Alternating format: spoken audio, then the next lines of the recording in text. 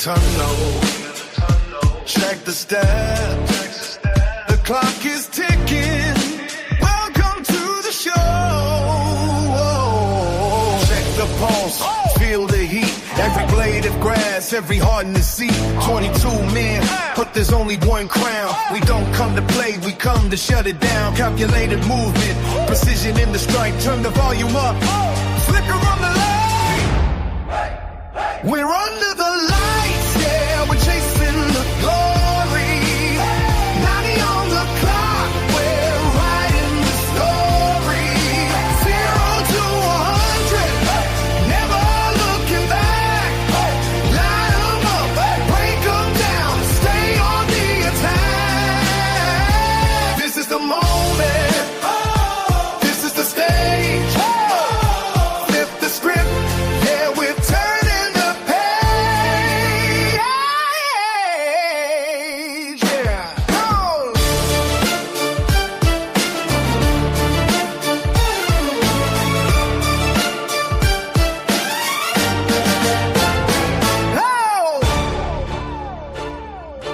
ice in the veins when the pressure gets heavy. Ball in the back, keep the front line steady. One touch, one shot, one chance to beat break. History is calling, don't leave it to fate. From the first whistle till the final scream. Living for the badge, dying for the dream. Game over, but the grind never stops. See you on the pitch, hey, the sideline. Till under the lights, yeah, the tasting the glory. 90 on the clock, we're writing the story. 0 to 100, never looking back. Line 'em up, break 'em down, stay on the attack. This is the moment, this is the stage. Flip the script, yeah, we're turning the page. Yeah. Whoa!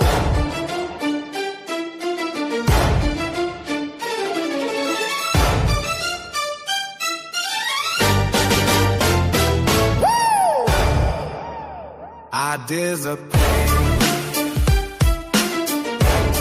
but the grind never stops. See you on the pitch. Break the silence, keep turning the page. Woo!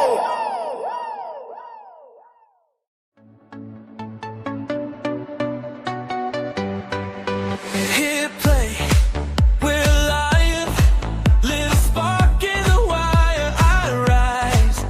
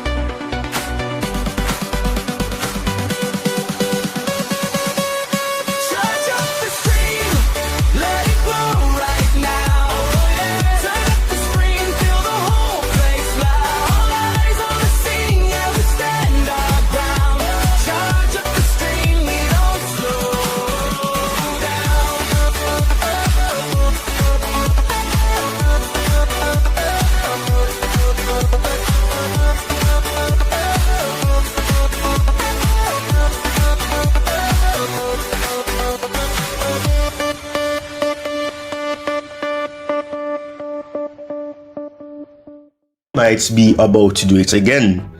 Another young talent, another aggressive move into the market, another signing that, on the surface, makes people ask one question: wait, who exactly is Marco Palestra? But if the reports are right, and Chelsea really are accelerating towards a move for the young Italian wingback, then this is not a random name pulled out of a scouting database. This is a profile play, a system play, a future-facing play. Because Marco Palestra is not just a right back, he's not just a wing back, he's one of those modern elastic defenders who can bend to the structure around him. He can hold with, inverted side, drop into the first line, defend the channel, carry the ball into midfield and still have the legs to recover 40 yards backwards. And if Chelsea are generally moving for him, then the bigger question isn't who is Marco Palestra, the bigger question is this: what exactly do Chelsea see in him, and does he actually fit what this squad needs next? In this video, we'll discuss all of this. Stay tuned.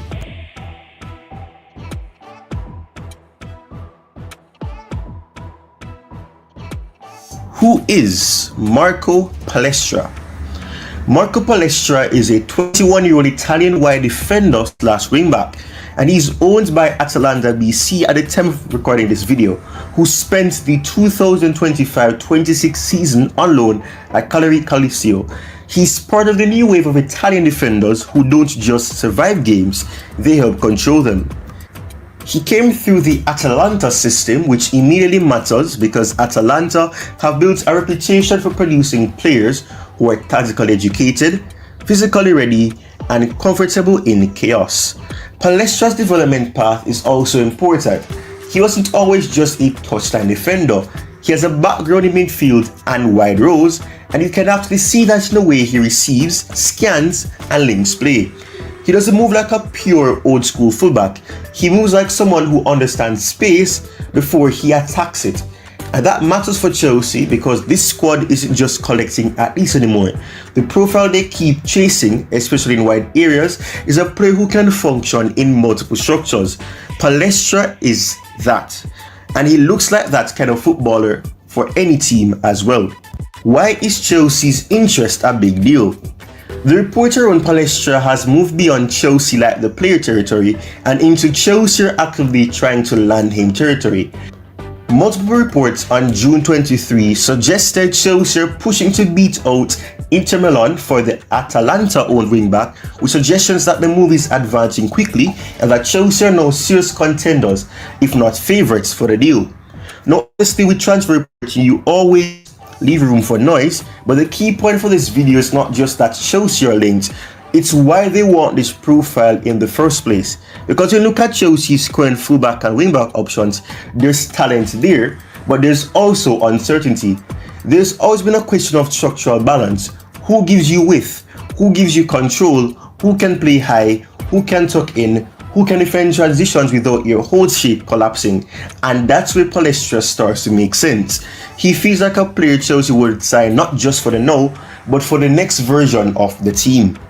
What kind of player is Marco Palestra? So let's get into the football side. If I had to describe Marco Palestra in one line, I'd simply say this: he's a modern tactical wingback with a defender's brain and a midfielder's comfort level. He's listed primarily as a right back, but the reality is broader than that. He can operate as a right wing back, a right back in a four, and there's enough comfort in his game to imagine him being used in hybrid roles too. Some scouting reports have highlighted his ability to play as an overlapping fullback, an inverted option inside, or even as a wider defender in a back three structure. And that versatility is the first thing that jumps off the screen. Not because versatile sounds good in a scout report, but because his versatility is actually functional. It's visible in how he plays. He doesn't just occupy different zones, he understands the job of those zones. When he's deeper, he looks composed receiving under pressure and playing out. When he's higher, he has the stride and timing to attack space. When the game turns transitional, he has the engine to recover, and when he's forced into defensive duels, he doesn't defend like a reckless tackler. He defends like someone who wants to control the duel first, then win it. That's an important distinction. Now let's start with the ball. Because for me, this is where Palestra starts to feel like a Chelsea target. He isn't just a runner on the outside. He's not one of those wingbacks who needs the game to be completely open to look useful. He can actually contribute to possession. The first thing you notice is his composure. He doesn't look rushed. He doesn't look panicked by pressure. He doesn't receive the ball like it's a hot potato. He opens his body well, he scans, and he generally tries to make the next action part of a sequence rather than an isolated moment. That sounds simple, but it's not. A lot of young wide defenders can run all day, but when the ball arrives to them in build-up, the game speeds up too much. Their touch gets heavy, their decisions get reactive, and suddenly the whole move dies. Palestra doesn't really give you that feeling. There's a calmness to his playing, and that calmness is one of the reasons he can play different roles in possession. Now, firstly, he can hold the width. If the structure needs him wide, he can stay wide, receive on the touchline, and push the team up the pitch. He's got the legs to go outside, and he's got enough technical security to recycle the ball or connect play rather than forcing low percentage actions. Secondly, he can underlap or step inside. This is where the midfielder roots show. There are moments where he looks comfortable moving into interior zones rather than just hugging the line. That matters if Chelsea want fullbacks who can help overload midfield, support circulation, and give the team an extra body between the lines. Now, thirdly, he can help progression from deeper zones. If Chelsea are building from the back and the right side needs a calmer outlet, Palestra looks like the type who can receive, take the first pressure, and move the ball on. Maybe not as a line-breaking quarterback every touch, but definitely as a player who keeps the structure alive. And that's a huge difference, because the modern elite fullback is not just someone who overlaps. The modern elite fullback is someone who helps the team breathe in possession, someone who keeps the rhythm, someone who turns difficult phases into controllable ones, and Palestra has flashes of all of that. The next thing is the running power. At 1.86 meter, Palestra has that long striding frame where he can eat up ground quickly, and that's part of what makes him interesting as a wingback rather than just a conventional fullback. He doesn't move like a tiny explosive dribbler. He moves like a player who can stretch the pitch with repeated carries and repeated sprints. That matters because Chelsea in almost every tactical version of themselves over the last few years have needed one thing from the wide defenders: repeatability. Can you make the run in the 12th minute? Fine. Can you make it again in the 58th minute? Again in the 74th? And still recover when possession is lost? Palestra looks built for that workload.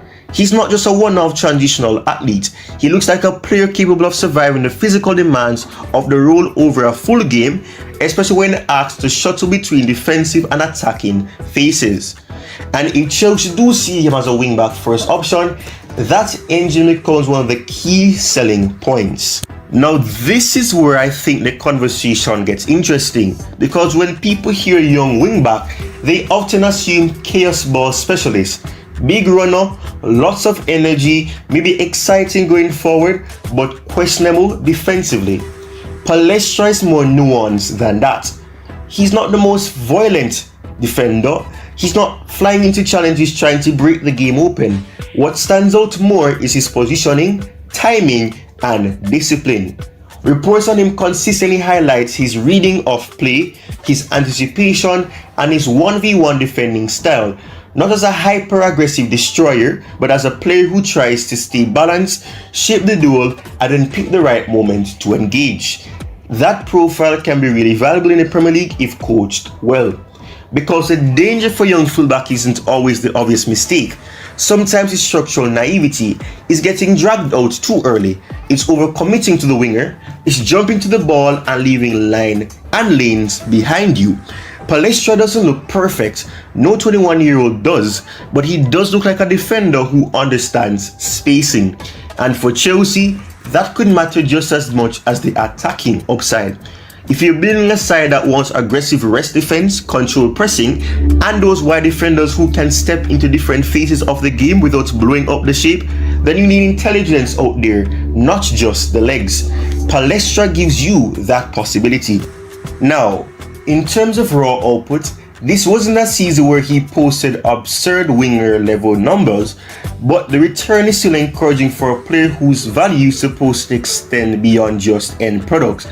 Across the 2025-26 Serie A season with Cagliari, he recorded 1 goal and 4 assists while playing heavy minutes across the campaign. He also broke into the senior Italy setup this year, which tells you his stock has been rising fast. And I think that's important context, because Chelsea will not be signing Palestra as a finished final third monster. They'll be signing him as a high-level developmental wing-back, full-back profile, someone whose game already has strong structural value, but whose attacking output can still grow. So the question isn't, is he already one of Europe's elite attacking fullbacks? The question is, does he already show enough in possession, enough intelligence, enough athletic profile, and enough defensive maturity to become one? And that's the real conversation for you. This is the key section, because a player can be talented and still not make sense for Chelsea. So why might he make sense? Number 1, he fits the age profile strategy. Chelsea have spent years targeting young players before they fully explode. Whether people love that strategy or hate it, it's clearly the model. Palestra is exactly the sort of player that fits it. Young, tactically flexible, already playing senior football, already gaining top flight reps, but still with a lot of room to develop. Number 2, he offers structural flexibility. This might be the biggest one. If Chelsea wants a player who can play as a right wing back, play as a right back in a back four, potentially inverting possession, potentially tuck into a deeper build-up line, and maybe even cover different wide defensive roles depending on the system, Palestra starts to look very appealing then. He's not just another right back, he's a shape adjuster. Number 3, he looks like a coachable defender, and Chelsea need more of those. Not just talented players, not just explosive athletes, coachable defenders. Players who can absorb tactical information, interpret role changes, and execute structure without needing the game to be simplified for them. Palestra looks like someone who can be molded. Number 4, the upside is bigger than the current role. This is where the transfer gets exciting. If Chelsea sign him, they're not just buying the player he is right now, they're buying the player he might be in 2 years if development hits. A 21-year-old Italian defender, Atalanta schooled, technically secure, physically strong, tactically adaptable with senior football under his belt, and clear room to sharpen the attacking side of his game. And that's exactly the kind of profile a top club tries to grab before price becomes impossible. Now this is where we have to be fair and logical, because if you only sell the upside, you're not doing analysis, you're doing propaganda and spreading a bias. Palestra is promising, but he's not the finished article. Now we've discussed that so many times in this video already, but the final third threat needs to be polished. He can contribute in possession and he can arrive in advanced areas, but there's still a difference between being a useful wide presence and being a truly devastating final third weapon. Chelsea fans are used to judging wide defenders on assist, chance creation, crossing quality, and 1v1 threat. Palestra may get there, but I don't think you can say he's already there. Now, Premier League adaptation is real. We know that this is very important. Serie A and the Premier League are not the same environment for wide defenders. The tempo is absolutely different. The isolation is different. The physical demand of defending repeated transitions is different. Even if he's intelligent and athletic, there will still be an adaptation curve. He may need role protection early. If Chelsea buy him, I wouldn't necessarily view him as a player you just throw into every possible tactical responsibility from day one. He might need the right structure around him, especially if the goal is to protect his strengths in possession while his final third game and physical dueling against elite wingers continue to develop. So yes, there's excitement here, but there's also projection. And Chelsea fans know better than anyone that projection can go one of two ways. So, if Marco Palestra joins Chelsea, what is he actually arriving as? For me, he's probably not a walk-in and instantly becoming one of the first names on the team sheet, no matter what signing. because we have to think about the options that we have, such as Reece James, because he has the experience, and Palestra, although having the experience in a top flight league, he also needs to be blended in, gravitated into the team, and integrated in very seamlessly. I think he's more interesting than that. I think he's the kind of signing where Chelsea are effectively trying to get ahead of the market. A player who can help the squad now, but whose real value is what he becomes after 12 to 18 months in the building. And that can still be hugely important, because sometimes the smartest transfers are not the loudest ones. They're the ones where a club identifies a profile before the rest of the market fully catches up. Palestra feels like that kind of move. Not a vanity signing, not a panic signing, not let's just buy another name signing. A profile bet, a system bet, a development bet. And if Chelsea really are pushing to bring him in, then they're betting that his blend of tactical intelligence, physical range, defensive composure, and positional flexibility can be sharpened into genuine top-level Premier League wing-back level. So, would Marco Palestra be a good signing for Chelsea? I think the answer is simply yes. And if Chelsea are signing him for the right reason, then absolutely he's going to be a good signing. If they're signing him expecting an instant superstar who transformed the right flank from day one, that's unfair and unrealistic. If they're signing him as a long-term structural piece with high upside, then I actually think this makes a lot of sense, because the raw ingredients are there. The Atalanta education is there. The Serie A experience is there. The tactical flexibility is there. The engine is there. The defensive maturity is there. And the ceiling is exactly why Chelsea are in this race.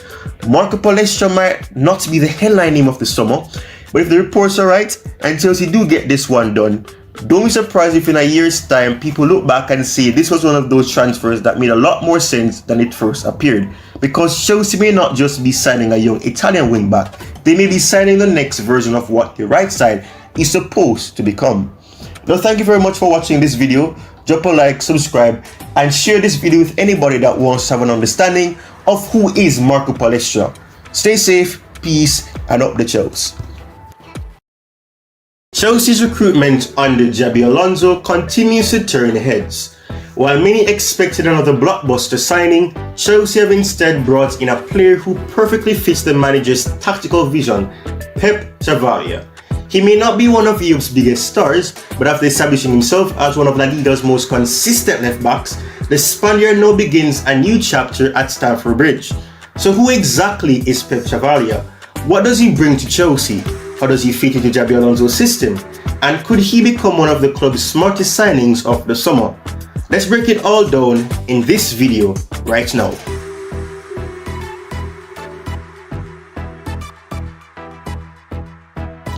Pep Chavalia is a Spanish left-back from Figueres, Catalonia, whose journey to Chelsea has been anything but conventional. Unlike many of today's elite footballers, Chavalia didn't come through one of Spain's biggest academies before making an early move to a European giant. Instead, he worked his way up through the Spanish football pyramid, developing at Real Zaragoza before earning his move to La Liga with Rayo Vallecano in 2022. Over the following seasons, he established himself as one of Spain's most reliable and hardworking fullbacks, becoming a key figure in Rayo's impressive performances and earning a reputation for his relentless energy, defensive intensity, and attacking width. Those performances ultimately convinced Chelsea that he was the ideal fit for Xabi Alonso's tactical system, and now he arrives at Stamford Bridge ready to compete at the highest level. Now, the first thing that stands out about Chavalia is his engine. This is a player who simply doesn't stop running. He overlaps relentlessly, he recovers quickly, he constantly offers width, and he maintains an incredibly high intensity throughout the entire 90 minutes. Modern football demands fullbacks who can cover huge distances every match, and Chavalia is built for exactly that role. He's naturally left-footed, comfortable receiving possession under pressure, and rather than playing the safe option every time, he's happy to carry the ball forward and attack the space available. One of the biggest reasons Chelsea brought him to the club is his ability to progress possession. Whenever he receives the ball deep, his first instinct isn't to slow the game down. Instead, he drives forward, he attacks open space, he commits defenders before releasing the ball. That ability immediately pushes the opposition backwards and creates more room for Chelsea's midfielders and forwards to operate between the lines. It's exactly the type of progressive football Alonso wants from his defenders. Now, perhaps Chavarria's biggest tactical strength is how he stretches the pitch. Under Xabi Alonso, wingbacks play a huge role in maintaining width during possession. Rather than drifting inside too early, Chavarria stays wide. He forces opposition fullbacks into difficult decisions. Do they stay compact or do they follow him toward the touchline? Either decision creates space elsewhere for Chelsea's attacking players. His timing on overlapping runs is excellent, and because he constantly provides an outlet on the left, Chelsea become much harder to defend against. Another area where Chavarria can improve Chelsea is his willingness to deliver crosses. He consistently gets himself into dangerous attacking positions.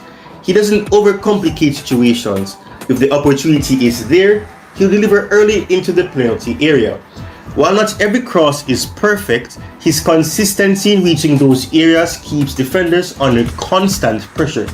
For a Chelsea side looking to become more dangerous from wide areas, that's a valuable quality to have. Now, although he loves getting forward, Chavarria is equally committed defensively. One of his biggest strengths is defending transitions. When Chelsea lose possession, he reacts immediately. He presses aggressively, track runners intelligently, and really switches off. Rather than diving into reckless tackles, he positions himself well, forcing attackers into less dangerous areas before making his challenge. His recovery pace allows him to defend large spaces behind him, an essential quality in Alonso's high-intensity system. Now, of course, if there's one characteristic that defines Pep Chavarria, it's his work ethic. He simply never stops. Whether it's the opening minutes or deep into stoppage time, he continues making overlapping runs, pressing opponents, and recovering defensively with remarkable intensity.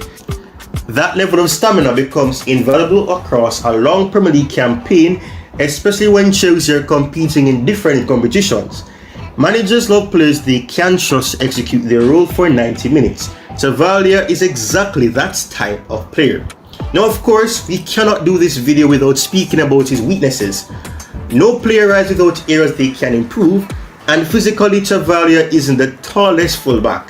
That means he can sometimes struggle against bigger, more physical opponents in aerial situations.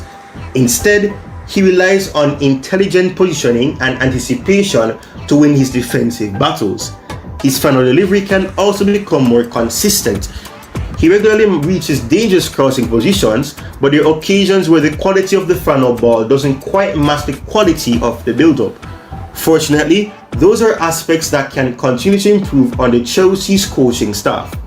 Now the question is this: why Xabi Alonso wanted him? This signing makes complete sense once you understand Alonso's football philosophy. He values intensity, verticality, positional discipline, relentless running, and of course wingbacks who can influence both phases of play. Pep Chavarria checks every one of those boxes. He's tactically intelligent, comfortable defending large spaces, capable of carrying the ball forward, and willing to make repeated high-intensity runs throughout the game. Those qualities assist him. Rather than signing a player based purely on reputation, Chelsea have now signed someone whose profile perfectly matches what the manager wants from the left side. So how does he fit into Chelsea? If Chelsea continue using wingbacks, he's almost a natural fit on the left. His width allows Chelsea's inside forwards to move into central areas. His overlapping runs create overloads. His pressing intensity helps Chelsea win the ball higher up the pitch, and his stamina means he can repeatedly support both attack and defense throughout the match. Even if Chelsea switch to a back four, his athleticism and attacking instincts still make him an excellent option at left back. Most importantly, he already understands many of the tactical principles Alonso wants to implement, meaning his transition to Chelsea's system could be relatively smooth. Now this is the final verdict from my side. Pep Chavarria may not be the headline-grabbing signing of Chelsea's summer, but football isn't won on reputation alone. It's won by assembling players who understand the system, execute their role consistently, and elevate their team as well. That's exactly what Chelsea believe they've added. His relentless energy, his tactical intelligence, his defensive reliability, and his ability to provide constant width could make him one of those players supporters appreciate more with every passing week.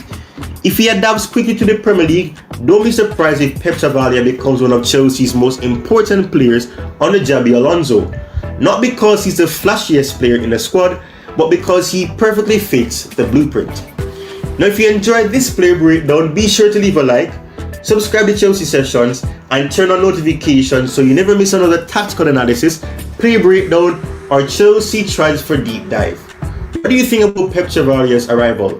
Can he establish himself as Chelsea's first choice left wing back, or do you think there's still more work to be done in that position?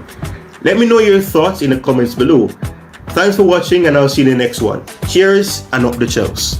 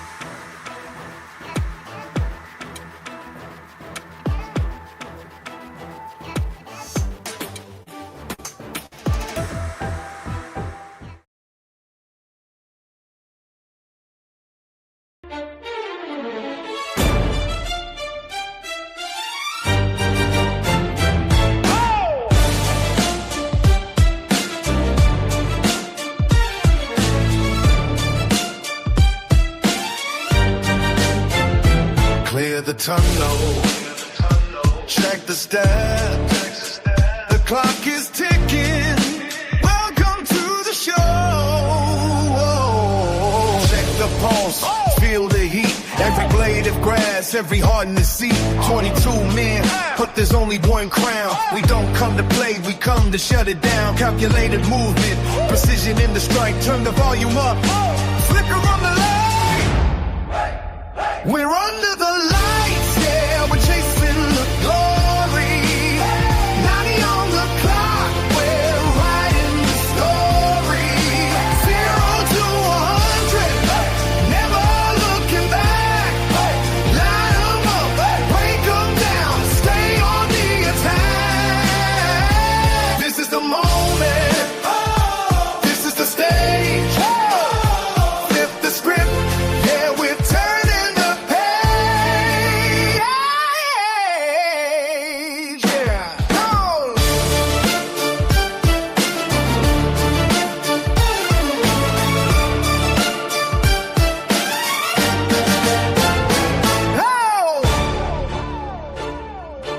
Ice in the veins when the pressure gets heavy. Ball in the back, keep the front line steady. One touch, one shot, one chance to be great. History is calling, don't leave it to fate. From the first whistle till the final scream. Living for the badge, dying for the dream. Game over, but the grind never stops. See you on the pitch, hey, the sideline. Till under the lights, yeah, tasting the glory. 90 on the clock, we're writing the story. 0 to 100, never looking back. Line 'em up, break 'em down, stay on the attack. This is the moment, this is the stage. Flip the script, yeah, we're turning the page. Yeah. Whoa!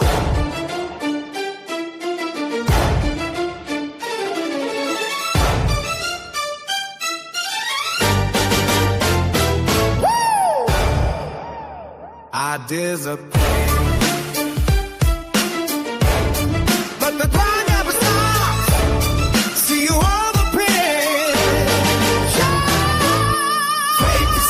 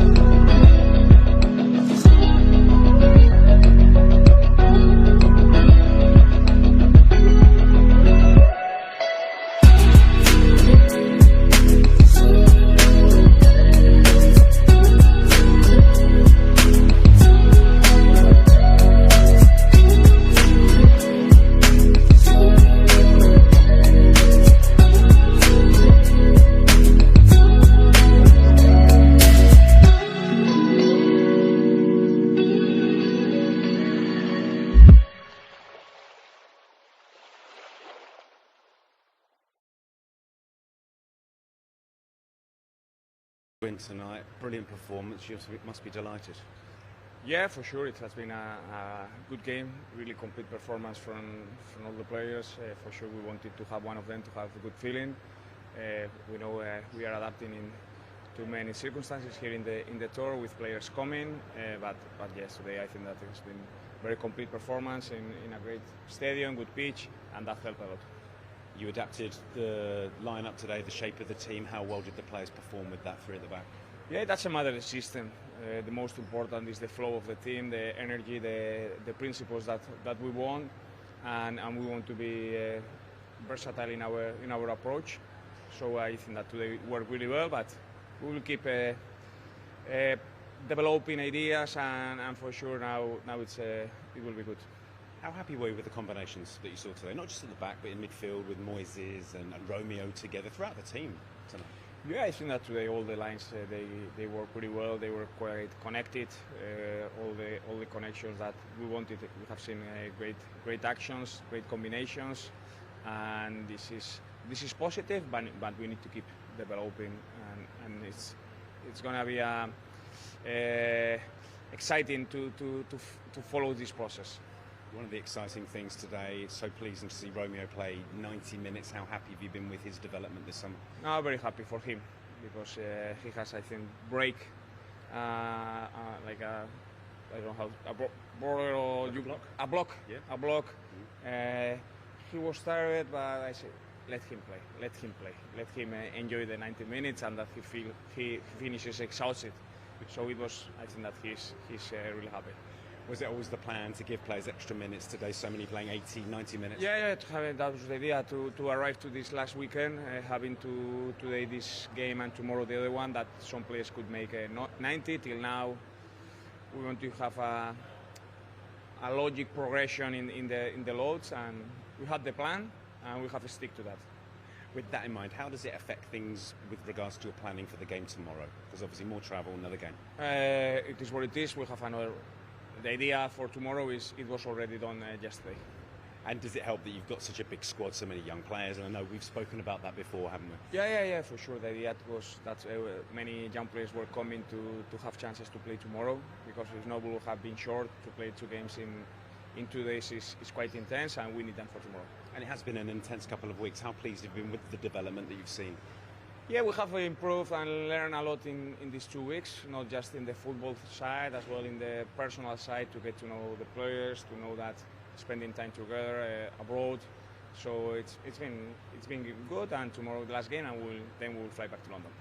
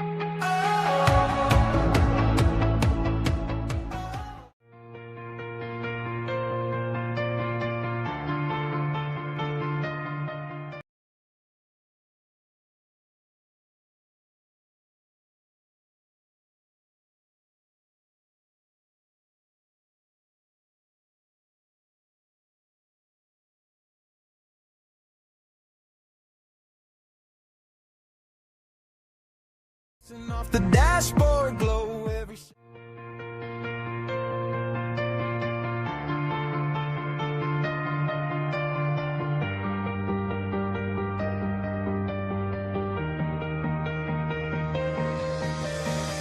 city lights dancing off the dashboard glow. Every shadow got a story no one knows.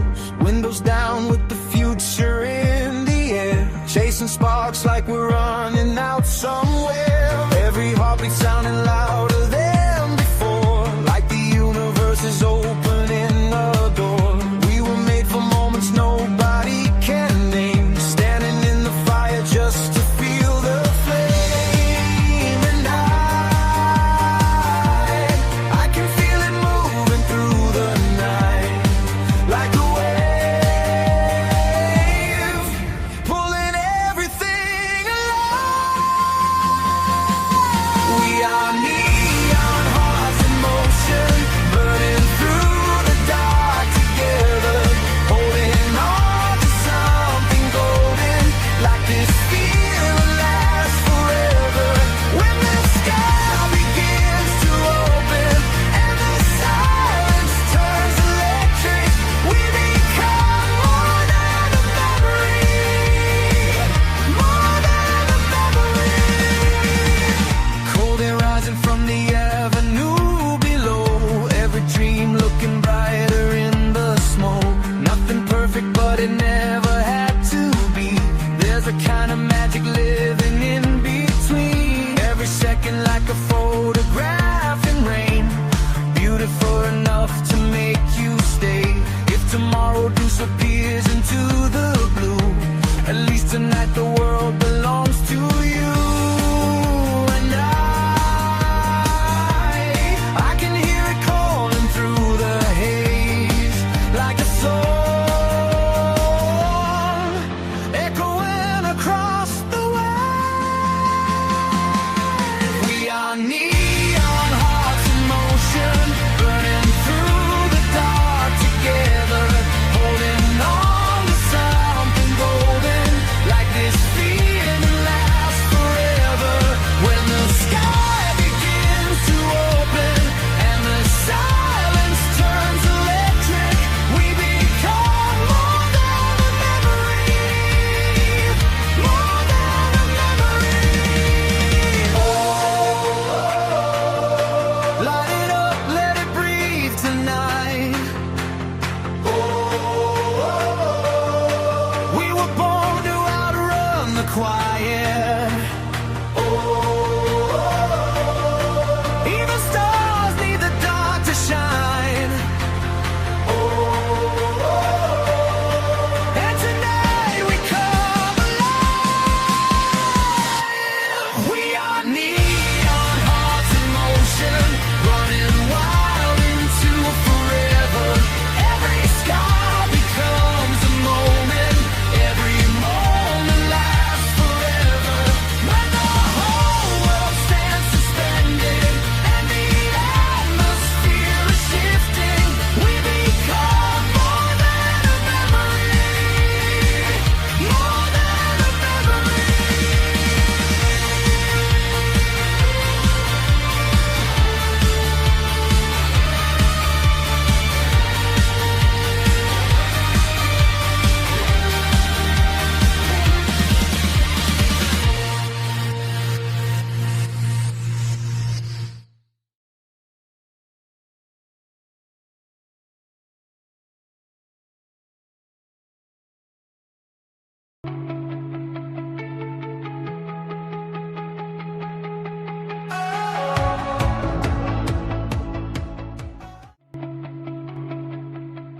Neon hearts in motion, burning through the dark together.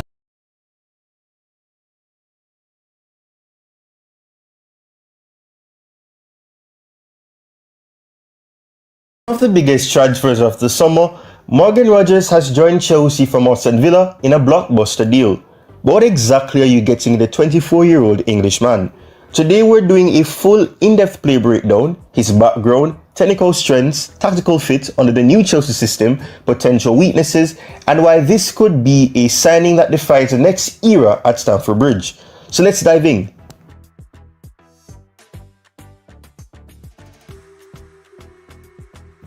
Now firstly, who is Morgan Rogers? Morgan Rogers began his journey at West Bromwich Albion before moving to Aston Villa, where he truly announced himself as one of England's brightest prospects. A tall, athletic forward standing around 6 feet, he possesses a rare combination of physicality, technical quality, and football intelligence. Versatile by nature, Rogers can operate as a left winger, right winger, number 10, or even as a second striker. This positional flexibility makes him incredible for Chelsea fans. Under a manager who demands intensity, positional rotations, and attacking fluidity, Rogers slots in beautifully. Picture him starting on the left, linking with Cole Palmer in the half spaces. Rogers drives forward, Palmer creates magic. He can also play centrally to overload midfield or stretch the pitch on either flank. This versatility gives the coach multiple options during matches and across a long season. His Premier League experience means minimal adaptation time, and as a young English player, he strengthened squad building rules while becoming a long-term cornerstone. Now you can expect him to thrive in transitions, contribute to high-scoring games, and develop into a 15-plus goal and assist threat as he matures at the club.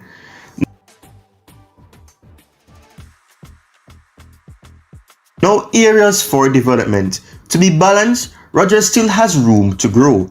Decision making in the final third can occasionally be rushed, choosing the wrong option or forcing a shot. Consistency over a full campaign, especially against low blocks, will be the next step. Defensively, while willing, improving in his career and with top coaching and the right environment at Chelsea, should see significant improvement over the next 12 to 24 months. You talked earlier about being a winger. You're more than that now, aren't you? You're playing more centrally in. Where do you really love to play? Probably more central. I like being involved in the game. I think out wide you can get a bit bogged down, a bit stuck out wide. You're waiting kind of for something to happen. Whereas I think in the middle I can make stuff happen kind of thing, even if a second ball or a ricochet can just accidentally fall to you. And you can kind of make something of it, even if you're not getting the ball. And that's what you have to do sometimes. And I enjoy that. I enjoy the battle. I enjoy the physical battle in midfield. Michael Carrick was probably the first person that actually put me there when I was at Middlesbrough. I started playing more centrally at Middlesbrough. I was always a winger growing up at City when I was on loan. Then I became more central at Middlesbrough. So I've had to work on receiving the ball in tight areas, receiving it in little pockets of space and understanding where to get on the ball and stuff and adapt my game that way. But I'll probably, say I enjoy central, but I don't mind playing out wide. I played there for England at every age group. I've always played out wide. When you've got technicians that we do at England playing in them pockets, it's probably hard to knock them out. So playing out wide is probably easier for me. Got more space to dribble and to drive. So wherever the game is, every game's different. So wherever the space is, I want to play really. Like against City, out wide was a bit better than centrally against City because they're quite narrow. So it just depends on the game really and what the game brings. No, when you think of players like a more physical, direct version of some of the Chelsea past versatile attackers, we blend that with the modern Premier League dynamism that he brings to the club. At 24 years old, Rogers has his peak years ahead. This isn't a short-term fix, but a player who can wear the captain's armband one day and become a club legend if it works out. With the right development pathway, we're looking at a potential England regular and Champions League performer. Now, Morgan Rogers brings energy, goals, creativity, and longevity to Chelsea. This is a signing with vision, a young, hungry talent ready to grow with the club and deliver silverware. Blues, the future looks bright. What position do you see him starting in? Drop your thoughts below, smash that like button if you're excited, and subscribe for more deep dives into Chelsea's squad. Thanks for watching, up the Chels, and stay safe. Peace.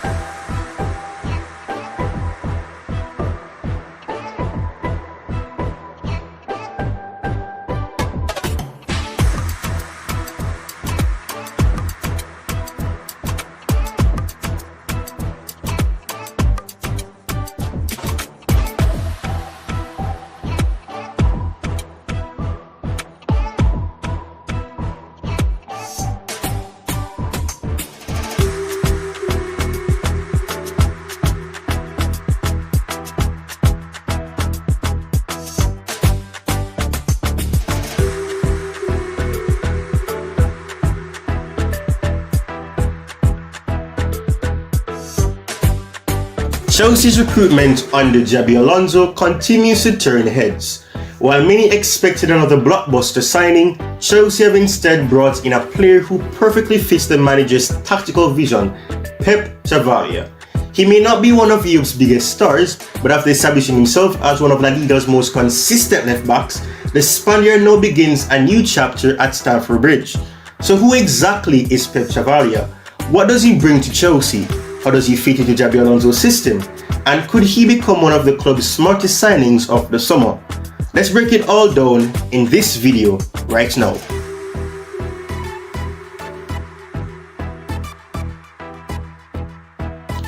Pep Chavalia is a Spanish left-back from Figueres, Catalonia, whose journey to Chelsea has been anything but conventional. Unlike many of today's elite footballers, Chavalia didn't come through one of Spain's biggest academies before making an early move to PM Giants. Instead, he worked his way up through the Spanish football pyramid, developing at Real Zaragoza before earning his move to La Liga with Rayo Vallecano in 2022. Over the following seasons, he established himself as one of Spain's most reliable and hard-working fullbacks, becoming a key figure in Rayo's impressive performances and earning a reputation for his relentless energy, defensive intensity, and attacking width. Those performances ultimately convinced Chelsea that he was the ideal fit for Xabi Alonso's tactical system, and now he arrives at Stamford Bridge ready to compete at the highest level. Now, the first thing that stands out about Chavalia is his engine. This is a player who simply doesn't stop running. He overlaps relentlessly, he recovers quickly, he constantly offers width, and he maintains an incredibly high intensity throughout the entire 90 minutes. Modern football demands fullbacks who can cover huge distances every match, and Chavalia is built for exactly that role. He's naturally left-footed, comfortable receiving possession under pressure, and rather than playing the safe option every time, he's happy to carry the ball forward and attack the space available. One of the biggest reasons Chelsea brought him to the club is his ability to progress possession. Whenever he receives the ball deep, his first instinct isn't to slow the game down. Instead, he drives forward. He attacks open space. He commits defenders before releasing the ball. That ability immediately pushes the opposition backwards and creates more room for Chelsea's midfielders and forwards to operate between the lines. It's exactly the type of progressive football Alonso wants from his defenders. Now, perhaps Chavalia's biggest tactical strength is how he stretches the pitch. Under Xabi Alonso, wingbacks play a huge role in maintaining width during possession. Rather than drifting inside too early, Chavalia stays wide. He forces opposition fullbacks into difficult decisions. Do they stay compact, or do they follow him toward the touchline? Either decision creates space elsewhere for Chelsea's attacking players.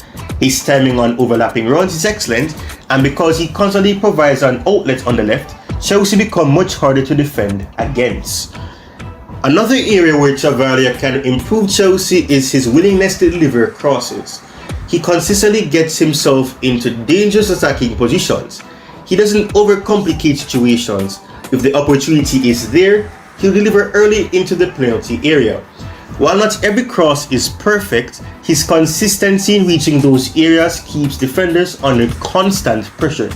For a Chelsea side looking to become more dangerous from wide areas, that's a valuable quality to have. Now, although he loves getting forward, Chavalia is equally committed defensively. One of his biggest strengths is defending transitions. When Chelsea lose possession, he reacts immediately. He presses aggressively, track runners intelligently, and really switches off. Rather than diving into reckless tackles, he positions himself well, forcing attackers to less dangerous areas before making his challenge. His recovery pace allows him to defend large spaces behind him, an essential quality in Alonso's high-intensity system. Now, of course, if there's one characteristic that defines Pep Chavalia, it's his work ethic. He simply never stops. Whether it's the opening minutes or deep into stoppage time, he continues making overlapping runs, pressing opponents, and recovering defensively with remarkable intensity. That level of stamina becomes invaluable across a long Premier League campaign, especially when Chelsea are competing in different competitions. Managers love players they can trust execute their role for 90 minutes. Tavalia is exactly that type of player. Now, of course, we cannot do this video without speaking about his weaknesses.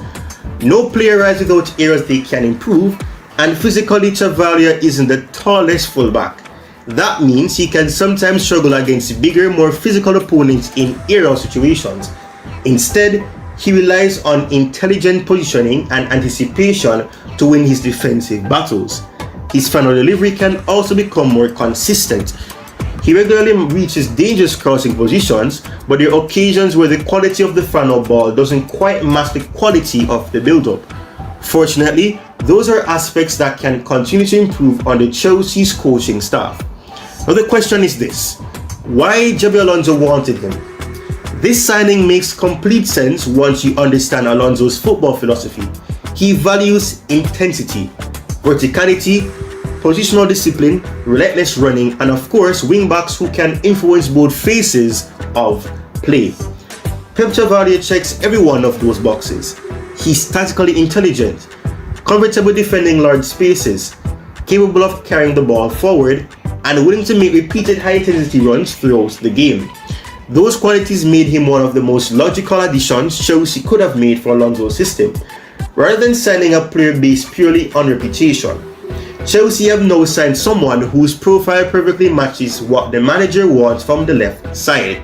So how does he fit into Chelsea? If Chelsea continue using wingbacks, he's almost a natural fit on the left.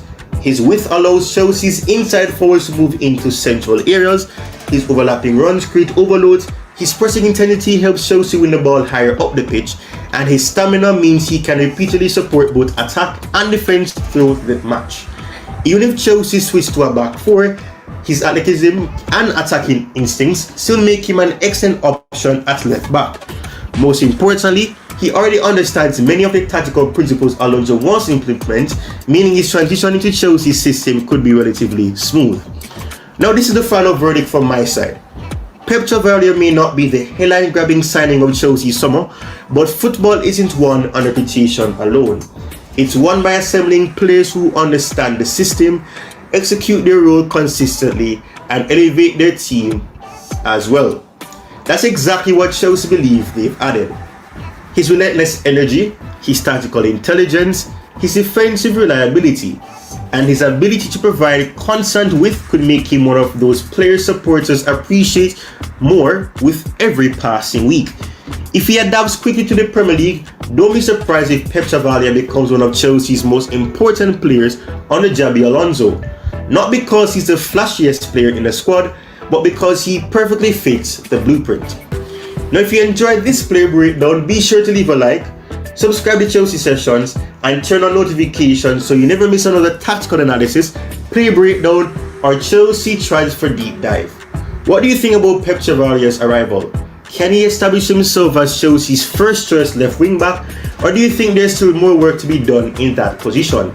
Let me know your thoughts in the comments below.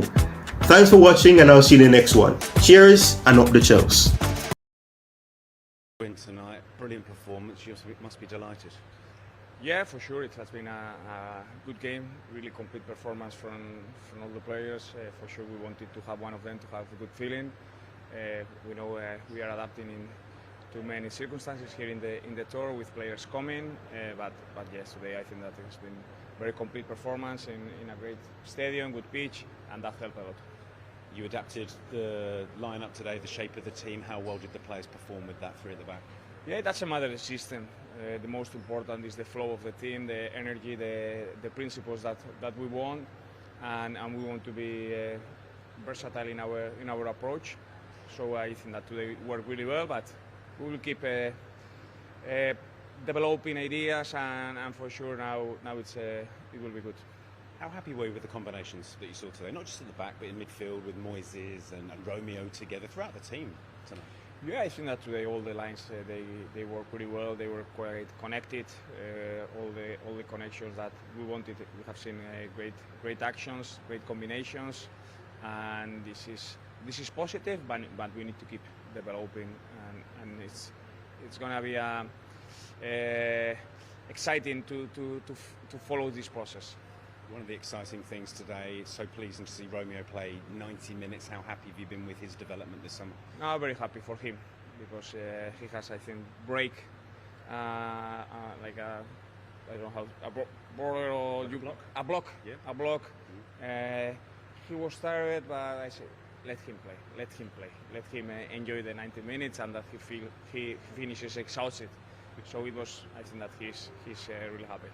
Was it always the plan to give players extra minutes today? So many playing 80, 90 minutes. Yeah, that was the idea to arrive to this last weekend, having today this game and tomorrow the other one. That some players could make 90. Till now, we want to have a logic progression in the loads, and we had the plan, and we have to stick to that. With that in mind, how does it affect things with regards to your planning for the game tomorrow? Because obviously more travel, another game. It is what it is. We have another. The idea for tomorrow is it was already done yesterday. And does it help that you've got such a big squad, so many young players? And I know we've spoken about that before, haven't we? Yeah, for sure. The idea was that many young players were coming to have chances to play tomorrow, because if not, we will have been short. To play 2 games in 2 days is quite intense, and we need them for tomorrow. And it has been an intense couple of weeks. How pleased have you been with the development that you've seen? Yeah, we have improved and learned a lot in these 2 weeks, not just in the football side, as well in the personal side, to get to know the players, to know that spending time together abroad. So it's been good, and tomorrow the last game, and then we'll fly back to London.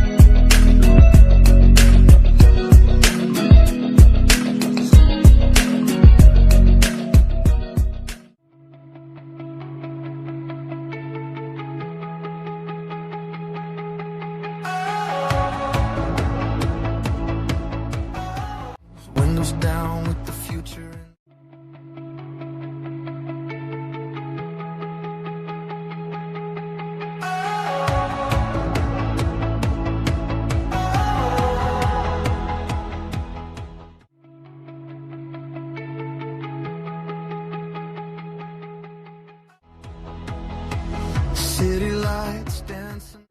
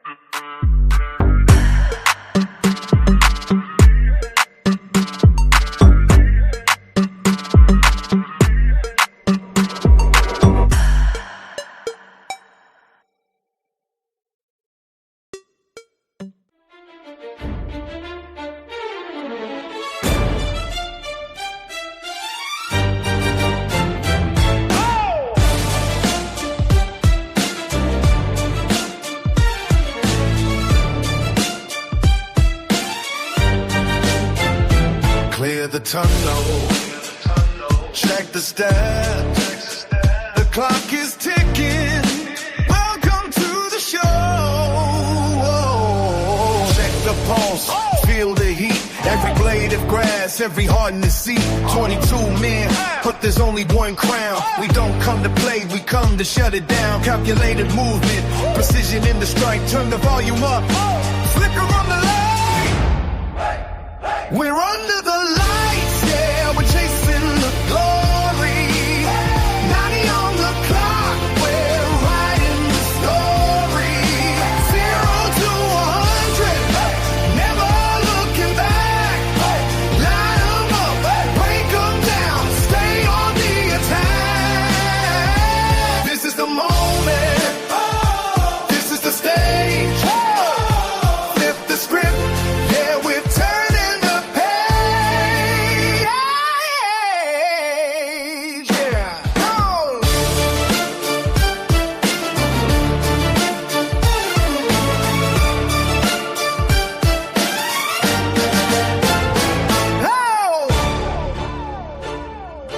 Ice in the veins when the pressure gets heavy. Ball in the back, keep the front line steady. One touch, one shot, one chance to beat break. History is calling, don't leave it to fate. From the first whistle till the final scream. Living for the badge, dying for the dream. Game over, but the grind never stops. See you on the pitch, hey, the sideline. Till under the lights, yeah, tasting the glory.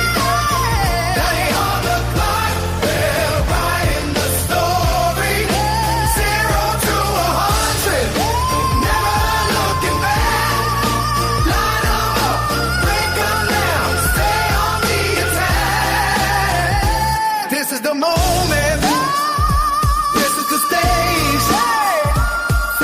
script. Yeah, we're turning the page. Yeah, yeah. Whoa!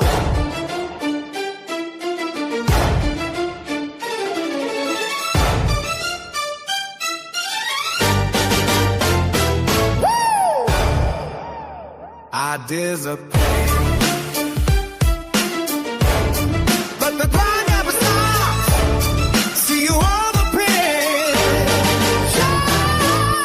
Fake the silence. Can't turn.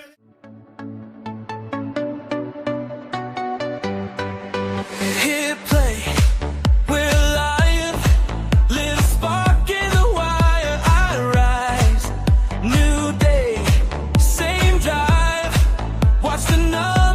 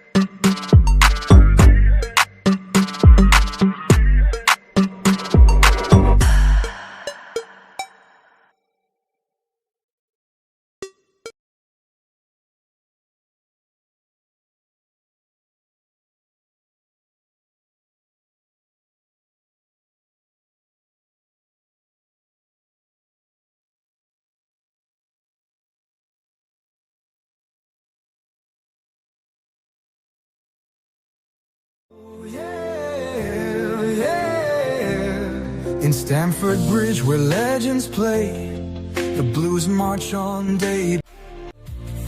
First steps to the seasoned pros, your legacy eternally grows on Chelsea. Oh yeah.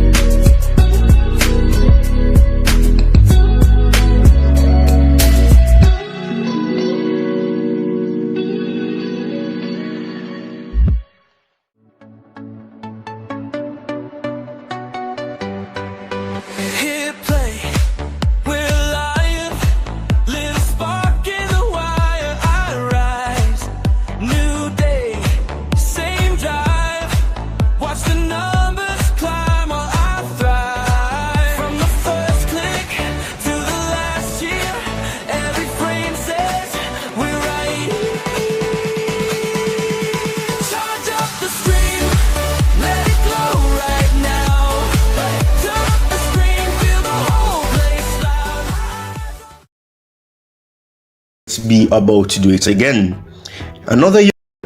Chelsea might be about to do it again. Another young talent, another aggressive move into the market, another signing that, on the surface, makes people ask one question. Wait, who exactly is Marco Palestra?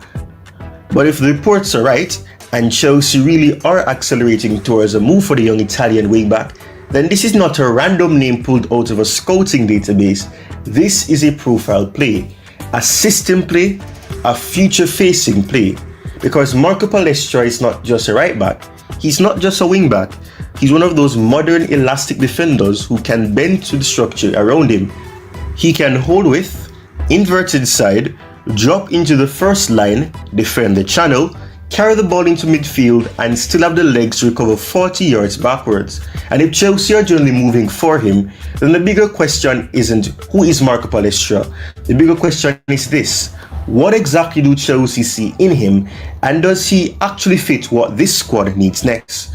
In this video, we'll discuss all of this. Stay tuned.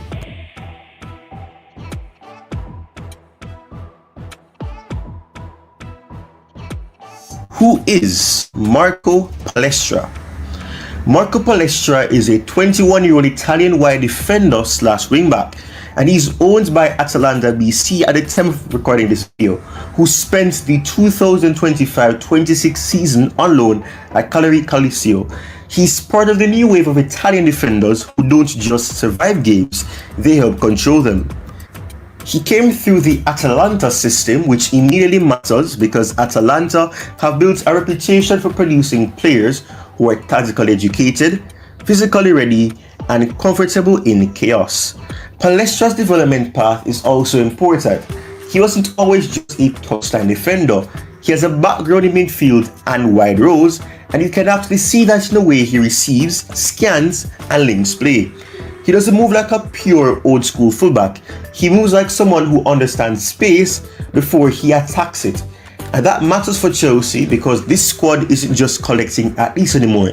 The profile they keep chasing, especially in wide areas, is a player who can function in multiple structures. Palestra is that. And he looks like that kind of footballer for any team as well. Why is Chelsea's interest a big deal? The reporter on Palestra has moved beyond Chelsea like the player territory and into Chelsea actively trying to land him territory. Multiple reports on June 23 suggested Chelsea are pushing to beat out Inter Milan for the Atalanta-owned wingback, with suggestions that the move is advancing quickly and that Chelsea are now serious contenders, if not favourites, for the deal. Now obviously with transfer reporting you always leave room for noise, but the key point for this video is not just that Chelsea are linked, it's why they want this profile in the first place.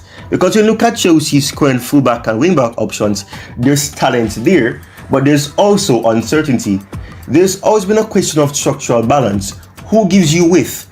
Who gives you control? Who can play high? Who can tuck in? Who can defend transitions without your whole shape collapsing? And that's where Palestra starts to make sense. He feels like a player Chelsea would sign not just for the now, but for the next version of the team. What kind of player is Marco Palestra? So let's get into the football side. If I had to describe Marco Palestra in one line, I'd simply say this: he's a modern tactical wingback with a defender's brain and a midfielder's comfort level. He's listed primarily as a right back, but the reality is broader than that. He can operate as a right wing back, a right back in a four, and there's enough comfort in his game to imagine him being used in hybrid roles too. Some scouting reports have highlighted his ability to play as an overlapping fullback, an inverted option inside, or even as a wider defender in a back three structure. And that versatility is the first thing that jumps off the screen. Not because versatile sounds good in a scout report, but because his versatility is actually functional. It's visible in how he plays. He doesn't just occupy different zones, he understands the job of those zones. When he's deeper, he looks composed receiving under pressure and playing out.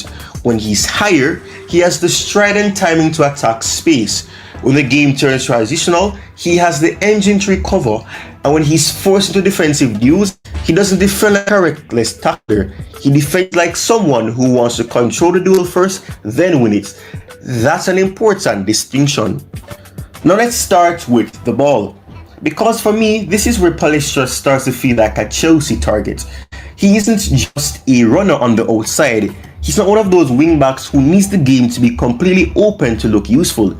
He can actually contribute to possession. The first thing you notice is his composure.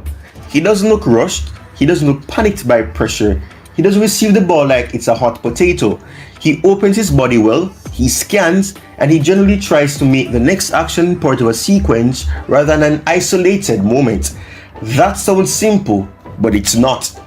A lot of young wide defenders can run all day, but when the ball arrives to their main build-up, the game speeds up too much. Their touch gets heavy, their decisions get reactive, and suddenly the whole move dies. Palestra doesn't really give you that feeling. There's a calmness to his playing, and that calmness is one of the reasons he can play different roles in possession. Now, firstly, he can hold the width. If the structure needs him wide, he can stay wide, receive on the touchline, and push the team up the pitch. He's got the legs to go outside, and he's got enough technical security to recycle the ball or connect play rather than forcing low percentage actions. Secondly, he can underlap or step inside. This is where the midfielder roots show.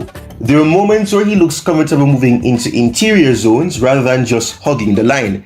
That matters if Chelsea want fullbacks who can help overload midfield, support circulation, and give the team an extra body between the lines. Now, thirdly, he can help progression from deeper zones.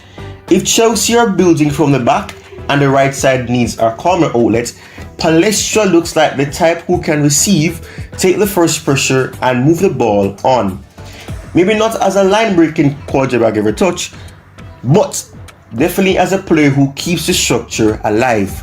And that's a huge difference, because the modern elite fullback is not just someone who overlaps. The modern elite fullback is someone who helps the team breathe in possession, someone who keeps the rhythm, someone who turns difficult phases into controllable ones, and Palestra has flashes of all of that. The next thing is the running power. At 1.86 meter, Palestra has that long striding frame where he can eat up ground quickly, and that's part of what makes him interesting as a wingback rather than just a conventional fullback. He doesn't move like a tiny explosive dribbler. He moves like a player who can stretch the pitch with repeated carries and repeated sprints. That matters because Chelsea in almost every tactical version of themselves over the last few years have needed one thing from the wide defenders: repeatability. Can you make the run in the 12th minute? Fine. Can you make it again in the 58th minute? Again in the 74th? And still recover when possession is lost? Palestra looks built for that workload. He's not just a one-off transitional athlete. He looks like a player capable of surviving the physical demands of the role over a full game, especially when asked to shuttle between defensive and attacking phases.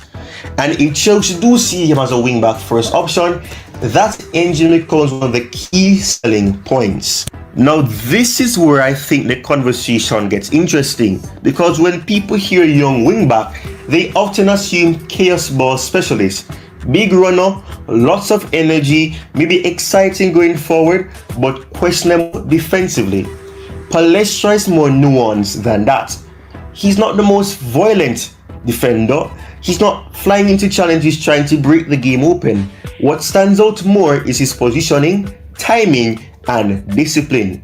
Reports on him consistently highlights his reading of play, his anticipation, and his 1v1 defending style. Not as a hyper-aggressive destroyer, but as a player who tries to stay balanced, shape the duel, and then pick the right moment to engage. That profile can be really valuable in the Premier League if coached well. Because the danger for young fullback isn't always the obvious mistake. Sometimes it's structural naivety, it's getting dragged out too early, it's overcommitting to the winger, it's jumping to the ball and leaving line and lanes behind you. Palestra doesn't look perfect, no 21-year-old does, but he does look like a defender who understands spacing. And for Chelsea, that could matter just as much as the attacking upside. If you're building a side that wants aggressive rest defense, control pressing, and those wide defenders who can step into different phases of the game without blowing up the shape, then you need intelligence out there, not just the legs. Palestra gives you that possibility. Now, in terms of raw output, this wasn't a season where he posted absurd winger level numbers, but the return is still encouraging for a player whose value is supposed to extend beyond just end products.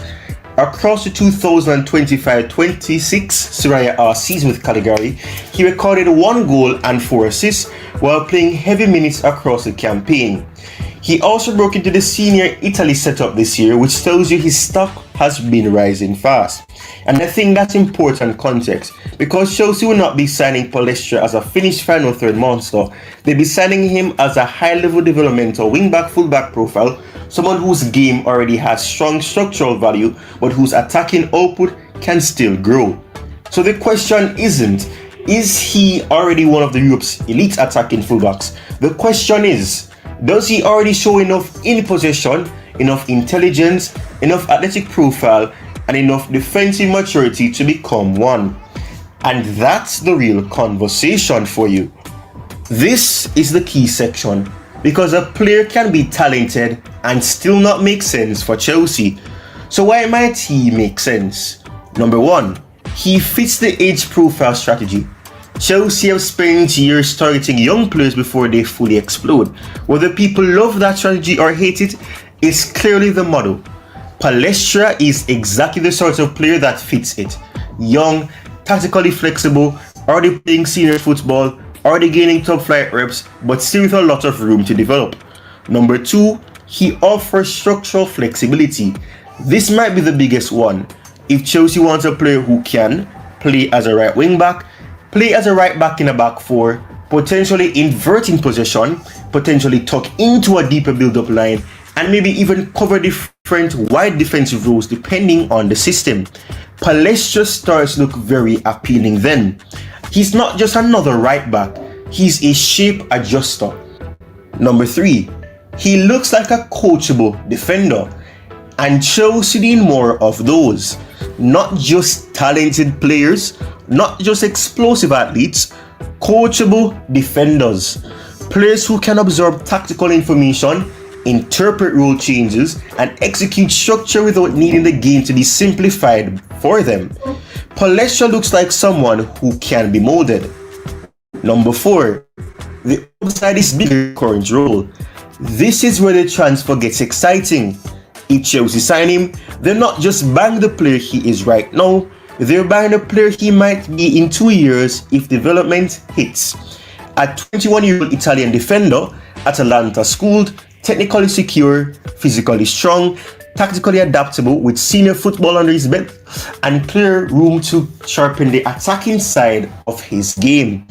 And that's exactly the kind of profile a top club tries to grab before price becomes impossible. Now this is where we have to be fair and logical, because if you only sell the upside, you're not doing analysis, you're doing propaganda and spreading a bias.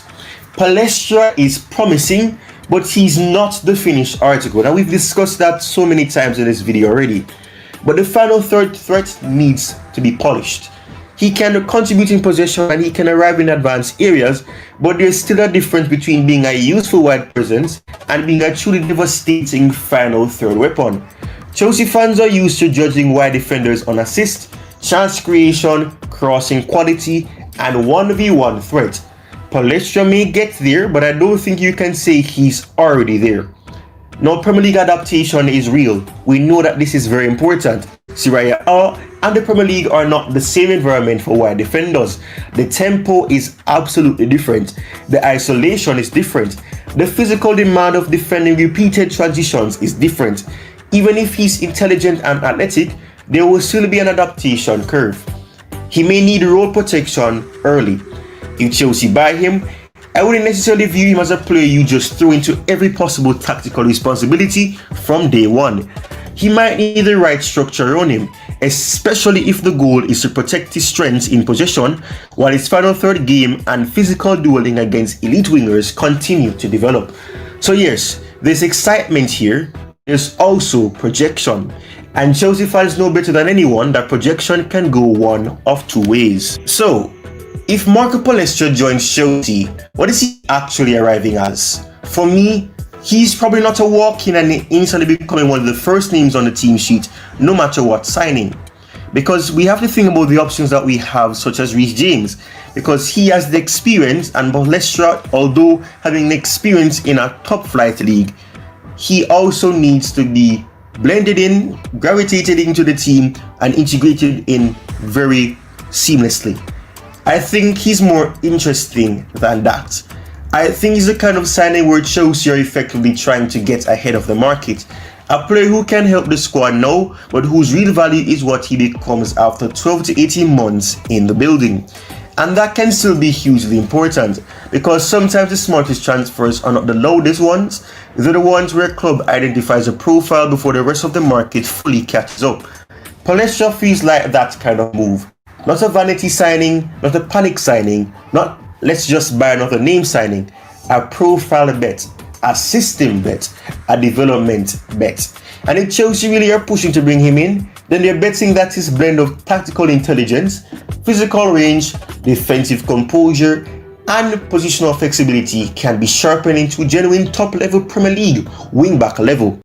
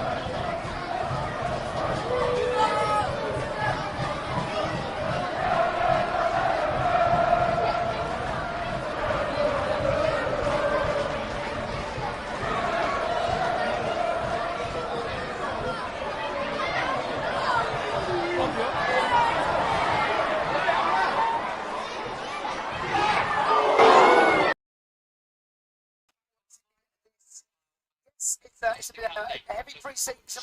They always are, especially nowadays when the lads have been travelling on the other part of the side of the world and having to carry out not just footballing duties, but there'll be lots of promotions they've got to do, sponsorships and meals.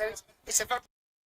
They always are, Ben, especially nowadays when the lads are travelling on the other part of the side of the world and having to carry out not just footballing duties, but there'll be lots of promotions they've got to do, sponsorship deals. It's a very demanding Premier League, and these boys now will have put in a huge shift.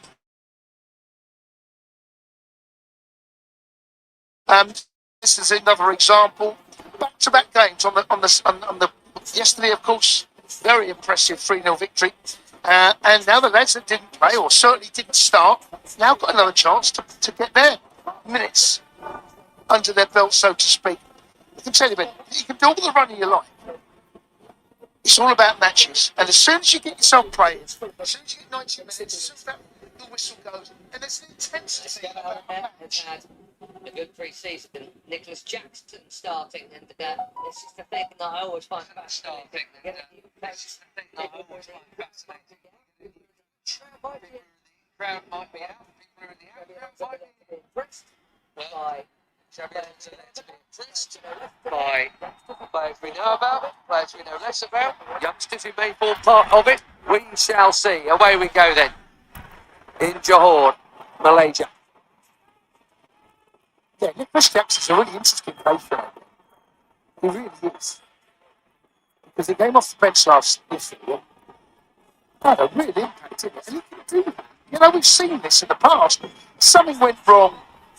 You know, it seemed to start off in sending off against Newcastle, and then things seemed to deteriorate, or certainly fell apart in the Club World Cup. And I don't know about that, but new manager, new fresh start, Ben. Who knows? And potentially, as we're looking at now, and he's saying, so his involvement may involve a different side to Nicholas Jackson. Yeah, he looks like he's off the left side of the attack, and Selmino is in there, Gittens on the left flank. Whether that's a hybrid or not, we'll see. You can call it 4, you can call it 3, more likely. Obviously, that's what he was famed for with his Leverkusen time. It doesn't mean he's been doing it this pre-season. In fact, largely, he hasn't. And it's in possession, out possession. So let's keep an eye on it. Tosin definitely in the middle of that defence. And here is another start, by the way, for Teddy Sharman Low. Robert Sanchez, we've seen a little bit of, and Mike Penders as well. Attack-minded players, obviously, including Super.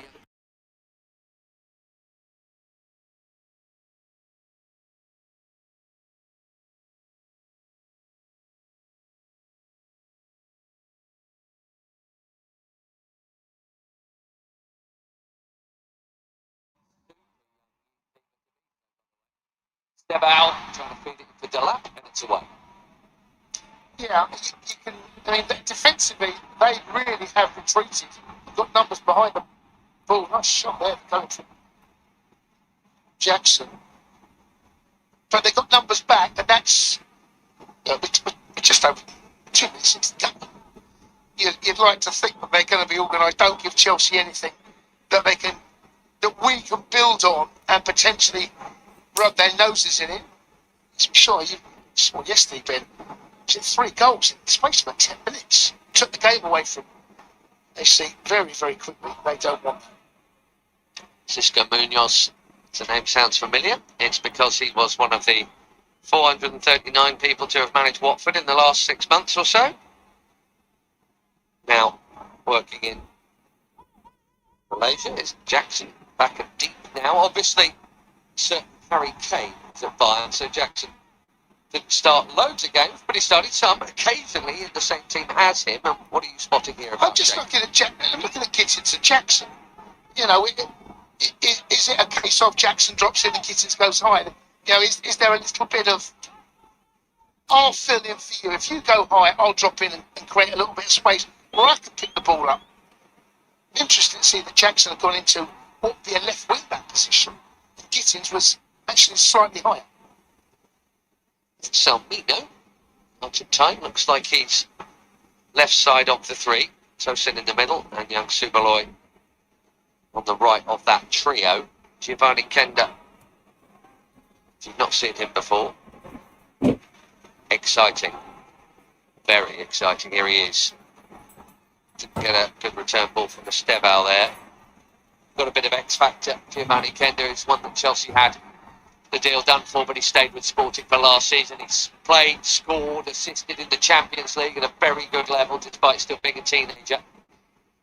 Who knows what the plans are for him, and who knows whether any performances on this tour against Sociedad, you know, you'll have some, Jason, won't you, that are maybe on the borderline. Some there's a plan for. This youngster's definitely going out on loan. This youngster's definitely playing academy this year. Yeah. But there'll be a couple who'll be, actually, am I going to have him? Yeah. Am I going to have him on my fringes? Or what's best for Chelsea, what's best for him? Yep.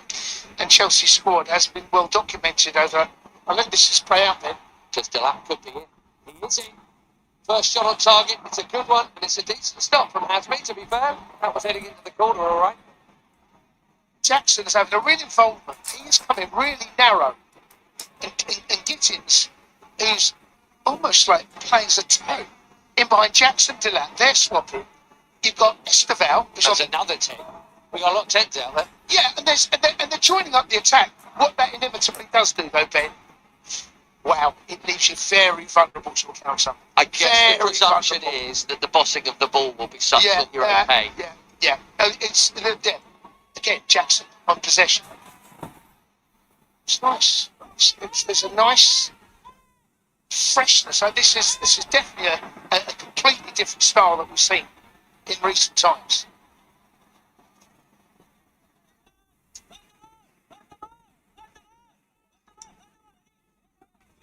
Skipper on the ball there for JDT, Arif Aiman.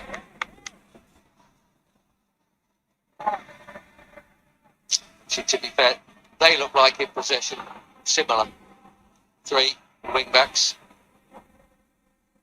Going on here, Kevin Medina. All the way through for Teddy Sharman. You make a good point, Ben, about ball retention. Just the way we're looking at the moment, and this is only the second time we've had a look at this shape. All the other pre-season games have been a 4. But I think you can make a very good case to say that Xabi Alonso did not have the players at his disposal that could implement the style that he wanted. Therefore, he's adapted and gone, well, this is what my squad looks like. This is how I'm going to play this. And there will be times we play a 4, inevitably. But it's interesting. Yesterday and today, we've gone with that 3. And watching the role of Jackson and Gittens, in particular on the left, and Estêvão on that right, how narrow we are in support of Delap, and he is down the middle currently. Hoisted forward and no flag.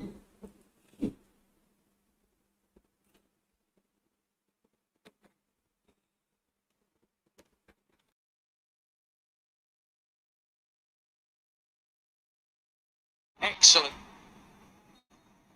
Silverloy's done brilliantly, Ben, but I just wonder whether Sharman Lowe could he. I was kind of waiting. Oh, where are you? And he's done the right. He made the right decision in the end by staying on his line and allowing Silverloy just to say, "You deal with this. I'm not complicating the situation. We're coming off my line." I just wonder whether he might have made that decision, but he didn't. In the end, we deal with it. Trouble off the Azerbaijani down the line here, but Oscar Arribas. Bones are A up bit of in. attacking hope from JDT here. Don't mind that. Want to see Chelsea do some defending too. No point in an exhibition. Johnson Silva was on the run. Good looking cross. Well defended. Tosin. That's a John Terry classic as Delap wins the free kick, but that'll get Chelsea up the field. I will be back. Brilliant header from Tosin. My concern over the last 30 seconds or so is just how defensively aware and assured us is Kendra Gittens. That's I just wonder, Ben. You know, and that you're asking them to do a very different job. And well, it's not a game, Jay, the day after the last one. This is a second string Chelsea, right? And in a match they're expected to have a lot of the ball. Yeah. You know, we're not going to see a Premier League match, I don't think, with Giovanni Kendra and Gittens as the wing backs, are we? No, but there may well be a situation in a cup game, or there may well be a situation in a game where the substitutions lend itself to that. It's a foul that's coming to eyes. He does well there. I actually thought Delap did okay the other day as well. You know, what's Delap good at? Well, he's a strong, powerful runner and likes to get it behind. You know, he's had a tricky time for a number of reasons, Ben. You and I have documented as well. Injuries, change of manager, change of club, big fee, a lot of expectation on him, and you know, and that discipline. Yeah, well, the discipline right from the squad. But that, you're absolutely right to highlight it on a personal level. Yes.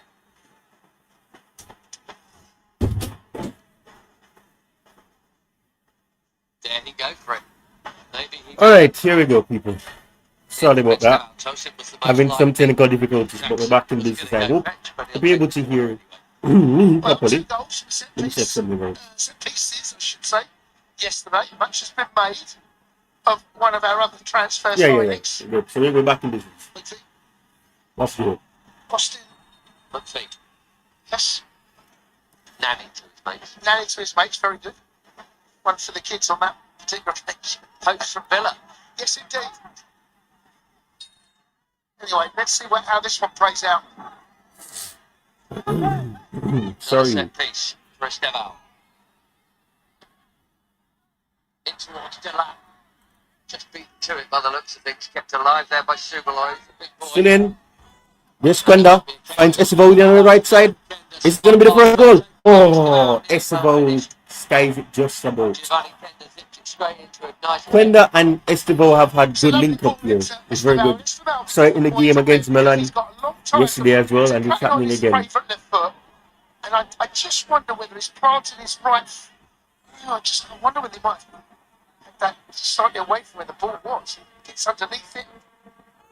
Doesn't quite quite get enough whip, which is what he was looking for. Chelsea warming into the game now. They're going into the game. They were struggling in the early parts, but they're going into the game now. The right hand side here. Good defensive duty, Jamie Gittens. Well done. There's another who had a tough first season and second half of it entirely ruined by injuries. So if you're new and young and largely injured, trying to get into, stay in a team that is largely struggling is just all round the nightmare scenario, isn't it? For players like Jamie Gittens or even Lavia or, you know, it's unideal. There's a list of players that have come through, and for whatever reason, and I think maybe internally they'll look at that, how we had so many long-term injuries. One or two players have really suffered. But interesting, the chat that Lee did in Lavia there, and how key it is that you have a pre-season. And I've been injured in pre-season, and I know how difficult it is to get yourself back. JTD's you need a good, clean run of pre-season. doing their best here. There's a lot of pain, there's a lot of hard work, there's a lot to benefit throughout the season. Tidily played it out, boys. Mykhailo Mudryk, typically so. He is still 16, Manny Mykhailo Mudryk. Lovely. Nice. He's not the only excellent 16-year-old central midfielder That's out right. there either. Well played through the lines, and real promise here. Here we go. Chelsea on the attack here. With Estêvão Willian. Find Jackson on the left side. Three in the middle. Touch the box. Oh. Shoot. Estêvão. Oh. That could have been a chance. Excellent break. Excellent chance. With a real sharp end. Estêvão asking for a corner. Good save there by the goalkeeper from Devastating pace, JDT. devastating movement.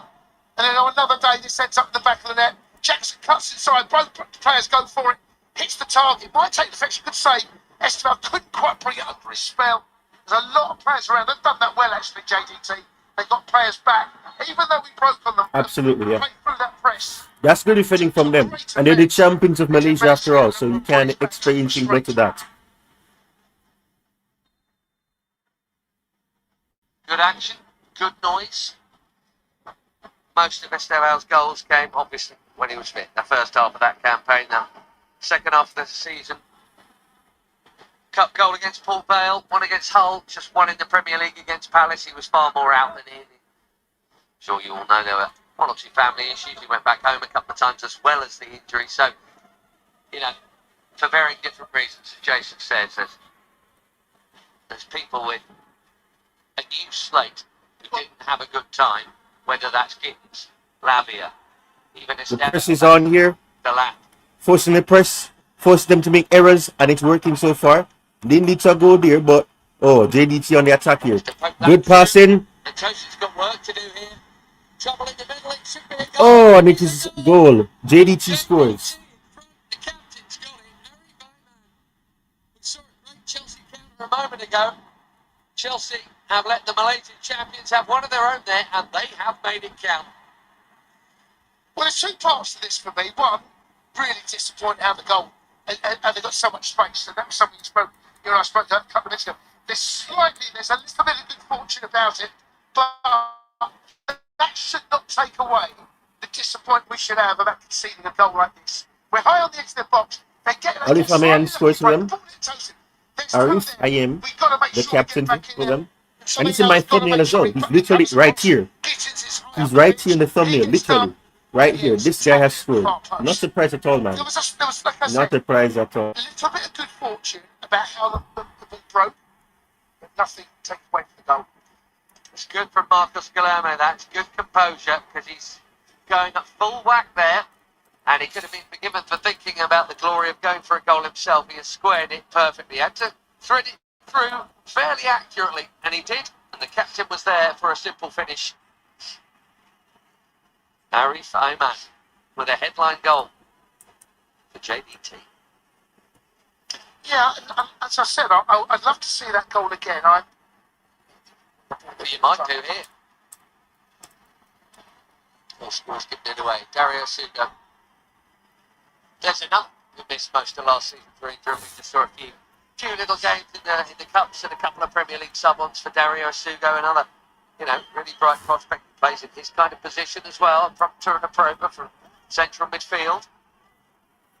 And that is one of the things I love about a new coach and a new summer, is you don't know who he's going to like. And who he's maybe going to not like. Maybe there's one or two surprises. Actually, I like him in there, and I see him as a fairly big part of it. Or, oh my goodness, Teddy Sharman-Lowe's given it away. Thankfully, the first touch wasn't very good. And Selmino's bailed out Teddy Sharman-Lowe. Yes, I know exactly what he's trying to do. The idea is it's the right idea, it's the wrong execution. But you're right, Ben, there's so much that will be going through. Chelsea trying to get a go back now.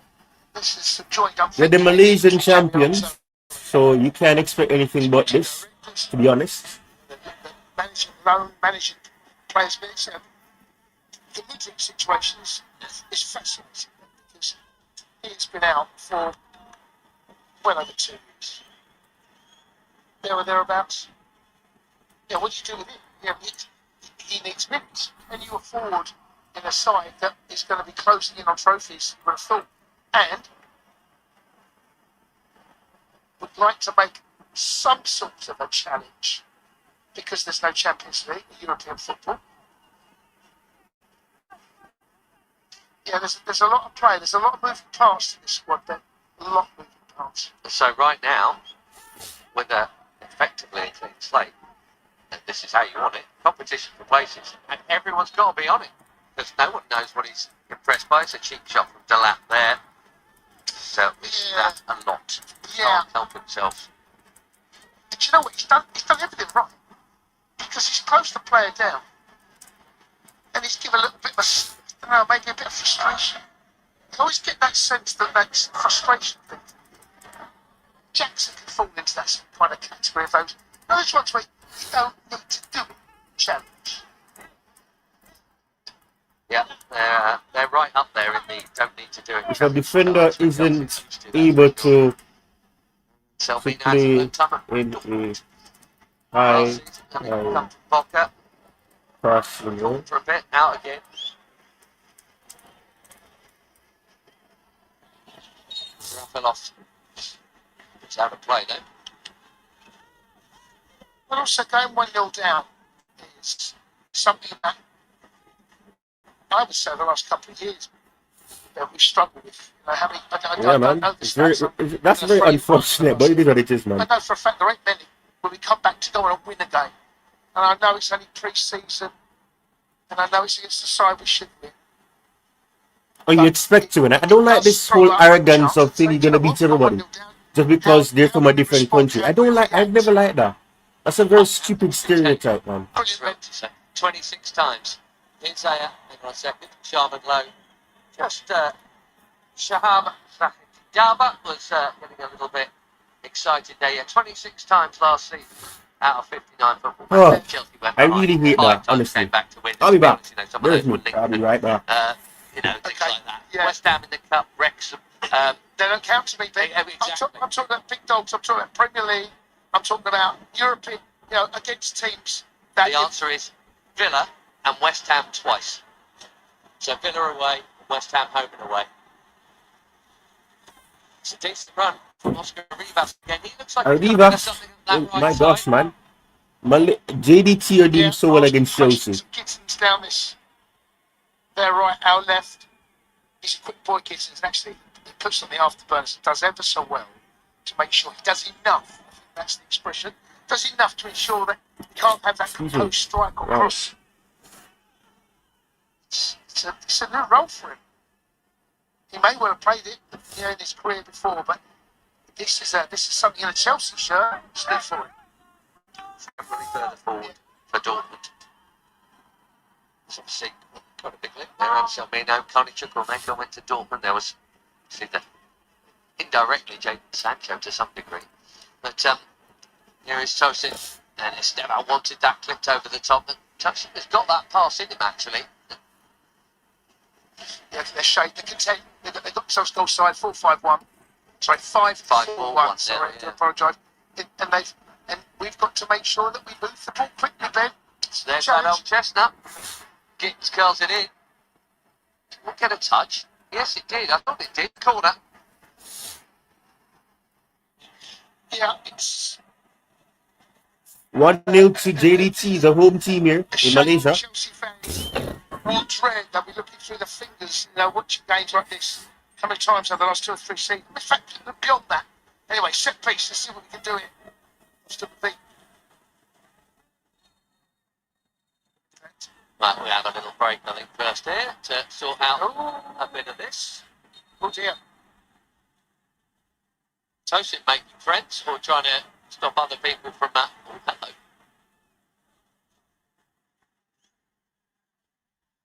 Shahab is looking a bit tasty in there. Yeah, just like sorting that out, Rev. Yeah, where has this come from? It's not been that type of game that I have seen, certainly so far. However, Barely been a foul in it. yeah, Any sort, but obviously someone did something while we were waiting for Estêvão to take that.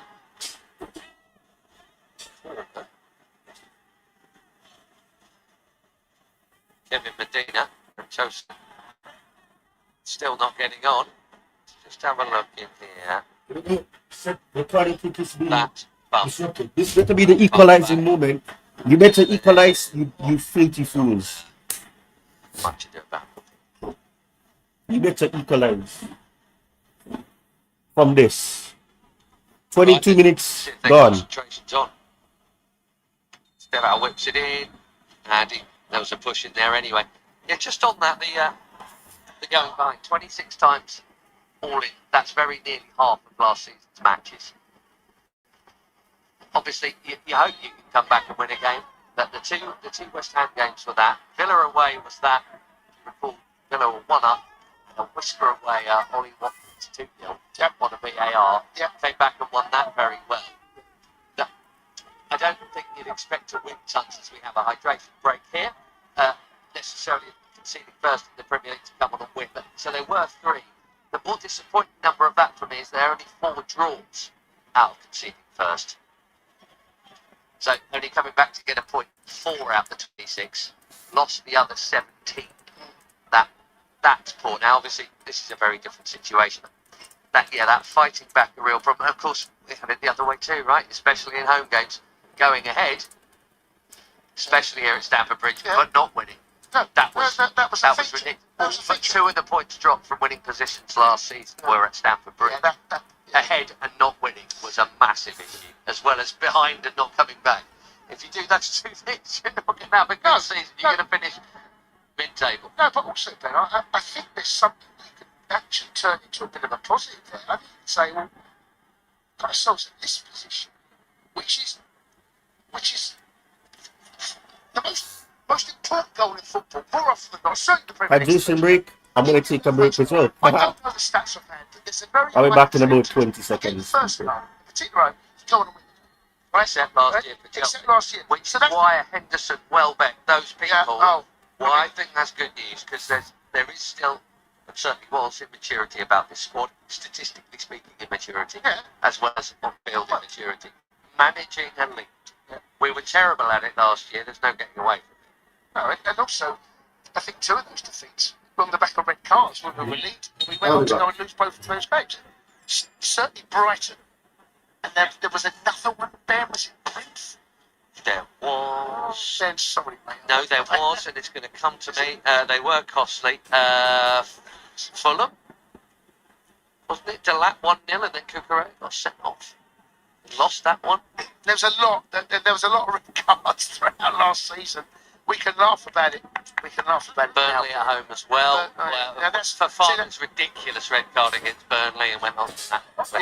So anyway, the point I'm trying to make here is that I think that those situations can be remedied, and they're not really. It's not like you have a big overhaul of how you're going to play. It's like we get ourselves in front, don't make any silly decisions, and I think also the fact that we do have someone like a Henderson and a Danny Welbeck, I think we lack that experience. This can't carry on. Remember last time, tune in, remember what happened, don't do the same, don't make the same mistakes. Nico Jazuli with a little nudge before he won the ball there. Speaking of youth, no one on this field younger than him. 2017 till the new year.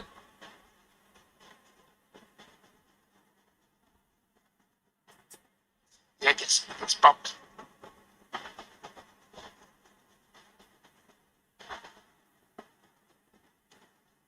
Tosin will be pleased. He's no longer the old man of the squad. He is still well in his 20s, by the way, Tosin. But he and the oldest outfielder, and Robert Sanchez as well behind him. But now, additions of ripe old age. And I think, in principle, that will be applauded. And if nothing else, Jace, Danny Welbeck can't score against Chelsea anymore. That is a very good point. That went as soon as I heard. It was the first thing I thought. I bet the same there. First thing I thought, from a teenager as a Sunderland player and on loan from Man U, right, that's ridiculous. I mean, it was every time. Then, yeah, and that was, like you, one of the first things went through my mind as well. I mean, he can't score against us anymore. Yeah, Brighton's 1 goal head starts against Chelsea, I think, in the past. Now, what's happened to Anselmino here? He's just there, little bit of hop. We've already had an enforced change at the back right before kick-off. I think it's the hamstring, Ben. He looks to reach for his right hamstring. They're now stretching it. You know, the ones off the ball, the ones that are not expected. Well, I was just looking at the bench. Reggie Watson's going to come on, and he's talking to Austin McPhee there to get his set-piece notes. Now, whether that'll be a reshuffle, I'll see. I mean, Reggie Watson, like Manny Nicol-Jazuli, almost to the week, the same age, is very much a 6 or an 8. And the only defender on that Chelsea bench really is Calvin Diakite, but it's going to be Reggie Watson. Anselmino, we hope it's more a precautionary one than a bad tear, but it looks like that change is happening. And yeah, he looks a little bit distressed, and that is, oh God, you don't want a pre-season injury. No, Ben. Well, you don't want any injury, but you know what I mean. Just so it's the middle of August. Don't get injured in the middle of August. Alsan looks like he's gonna be out. Alsan poor guy. One change Poor Alsan poor guy. Feel for him. It's changed. But it's life, you know. Has come off. Football. About half an hour into this. Yeah, the noise. Fans are certainly putting up a display to see exactly what does happen here. Wonder if a Suga might drop, but consoling words from the gaffer. Yeah, he looks devastated. He does. There's tears in the eyes there. Yeah. Well, Watson coming soon. Chelsea a man down at the moment, as well as a goal down. Now, fill in and defend. That could go anywhere, and it's ended up ballooning gently into Sharp and who is playing Chelsea had no goal. alongside Tosin? How has it worked out? Some across to play next to him where Anselmino was. Right. But now, I think they'll make the change now anyway. Right. Yeah, someone's got to fill in though. Yeah, of course. That's where you go, right, you, next, till the next sub, you go in alongside Tosin. Anyway. And Reggie Watson is on.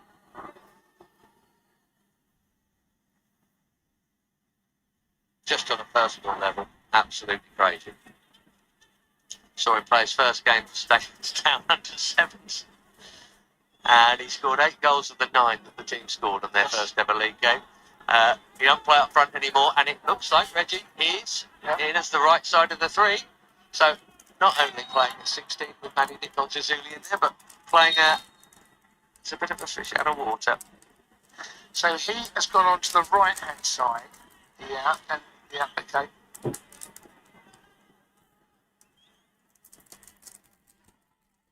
Sorry, man, it's still early in the morning. Superloy has moved left. Superloy, Nicol-Jazuli want some regulars together in the youth team, PL2 occasionally as well.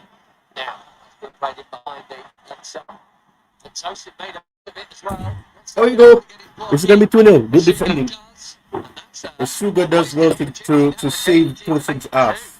What's he playing for here? Off the ball. Kevin Medina and Nicholas Jackson, who, like Delap, will get in tangles like this, won't he? Yeah, the free kick looks like it's gone Chelsea's way. My concentration, as I'm sure it's the same with you, was with the ball. However, the referee has spotted something. just one or two concerns about how open we can be to that counter attack that we've not.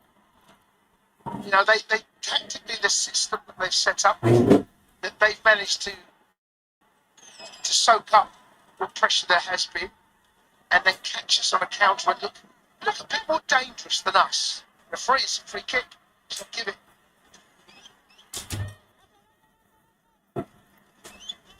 Wow. Big job for Tosin down there. I know it's a pre-season friendly against the Malaysian side, but he's the centre of three there, and he has got teenagers either side of him that are barely as old as him combined. So he's really got to be a voice. He's really got to lead by example. You won't be able to hear him from where we are, but I hope there's a lot of talking back there. He needs to take on that killer role, if you like. Half an hour gone. The fifth and final match of this eastern leg of it. There is a sixth match to come. Real Sociedad at the Bridge. Jason and I hope to see you there. That is next Saturday. Nothing else scheduled by way of games. I suspect at Cobham there will be at least a couple of fairly intense 11v11s going on. Long for Jackson and Delap. Another tangle there. And this one, here we go. Yeah. He loves a bump. Yeah, a bit of frustration. And I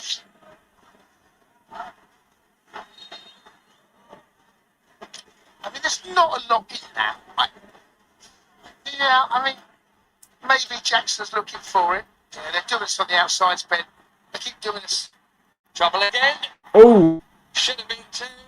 Pulled wide by Oscar Arribas, who has got in way too easily there. Somewhere between Subaloy and Gittens down there. I wouldn't still see. Not sure. Not really sure right now. No, of course, I totally agree with you. But Gittens is wrong side. I can only hope that Chelsea do, but I'm not sure right now. Problem solving. Sometimes in-game management has to come from the players, not necessarily always from the manager. And there's just over half an hour gone in this game. And that right-hand side, Gittens, and because we've not managed to have any sustained possession in their half, you're always kind of gambling a little bit on players being in high, wide areas. We've not managed to build any momentum. Pretty much. Sugo didn't get a good pass from Tosin there. Yeah, we look very disjointed. Very disjointed here. Esugo's been atrocious. Subsequently, the injury and the sub, it's gone a little bit. And they will fancy this. JDT are thinking, they're not just thinking about protecting a lead, they're thinking we could have a headline win over Chelsea Football Club here. They're looking more like getting the second goal in this game than we are. Indeed. High boot brings a minor respite, but we need a bit of organisation in there from those who have seniority in them. Now, I know that's not a lot, but it's enough to get talking. It might have to come from the front with Delap and Jackson. Who's that? Esugo is down, okay. Defense. Now, Esugo there didn't get the bang on the head. Give you the link to what exactly? Join my Discord. Join my Discord and I'll be able to assist you with that. Just join my Discord. Sure there's no sign of concussion from what I can see from the treatment they're giving. But we've lost our Are you on Discord? This game, Ben. I'll send you the link on this. I'll send you a link and you can do that. Felt up till the goal, and as I said, it was well taken, well executed. Those wide areas, we've looked a little vulnerable. Slightly fortuitous how they managed to build through the middle. However, since the goal, we've lost our way. It's going to be interesting between now and the end of this first half. There's 10 minutes left, plus whatever the ref decides to add on. Now we managed to kind of regain a little bit of control of this game. We've lost the grip in this game, though. You know, earlier you and I were talking about how it looked like Estêvão and Jackson were in support of Delap and how narrow they're playing. And Gittens let me know if that works. It's that flow to our game has completely gone. Firm up at the back first and then build from there. That's what's trying to happen here. Subaloy. And also do join the membership as well. But now doing it to the Blues. If you haven't already joined the membership.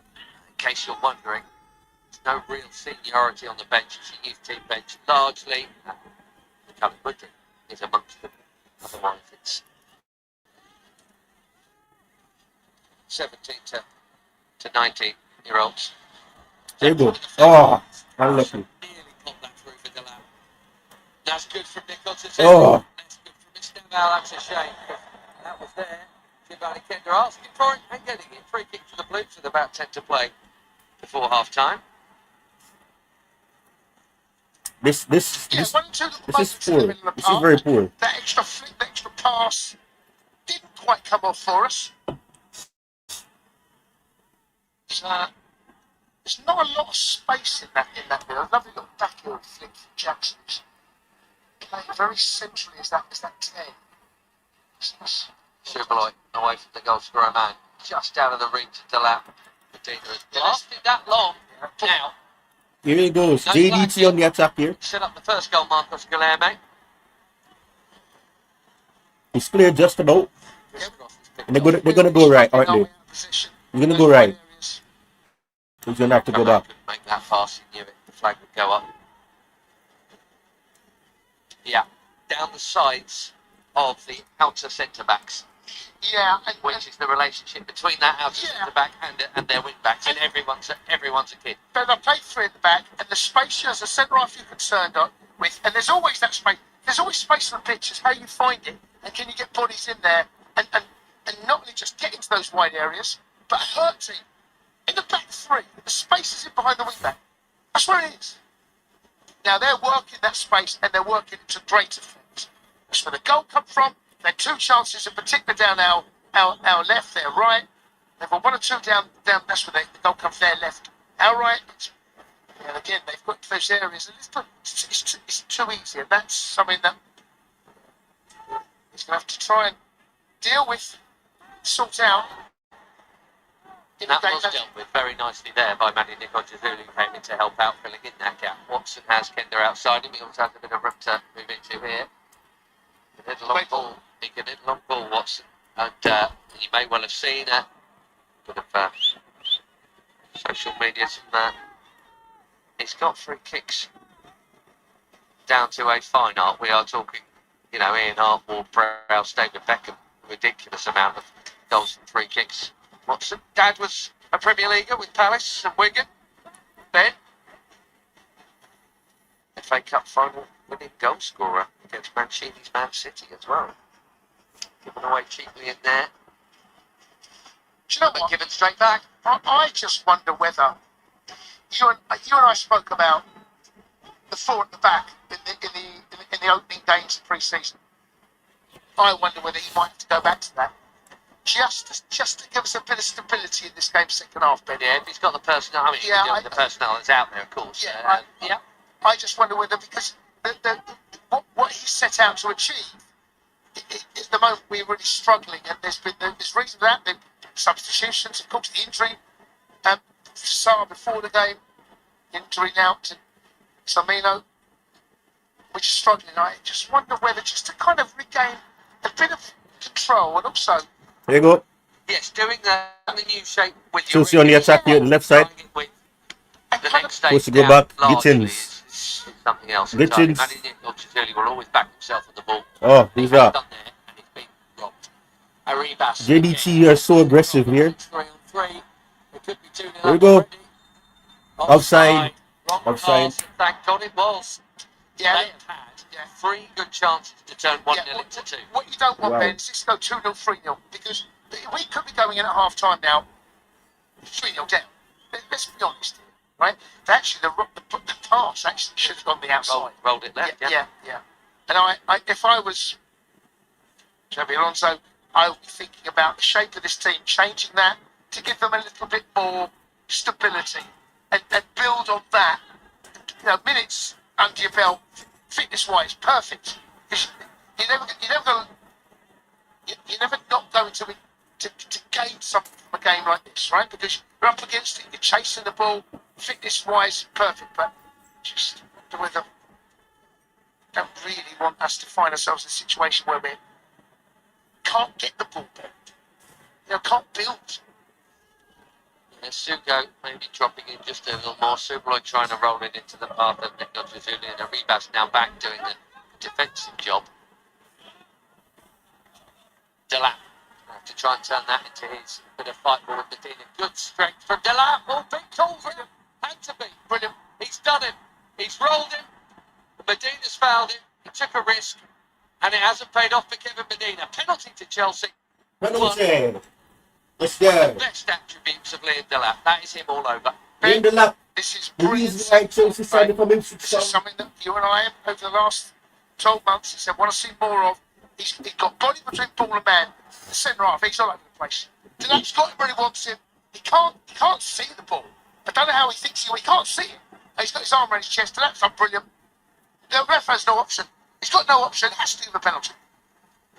Here we go. From the spot. Will it be done? He's absolutely done, you know. The only thing I'll say to him, And it's a goal. It's 1-1. I'm not It's saying 1-1. Chelsea got to go back. Goal scoring opportunity. Well, Go. off the ball. He's got his arm around his waist. Anyway, forget that.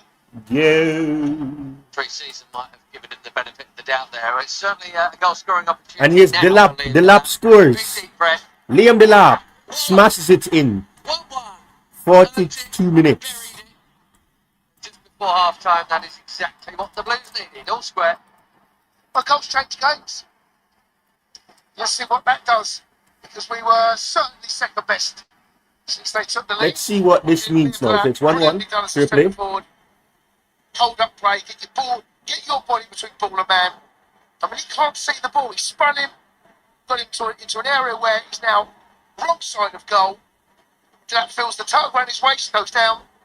100% penalty and dispatches him beautifully. Well done, young man.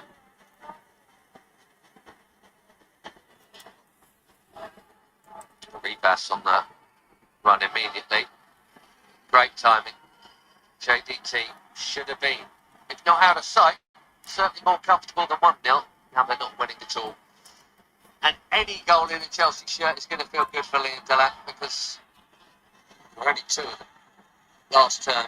26 starts, 16 more off the bench. So he's played 42 times for Chelsea last term, Liam Delap. And he scored 2. And for all the other attributes, and we actually, to some degree, but obviously more goals, we're saying that a bit about Jackson the year before. Loads of the other good things, but he's the centre forward, he's got to be sticking the ball in there. Yes, he's done that well, but we need more goals from him. All that, you're only going to be measured principally in that. Now, to hold on to it before the break, Arribas. Sherman Lowe called him to action there. Chelsea not dealing with Oscar Arribas at all. No. And, he's had far too much fun. Arribas is a top player, man. Can't lie. He sees this coming. There's not a lot of pace on the shot. Shamalo deals with it comfortably as he should do. They aren't dealing with Oscar Arribas, but that wasn't his shot. It was Nacho Mendes. I do apologise. It's Gittens. Gittens here. Gittens gets beyond him. Oh, Gittens is pushed down. That's a free kick. Yellow card too, surely. Yellow card. Yellow card, free kick, Chelsea. Good job, Gittens. Gittens has struggled to go into the game, but now he's starting to go into that game. Goals change games, right? Yeah. And now But now Delap wants a piece of it. Just get away. Don't get involved. Delap, what is wrong with you? You just were the hero to 0, man. What's wrong with you, Delap? Shut up, man. I don't understand it. I don't get it. This has been a hangover from last season. Brilliantly done from Gittens. He shows in the ball one Absolutely way. dumb decision there. I don't know why the hell you do that. You see that? It's disgraceful. There he is. He's off and running. He goes down. Makes the most of it. But you're right, Bob. We don't need to get involved. But now Liam Delap's on a card, and it's a pre-season friendly. And would you be in the slightest bit surprised if he shoved someone over in a minute himself and got a second yellow? Because honestly, I wouldn't. And that, all the thing about you don't want to take the aggression out of the player, but you want to take the stupid out.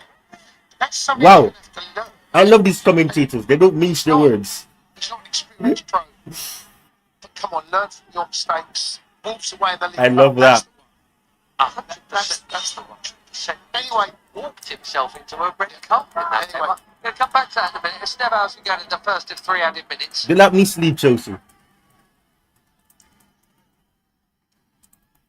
It's gone deep. Good ball, actually. So should Oh my gosh! Dixon has smashed it miles over. Watson. Yeah, mixed up set piece. Gone far post on this occasion. Nodded back. But you just can't quite wrap his. He's had to take it. It's one of those, you're running away from goal, and it's a tough skill now. You know you're going to make contact. And you've got to keep your shot away, so you're not fully aware of what's behind you. Chelsea going to the game now, fair enough. Dean is having a wobbly couple of minutes just to wrap up that Delap thing. So that's on him, for sure. But also, this brings us back to the well then, coach. I want the 33-year-old coming up to him and having a quiet word afterwards. Here you go.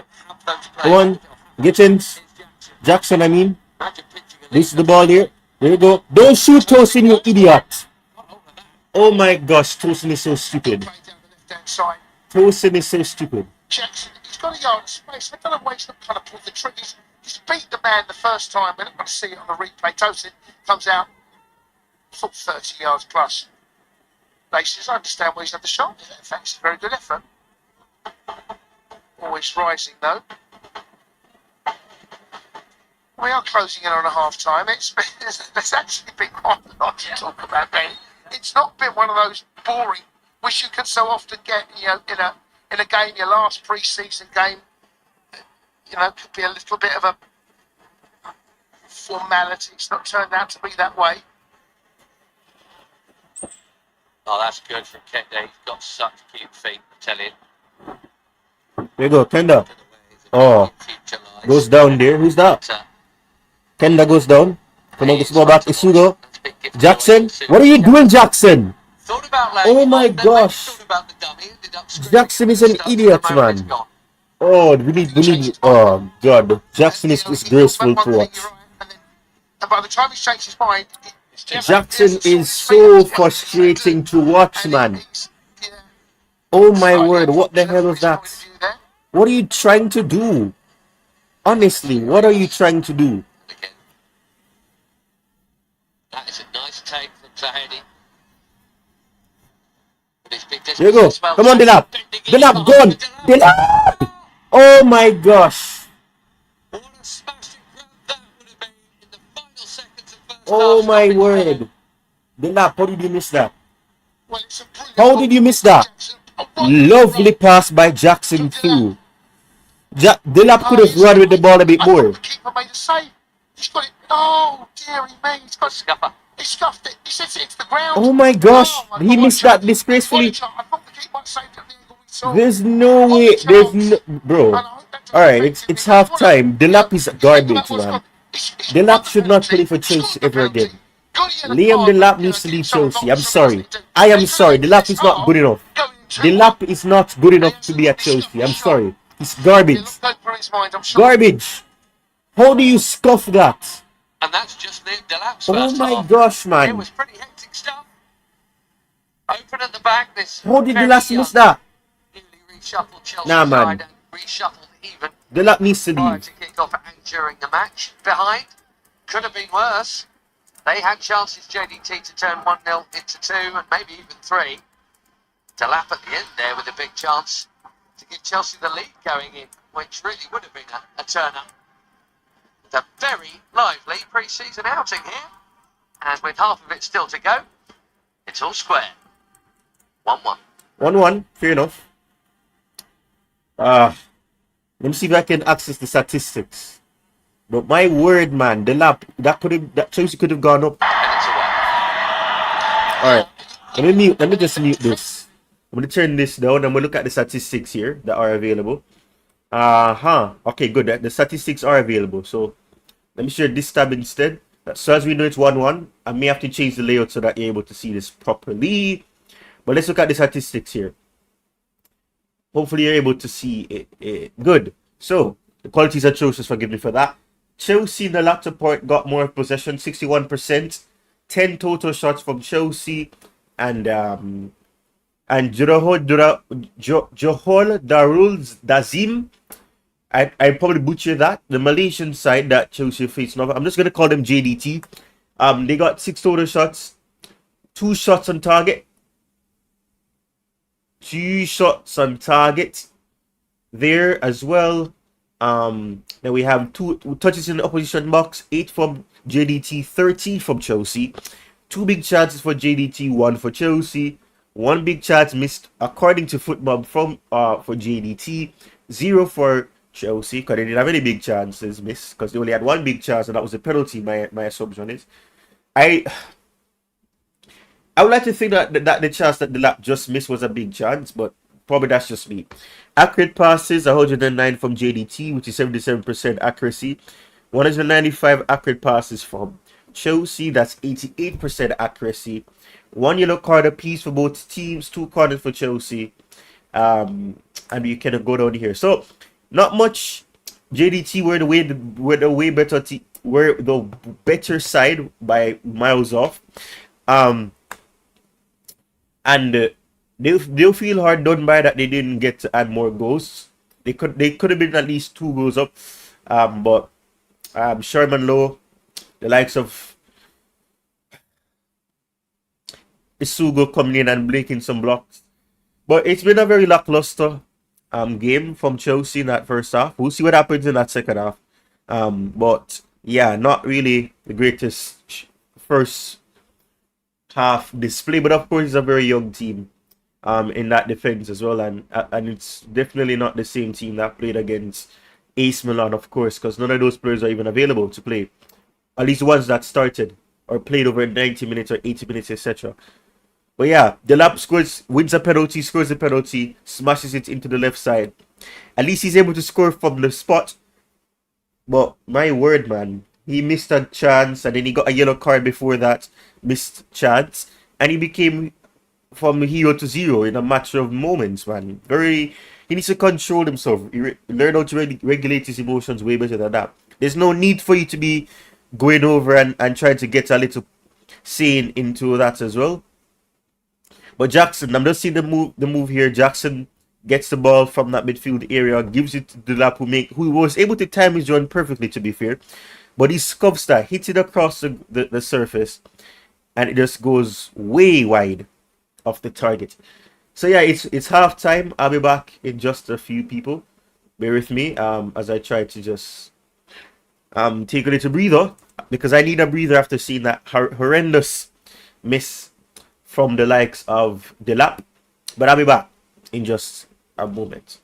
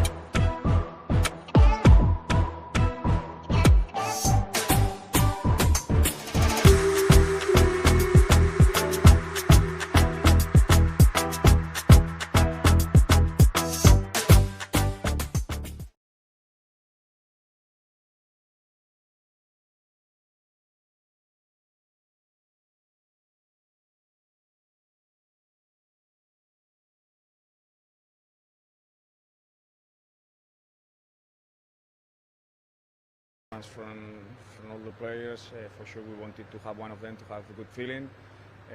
We know we are adapting to many circumstances here in the tour with players coming, but yes, today I think that it's been very complete performance in a great stadium, good pitch, and that helped a lot. You adapted the lineup today, the shape of the team. How well did the players perform with that three at the back? Yeah, that's a matter of system. The most important is the flow of the team, the energy, the principles that we want, and we want to be versatile in our approach. So I think that today worked really well, but we will keep developing ideas, and for sure now it will be good. How happy were you with the combinations that you saw today? Not just at the back, but in midfield with Moises and Romeo together throughout the team.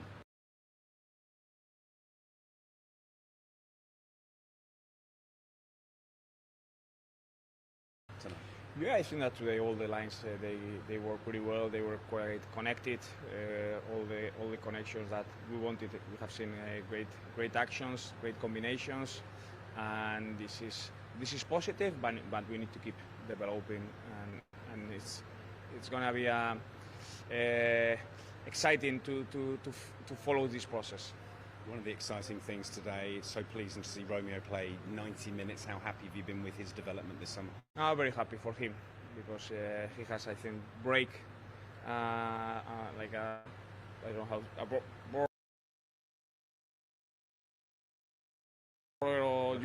block. Yeah. A block. He was tired, but I said, let him play, let him enjoy the 90 minutes, and that he finishes exhausted. So it was, I think that he's really happy. Was it always the plan to give players extra minutes today, so many playing 80, 90 minutes? Yeah, to have it. That was the idea, to arrive to this last weekend, having to do this game and tomorrow the other one, that some players could make 90. Till now, we want to have a logic progression in the loads, and we had the plan, and we have to stick to that. With that in mind, how does it affect things with regards to your planning for the game tomorrow? Because obviously more travel, another game. It is what it is. We have another. The idea for tomorrow it was already done yesterday. And does it help that you've got such a big squad, so many young players? And I know we've spoken about that before, haven't we? Yeah, for sure. The idea was that many young players were coming to have chances to play tomorrow, because if not, we will have been short. To play 2 games in 2 days is quite intense, and we need them for tomorrow. And it has been an intense couple of weeks. How pleased have you been with the development that you've seen? Yeah, we have improved and learned a lot in these 2 weeks, not just in the football side, as well in the personal side, to get to know the players, to know that spending time together abroad. So it's been good, and tomorrow the last game, and we'll fly.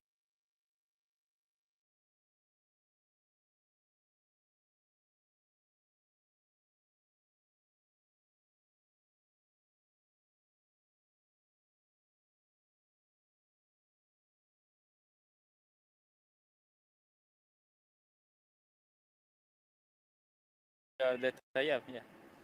And we're going into the last couple of games of pre-season. What do you think is the most important thing for you and the team to take from those?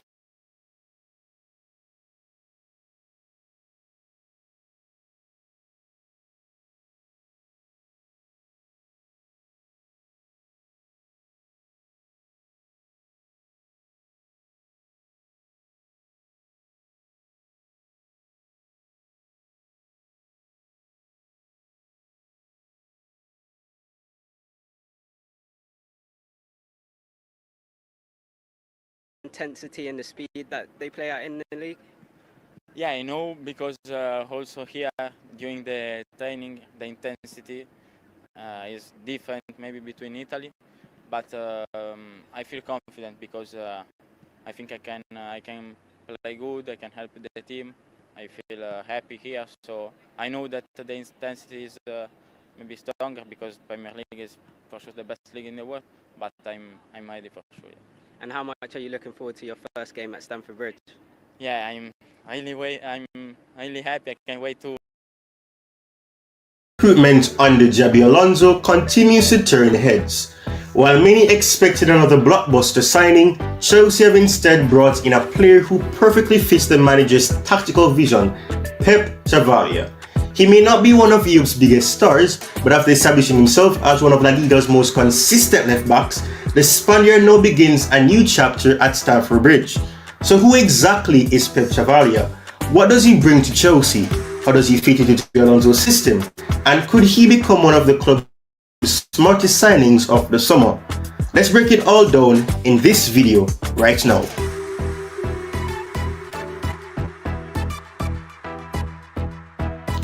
Pep Chavalia is a Spanish left-back from Figueres, Catalonia, whose journey to Chelsea has been anything but conventional. Unlike many of today's elite footballers, Chavalia didn't come through one of Spain's biggest academies before making an early move to a European giant. Instead, he worked his way up through the Spanish football pyramid, developing at Real Zaragoza before earning his move to La Liga with Rayo Vallecano in 2022. Over the following seasons, he established himself as one of Spain's most reliable and hard-working fullbacks, becoming a key figure in Rayo's impressive performances and earning a reputation for his relentless energy, defensive intensity, and attacking width. Those performances ultimately convinced Chelsea that he was the ideal fit for Xabi Alonso's tactical system, and now he arrives at Stamford Bridge ready to compete at the highest level.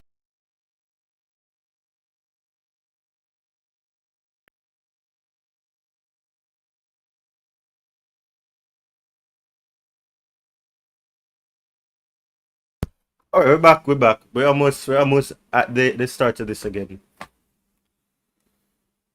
Back, left or right. I mean, no one ever wants to get carried away with the new signing, and you never should. But all I'm saying is, it looks like we got a good one there, and it looks like a Correa on the left. We needed that. Indeed, and you know, he right back, left wing back, we see both pre-season. I still think what shot was made. Oh shoot. Alright, so the second half is about to start again. Right. Go both ways and can use both things. Yeah, I still think it's naturally, if you had to pin me down and say, right, what when he was born, what's his number 1 foot? I'm going to go left, okay? But that ability to do both, right? We have talked so often, we have watched further up the field, I don't know, Garnacho, Neto, Gittens, Madueke, you name it. Players who won't go, because we have, you know, so many people play the everyone's beloved inverted wingers. Yeah.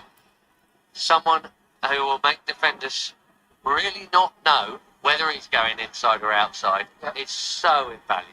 Yeah, he done that yesterday. Pretty sure much locked there.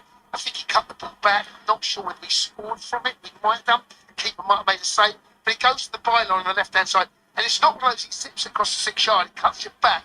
When he cuts him into on the oncoming player. So, yeah, there's a lot to like at the moment, Ben. Certainly reasons to be excited about the potential, that is for sure. He's only 21, although that will make him an old man in this team. Let's have a look. I doubt we're going to have further changes. It doesn't look like it from the camera in the tunnel, does it? But to be fair, on the bench there's Mudryk and a whole host of youngsters, including Ryan Cavou-McQueen, actually, who might get a look out wide in this game, who we got a couple of little glimpses of last season. He's an exciting wide player, another who will largely like to come in, though. Josh Champong there. It's this season hold for him. Trevor Chalobah, of course, having made the move. Not just away from Chelsea, but away from England.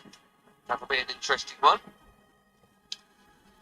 Champong, you would think, will have a chance. Obviously, there's Maxence Lacroix's coming, so there's a bit of change in that department. A change here for the host too, but not for Chelsea. There's Datsan Satpaev, who scored the opening goal on his debut of sorts. Call it a debut, a pre-season debut anyway. The game in Sydney. That was one hell of a goal fest, 6-4, and this has been a pretty lively potential goal fest too. Gaga Slonina is on in goal, who has been Slonina gets to play for the first time. Come from Chicago Fire, if I'm mistaken, but it's obviously had loans elsewhere. There he is, highly rated young goalkeeper. I mean, that's another position we're not sure about. I mean, Robert Sanchez actually, he still had a campaign absolutely punctuated by a few gaffes and a couple of really poor games, but I think in the main he was actually far more solid. We shall see what happens in that goalkeeping department. Yeah, it was the Liam.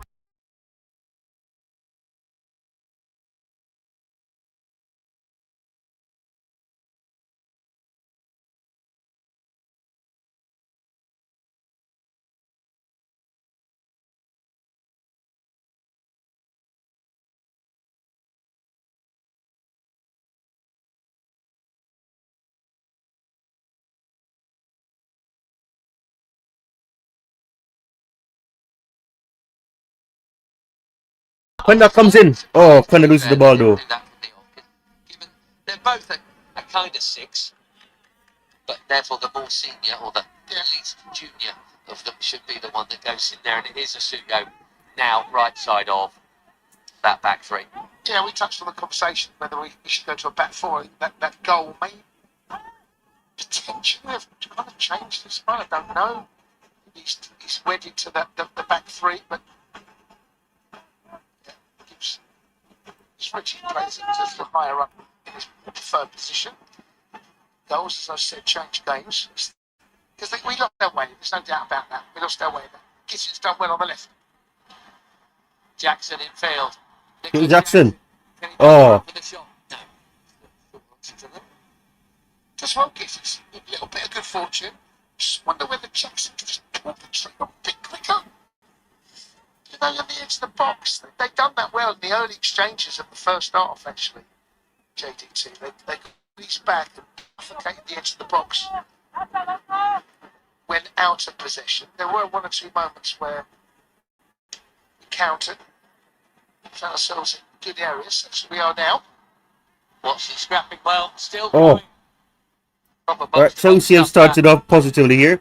Isugo. Good cover from Isugo. There's Quenda. Calmly done. Giovanni Kenda, now Nicola Zuli.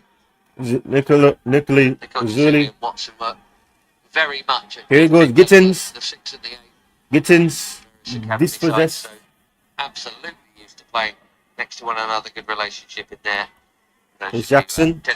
Enough to watch. Trying to go there. He was making that run, Arribas again. But oh, here we go. Gagasolina gets there. Safe hands for Gagasolina. He'll be happy to get gloves on the ball. Yeah, off his line. Slightly overhit the pass, but there's that. It's on, by the way. There's that pass. It's just under him. It gets there earlier. Very interesting to see if Gagasolina will stay. I don't think Teddy Sherman is low is good enough. Sorry, I don't think he's good. Today, Ben, and maybe there's a slight arrogance about it. But I felt that we would deal with this comfortably, but of course you don't know the team. Of course I realised after what we saw yesterday it was going to be a much weaker team. Oh, it's fallen through here. No flag. Good save by Solina. Solina, why did Solina not play before? Why is Solina not playing before? Oh, what a save. Solina, man, top player. Oh, free kick on Quenda. Chelsea free kick after a bit of a let off. Brilliant save, but they should score. Let's have it absolutely right. There's no way the goalkeeper should save that. Too close to it. Want to take nothing away from Solina, because he is the one that's got to make the right decision, go the right way, make himself big. You know, do as much as you can, because the odds are stacked against you in this situation. He's got the whole of the goal to aim at. There is that lucky deflection, but he's got all the time in the world. Should score. Nice height. Keeper take brilliant from him. He's got to gamble. He's got to go. Well done, young man. Free kick. Estêvão to the box. Foul there. Free kick over him. Right then, it will do him the world of good. You want to make an impact on the game. You want to have an impression on the result and the performance. And he's done all of that. As I said though, they should score again. Load back to Chicago Fire. And had a season where he played a lot in Belgium. And a few games for Barnsley a couple of seasons ago. Game time since then. Well, we waited He waited and he didn't get there. Gittens. He will now. Oh. Really? No, he won't. And he's fouled Arribas. And it's a very, very small sample size, this, but Jamie Gittens is a wing back. He's not ticking all the boxes today, to be fair. And I mean that in the nicest possible way, because it's not his job. I mean, it's his job today, but you know what I'm saying. It's understanding the role. Some players naturally have an instinct, Ben. And an instinct. The best, I'm going to use this now, because the best that I've seen is Mykhailo Mudryk. There's an instinct they smell danger before it's even, for anyone else in the stadium can smell it. You know, and there's an instinct defensively about being in the right area. Jamie Gittens doesn't quite have that instinct. Anyway. And in fairness, not many no, do. Of those no, two, no, I'm being unkind. Arribas with the free kick. In a slightly ragged start to this second. Salina has been calling to action a lot in this game.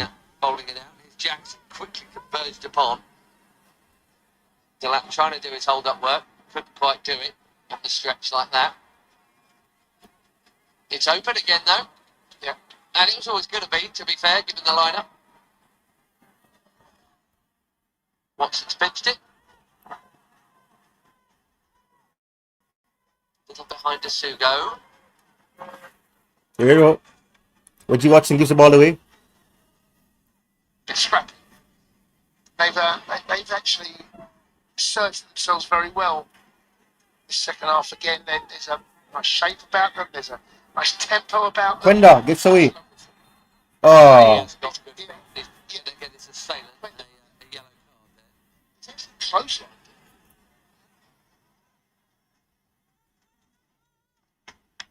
He really has, hasn't he? Yellow card for Silva. For Jonathan Silva.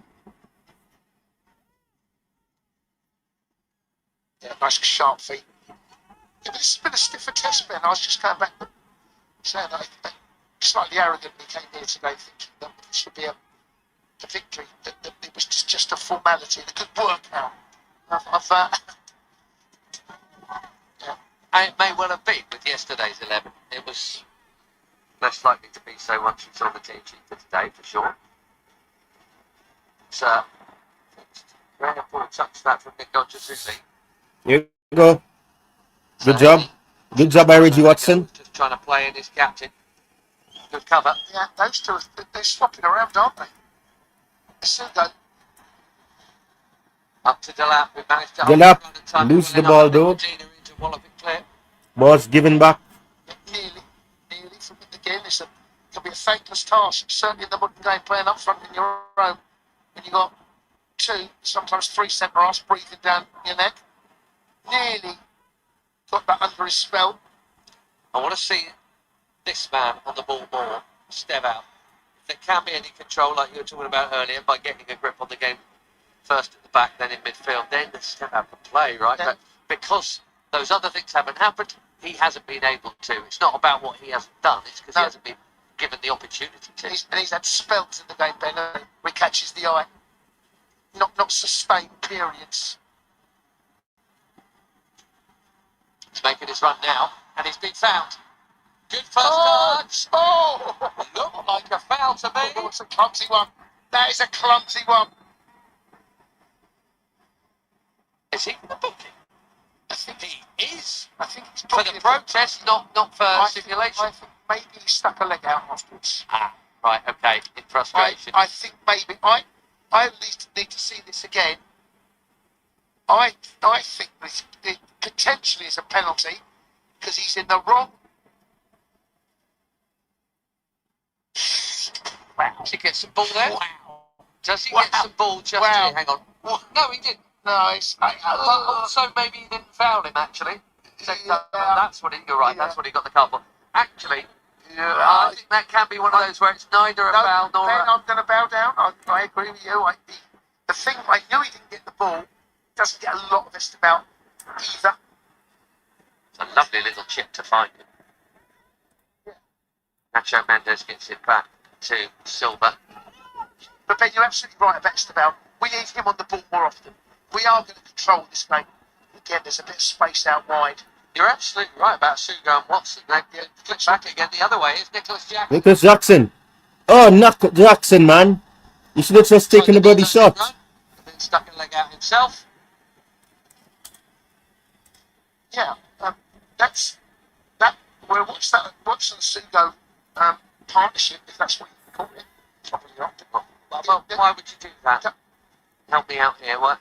Sometimes it's one, sometimes it's back up. It's Watson again now, and he's in the right place, right on cue to deal with that. And well, maybe it was just a moment that Sugo was in there, rather than trying to change in play, so to speak. Anyway, defending to do. And Arribas. Defending to do. Oh, just wide. This is nerve-wracking. I mean, how this game is only one each, I don't know. It could be 4-3. Nerve-wracking, man. Searching pass. It's a tough one from Delap to bring under. It's horrid height, that. Yeah, around his ears. And I thought the way that the ball was hit, I think it's one of those you want to get it in behind, because that's what that was. But yeah, we've big learning curve for these boys out here today. It's a stiff test, stiffer than I thought. That's just making that run in behind Gittens again. Trying to. And that, job well done by Teo Sibaloi. Just waiting for the referee to make a decision there, aren't you? I just got to tell you, Teo Sibaloi's middle names are Peter Gabriel, and he often played next to in the youth team defence. Genesis, absolutely wonderful. You couldn't make that up, could you? You couldn't. And it's a good season for Phil Collins up front. No, there isn't one of them. Here's Nick Ojazuni, who very much was a youth team regular. Sledgehammer of a right. I've just been told, I hope this is true, because I'm just going to repeat it, that Phil Collins' son plays for Aston Sexton Munich. That's pretty good. Got to sign him, really. Anytime he does a dummy, it'll be an invisible touch. Right, enough of that nonsense. 1-1. Still got half an hour and a bit to go here. And it's a bit of a slice that from Kenda. Watson got the rest of it. Yeah, Watson's definitely predominantly right of the three and has swapped with the Sugo. Here you go. Played for the first team, 16-year-old, and not in your position. But you take it when you can get it. These are for all of the teenagers out there. Many of them were. Yeah, where did you play on your debut? In the middle? Were you out of position? I wasn't out of position, Ben. Oh, okay. No. Come on, who was it? It was against QPR alongside David Lee. All right, another Chelsea Academy boy. Gareth Hall and Tony Doreen, I think. Played yesterday. Quite a lot of academy produce there. Win, lose, clean sheet. Got beat 1-0. Oh, honest. Arribas. Gittens has got a goal side of him eventually there. Little dummy through the middle. Kerry Dixon missed the penalty. Oh, of course he did. Fair enough. And you were how old? I was 20. Oh, were you? Yeah.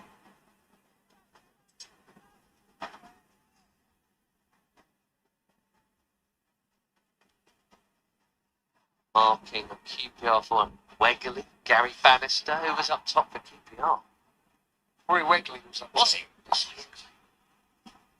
Also, Falcao. Oh, not Radamel, Mark. Good shot. That's what was needed. Didn't come. Didn't quite connect it again. Looking for laces. He just snatched slightly. Good play down the middle. So congested, Ben. Look how many players they've got. They've done that well, actually. He's got his shot. There's actually room for the shot. The shot's not the problem. It's the execution of the shot. And he's slashed. Yeah, that's a disappointing finish there. I thought it flicked off Medina the way the ball went. It was a weird flight, but obviously not. Here is Giovanni Kenda. Come on. There's the man making it run. Give the ball to Gittens, Jackson. Has Gittens up in support. Gittens, no, shoot! What are you doing, Gittens? Shoot! Bro! Penalty. Alright, that could have been a goal, man. What's wrong with you, man?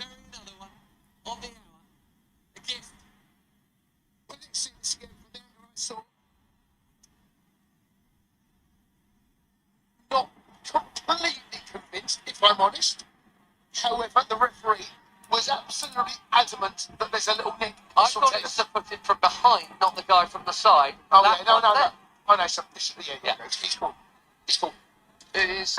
This one Not the here, one next to him. It's this one coming in. Yeah. Yeah. No, the first one did get. Yeah, there was a nick on the ball, and there was a foul. No, well done, referee. It was slight, but 100% a penalty.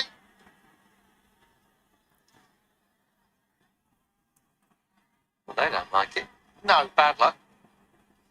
but when they look back at it, they will see that there is absolutely 100% a little nick on his neck, and it's a silly one, Ben, as well. And well done, Gittens, for being the yeah, wing back, completely. getting up and in there to join that attack. And it come from Jackson dropping that slightly deeper roll again, Ben, that played it out there. And that link-up play that Jackson, he can write Jackson. He can play. You know, that slightly deeper. In a game where it's difficult for Chelsea attacking players to shine, he has. He's had some good moments. No chance at Arribas. It's a big chance. Right, Delap. You would have thought he was going to take this one again. He went to the goalkeeper's right. Powerful high and wide of the keeper into the back of the net. Goal! Yes. Always the question when you get to Delap takes another one and he scores it. That's all Delap does. Delap is stat padding by while doing nothing else but scoring a penalty. Score penalties, I should say. I mean, if you go with height, you probably don't need to change because they never dive for top corners goalkeepers. So Sheehan has another chance. But Delap goes low this time. Really well put away. And Chelsea lead thanks to a pair of pens from the number 9. Brilliant penalty again. This time he's gone low, same side. I don't care, the keeper there. You tell the keeper where you're going to go on this occasion, he ain't saving that. Comes off the inside of the post. Brilliant. Hits the side netting. Yeah. Don't save it then, by the way. His 2 pence have been excellent. Tucks it right in. Yeah, inside the side netting. I thought it might have been close to the post, but it wasn't. Well done. Lovely finish.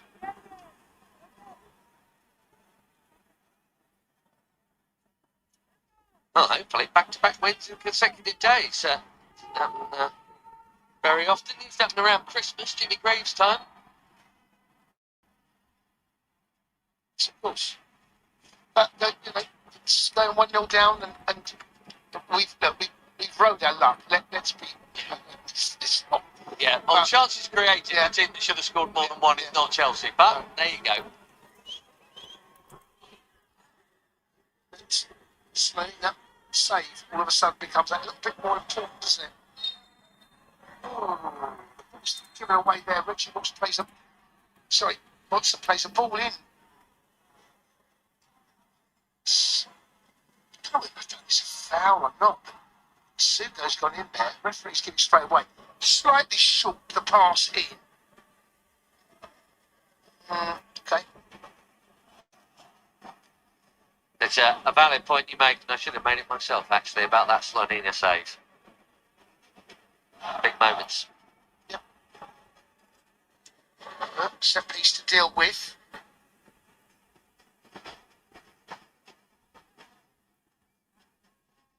Sugo remonstrating with the referee.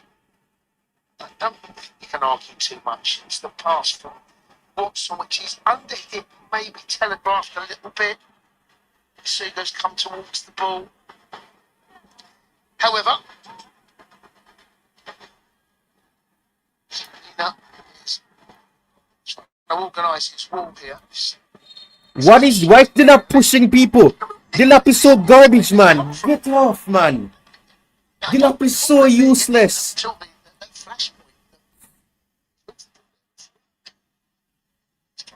More of an angle.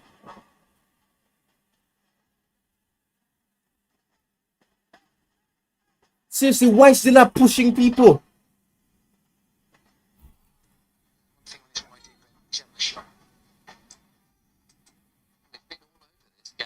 Oh!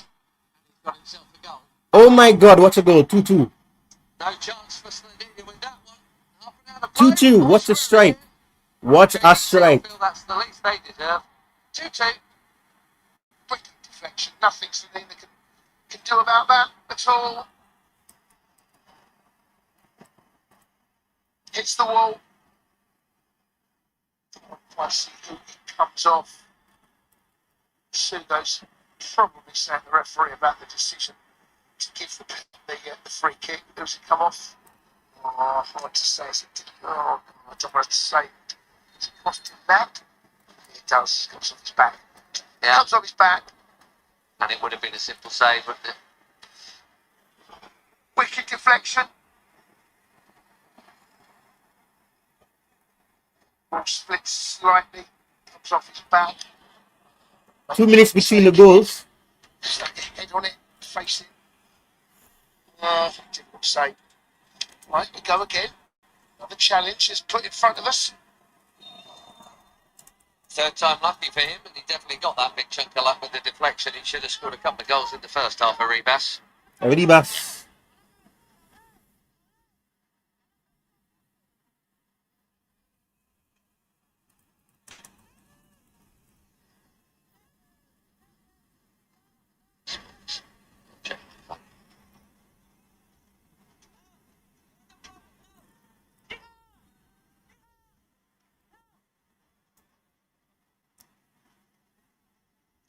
That Mykhailo Mudryk.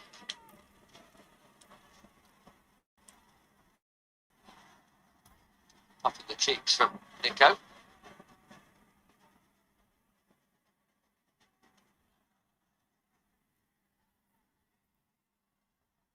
Let's have a little chip forward here for Jonathan Silva. Look out. Silverlo's there. Worth a hit. It was a terrible hit. No foul there either. What a scrappy exchange this has been. The substitute there, Stoichkov, was nearly in. There's a poor challenge behind that. And the referees, there's a real niggle about this game. There really is now. Yeah, and there really is. And Glauder has got himself booked, and Tosin wants a piece of him. Tosin, what are you doing? You should be the leader. What are you doing, Tosin? Stop it, Tosin. Do better than that, Tosin. Stop it. But also, stop it, Tosin. What are you doing? What are you doing? It's not. Hello. It's not a good tackle from behind this. Jackson, oh my gosh, they're gonna get sent off, man. They're gonna get sent off. Point that's led to this. The referee now is sitting or standing back, just observing. It's not a good challenge from behind. Delap. I'm going to say that first off.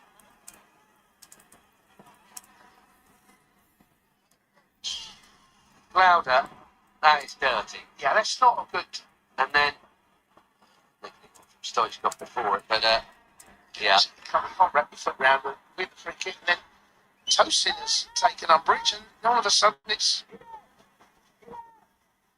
He might not have been the only caution in all of that, but yeah, Tosin really did. And it's that fine line, isn't it? You want someone to be part enforcer, but also part peacemaker. You need to tread that fine line between ever so slightly aggressive to the nasty so-and-so that you want to have words with, but also make it look like you're calming your teammates down. Yeah.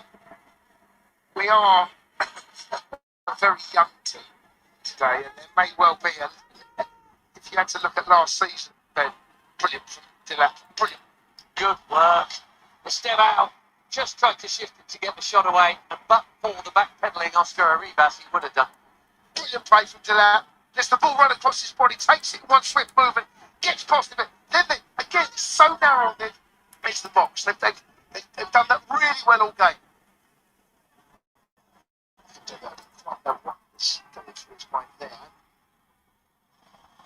He's got it back here though. Estêvão says out the way, I'm having it. Ooh. Jackson. Oh! Shoot it! Oh gosh!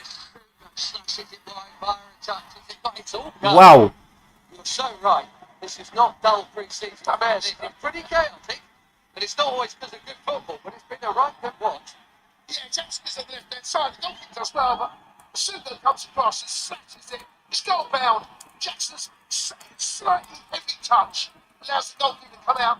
Oh, it's going in. It's going in, Ben. 100%.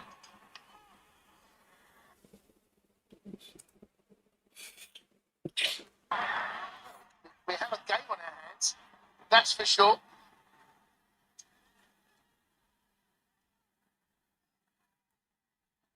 Watson asking about the potential of the shot there. Trust them to step up. Watson was 6 in the ground. She's not something. Definitely cool.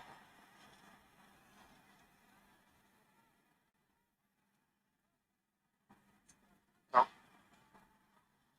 Timothy again as his set piece coach. What have you got for us? Estêvão? This one is going to be announced.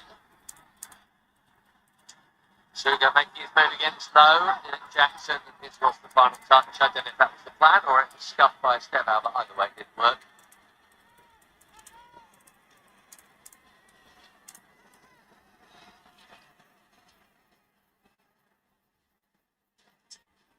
Here you go. Silva going long.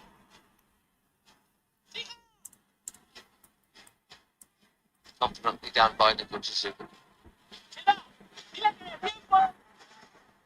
Oh. Super looking to the run of Iskandar there. Oh, brilliant. Oh, there's good connection there. He did really well. He did really well. Sometimes you get them. Oh my god, the goalkeeper got knocked down. The referee got knocked down. This game is crazy. Thing to watch. Scrappy reasons, but still. Scrappy reasons. You have no idea where this game is going to go. It honestly would not surprise me if Chelsea go on and win this to score the next 2 goals. It also wouldn't surprise me the other way around. If they go on and get their nose in front and maybe get a second. Yo, It's that kind of... this game is hilarious, man. This match is wild. Yeah, he gets bumped by Estêvão. Still plenty of this game, 18 remaining. Again, the switch has happened. The Sugo dropping in. She went high and wide on the right. Looks like a big back. Yeah, it's a deliberate ploy, Ben. Absolutely. There's no doubt about that. Once you can say, there you go. Yeah. Head up, cross. Right enough on it. Oh. Come on. Come on, Gittens. Gittens! Oh. Target no more than that. Some interesting areas. It's a great goalkeeper. Done ever so well. So we're just sure that past him.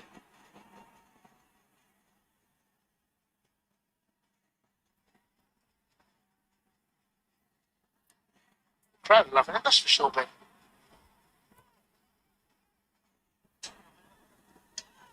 Cracking noise. Good old tear up on the field. Here you go. Come on, Jackson. Gittens. Crossfield pass. There's Jackson. Pass the ball back to Gittens. Good. Over to the guy over there. Good job. Estêvão. Oh, good idea there. Good defending by... Very good defending from JDT. Have to give him that. Going inside the area as well with Delap. To see what's... Oh, there's a real edge. There's something going on. Is that Estêvão over there? It is.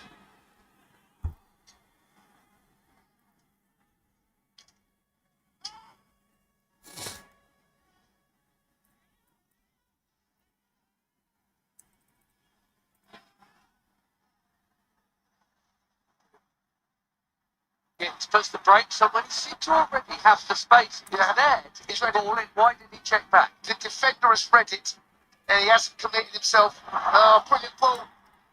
Well out, Slonina. He read that early. Come on, sweep the keeper. They're all to it. Yeah, well done. But that one pass, it was very open. Can't handle. You've got to give that. You can't handle. Then he gives it. It's a handball. And then he decides to blow his whistle. You can't. Come on. blew your whistle after the handball.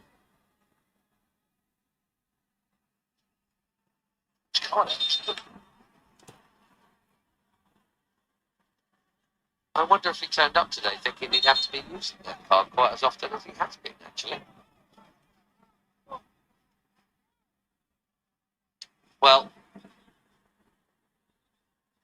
Giovanni Kendo, I think, for that.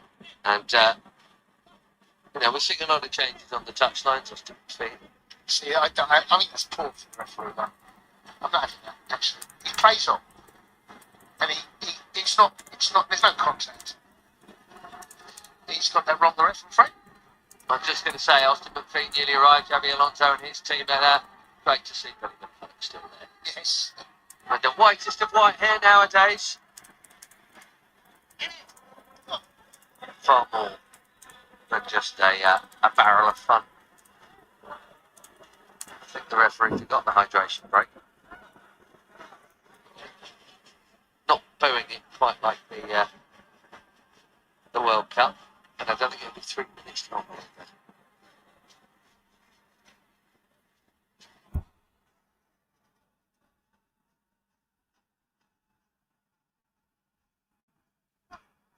He's had a productive pre-season. Huge disappointment, of course, for João Pedro not to get... God only knows why Carlo Ancelotti didn't pick him, but did for Brazil. My goodness, they could have done with him. But absolutely for Chelsea's benefit. 9 minutes. Oh, Jason break here. A couple of quick goals yesterday as well. Having had a very good pre-season, and we know what that led to. This is why it's 2-2 here, in case you're just joining us.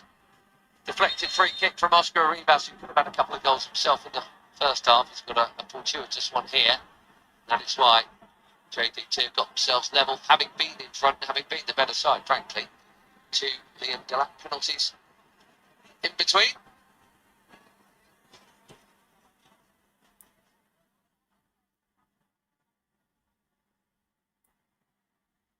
Slovenia, a very big save in between. And, may yet have the chance to be the hero.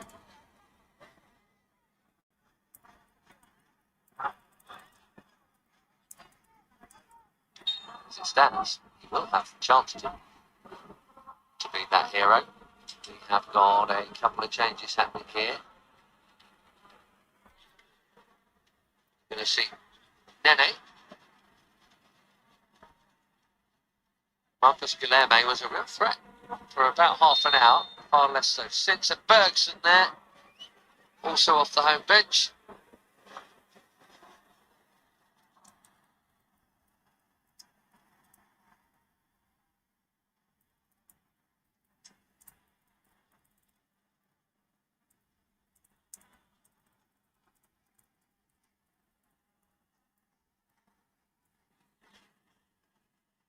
Strong challenge, Watson.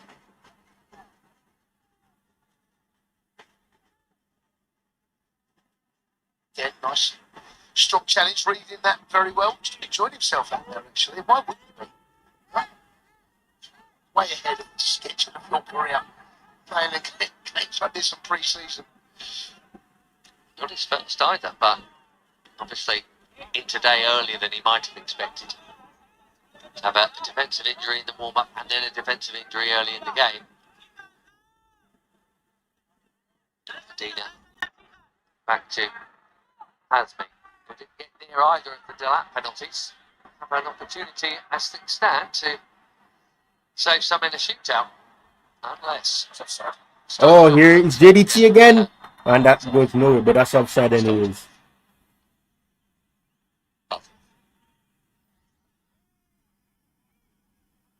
Through by fellow sub Bérgson. I'd love to be able to tell you why he goes by the name of Stoichkov. His name is Juan Diego Molina Martinez. I'll just go with Stoichkov. Probably a big fan. He went bad one, make it closer. Him and Romario for his team for Barcelona. Bulgaria to a World Cup semi-final in 1994. The different American World Cup that was. Come on, Delap! Oh my gosh, Delap lead Chelsea. Lead Chelsea! At the end of this game, lead Chelsea. I'm serious. Delap is such a garbage player. I'm going to suggest if Palmer's in this team and Delap making those runs, those two would have thought this to end up thinking. Just quite free, he didn't quite look comfortable. Application to that. Those runs in behind. He's a willing runner, and that's he probably wants a bit more grass to run into. He's quite high up the pitch receiving that one.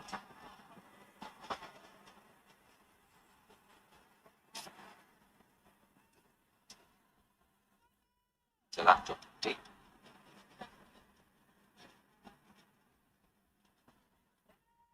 Ten minutes to go. Just over 10 minutes. Just under 10 minutes, I should say, to go. Oh, I could see the movie. Come on. Oh my gosh. Reggie was just got pushed in the face. Come on, JDT. JDT on the attack here. Come on.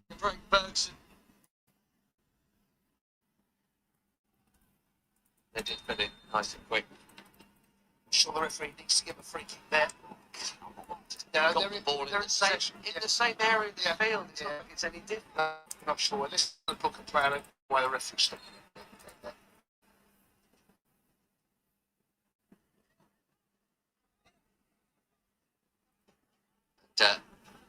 Speaking of bookings, Eddie Israfilov got one for that shove on Gittens that started the flashpoint in the first half. He is coming off here, the right back for JDT.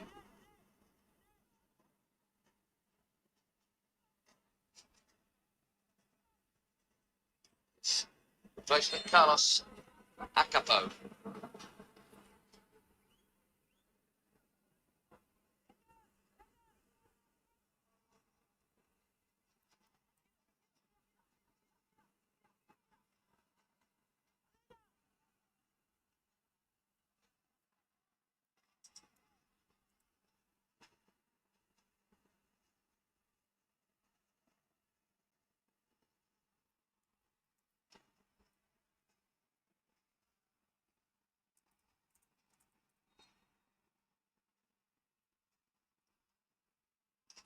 His ankles unintentionally, but definitely a foul. You would have thought there was going to be at least one or two more chances left in this game, Ben. It's actually calmed down just in that regard, isn't it? In terms of the flashpoints, yeah, that's died down. I still kind of would think there will be something that will be created by chance each team.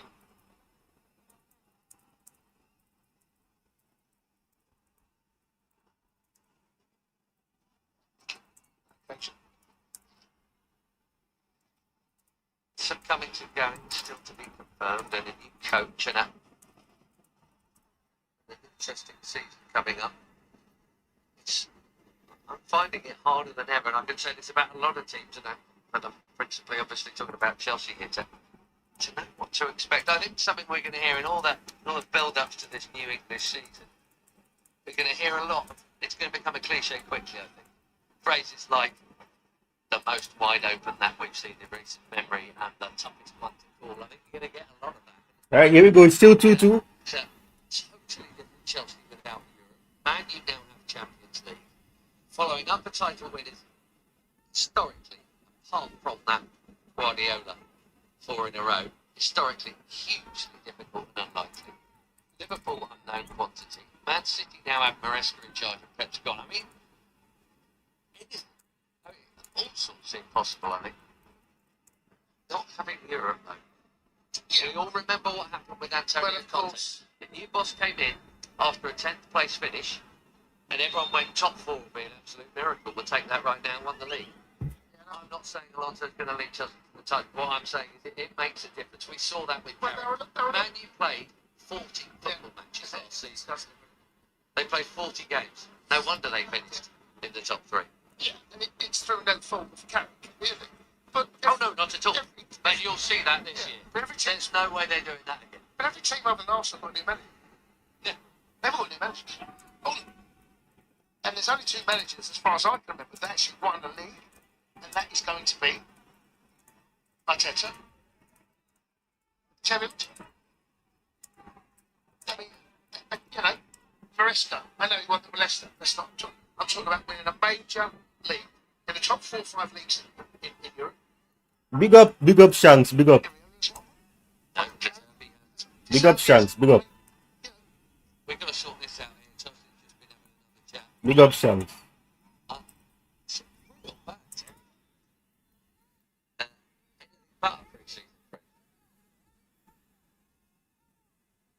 Mudryk's coming on for a cameo here. Mudryk's coming on.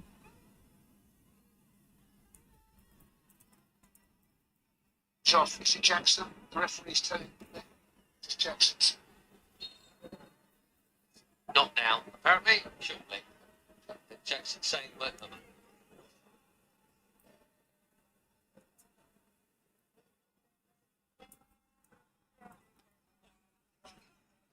Well, it's anticipates where the ball's going.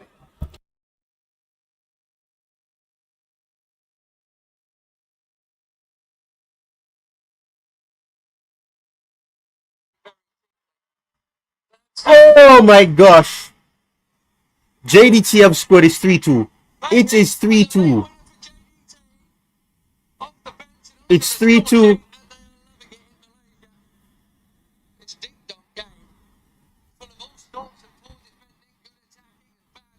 It's 3-2. Bloody hell.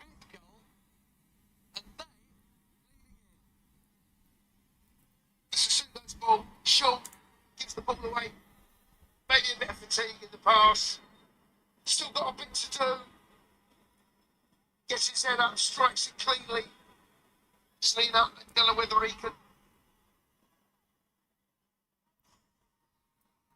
Oh, just may see it late, goes for a sea and bodies go, oh, it gets into it. What a, if it is the winning goal, what a way to lose it. I mean, it's, what a, wow. It's deserved, man. It is absolutely deserved. Nobody can complain about that. It's absolutely deserved.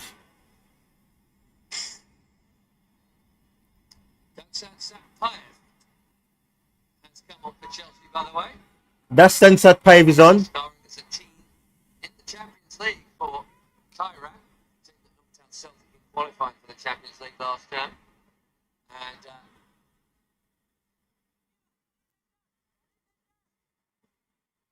it's got very long to do anything about it. Here he is on for Jackson and Mudryk for Gittens. He's not going to get on the end of that. miscommunication. There's that 5. Yeah, took it quickly. Took it really well. Took it really, really well. Just got 2 minutes. Just to conjure up something that says Mudryk. Welcome back. Mudryk is on for Gittens. Let's see if we can get an equalizer on this game in 3-3. There we go. Chelsea here. Here's Mudryk. Into the box. Crossing. Oh! Oh my gosh, Mudryk the hero!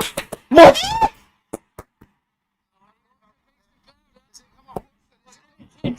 Mudryk! Mudryk, you beauty! Mudryk, oh my gosh. Mudryk with the hero. Mudryk with a beautiful cross that leads to a deflection. Wow! Mudryk, I love you, Mudryk. Mudryk, man. Oh my word, Mudryk. Oh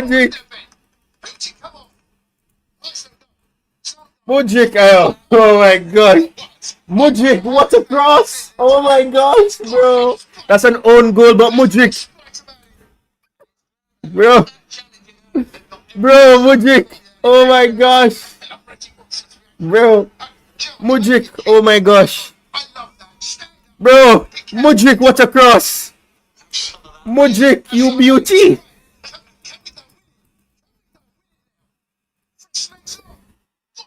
Come on, boy. Come on, let's go. It's Hugo. Ball given away. And JDT on the attack again. What a game this has been. What a game this has been, man. Oh my lord, this game has been a wealth of emotion.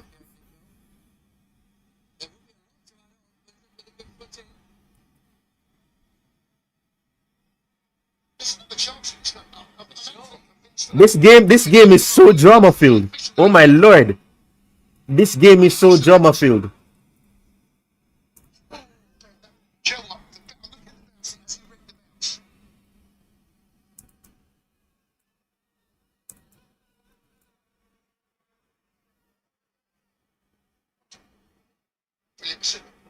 Well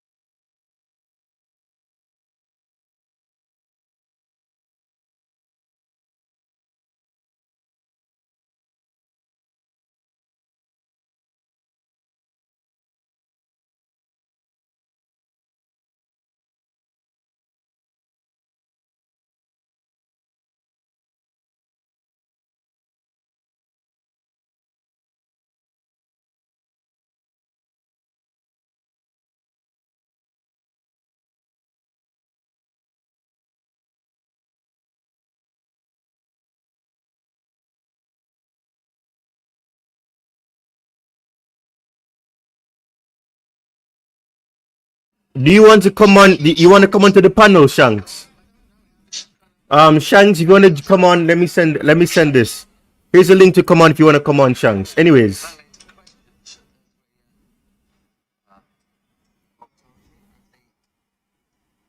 The action, what a lot of action there was. What's a match that was?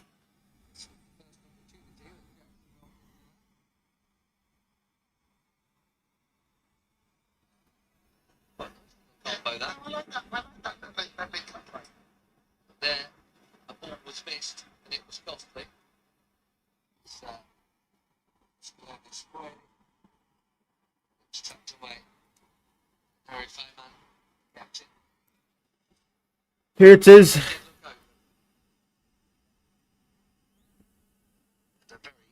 different 11 named by him, a very much junior 11. Then Liam Delap used his muscle, won the penalty kick. Good centre forward. Trick ball on man, you can't see it. Poor defensive work, but Delap kind of sucked him in, really making a decision he didn't really want to make. And this is the chance I'm talking about. That's the score of it. Such a great ball, Jackson, who's, done himself more good with the performance, I think, overall today. Falls short. This was a brilliant chance wasted by Zahedi, and it wasn't the only one JDT wasted. They had some big sights to go, but fair play. Gaga Slonina with some stand-up keeping. Then a little clip on Gittens. Hi today. Another Delap penalty. Probably Chelsea were ahead. Shanks, what's going on, man? Okay, let me add you on. Oh, let me add you on. Don't speak yet. You're not on the studio yet. Just bear with me. Let me just do this quickly. What's going on, Shanks? Sorry, let me mute this.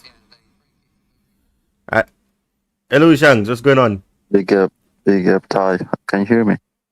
Yeah, I can hear you. I don't know what's going on with this layout. I'm not like Coach, who has different layouts. I don't know what's going on with this thing. Okay, let me do this. All right, cool. Yeah, man. What did you think of the game? My God, the game was so much drama. Like the referee getting knocked down, the players getting aggressive, watching MMA at one point. We weren't fluid, we weren't free flowing, and of course that's expected when you have some players who've not played with each other before. Delap and Jackson, for example, haven't really played professionally together before. Gittens looked very poor, but he had some glimpses of good moments as well. And JDT were very aggressive. They were moving, they were so powerful, so aggressive, and the players that we feel that they just simply couldn't handle that level of aggression. But the game was very interesting. 6-goal thriller. It's so funny though. That the Mudryk came on and then that deflection led to that equalizer. Right when I was saying on the stream that Mudryk, you're gonna get a goal first, man. I can feel it. Then he just scores. Right. It's mad, man. the Dragon. I call him the Dragon Warrior. Yeah, Man. the Dragon Warrior. I saw it, man. Honestly, that game sucked, bro. Like, I woke up early to watch this game and to see the lineup. I mean, I expected the lineup to be what it was. Yeah. Osugo and the other academy kid. And then we had Gittens, who I think had a very poor game today. I think everyone had a terrible game all across the pitch, including Estêvão. I was expecting Estêvão to be the one standout player, but even he was struggling. He couldn't do the things he's known to do. And then Kwanda, I think maybe the tactics or the formation was probably hindering him a little bit. But he was very poor too. He was pretty bad. Honestly, he did not look good. But overall, man, I don't know. It was not a good look. But do you think this is the formation? I think what was it? It was a 3-4-3, right? That's the formation we played with. You can say like a 3-4-2-1 hybrid 3-4-3 sort of situation. Right. Estêvão and like Jackson behind Delap. And then you had what's his name? Gittens as a wing back when Kwenda also as a wing back. supposed to link up with Jackson. Didn't really work out the way, like, I think Estêvão and Quenda have a good chemistry there. The linking up was very good on that right side, but as you said, they were doing poorly, and I wouldn't say it was down to the formation. I just think that it's about the players not, having that level of understanding of each other in that formation. But the formation isn't a problem. The system remains the same, in the sense that you're trying to get play from the back and try to get the ball to your nearest teammate. But the way in which JDT were so aggressive, every time a pass was made, like they were always there, intercepting it. You can see what the passes that they wanted to do were, but he just couldn't get it off. So I wouldn't say the formation, but I do think that it was bound to happen with the fact that we also had young players on. We had a young defense. We had to utilize Isugo deeper, as a in that three at the back sort of defense. It was a very complicated game, and I wouldn't think much about it because none of the players that played yesterday, who started, I should say, played in this game, or who played 90 minutes. Only Estêvão who came on, Jackson who came on, and all of that really got to play. So, but yeah, what do you think about Selena though when he came on? Obviously, he conceded some goals, which is unfortunate. But what do you think about him? He's the third goalkeeper, right? After, or is it the second one? I think he's second to Sanchez. At this point, I don't even know, because they have Ted, they have Sherman Lowe, they have Penders, you have him now. I don't know who's gonna be. I don't know who's third choice anymore. That second goal he conceded, I'm like, maybe he could do better. It looked very like Sanchez type. You know how Sanchez is always like, he makes saves, but then he concedes like savable, like very easy to save shots. So I feel like he could have maybe done better at that. Maybe the third goal. I would say third goal, not the second, because he came on after the second half, right? Second half.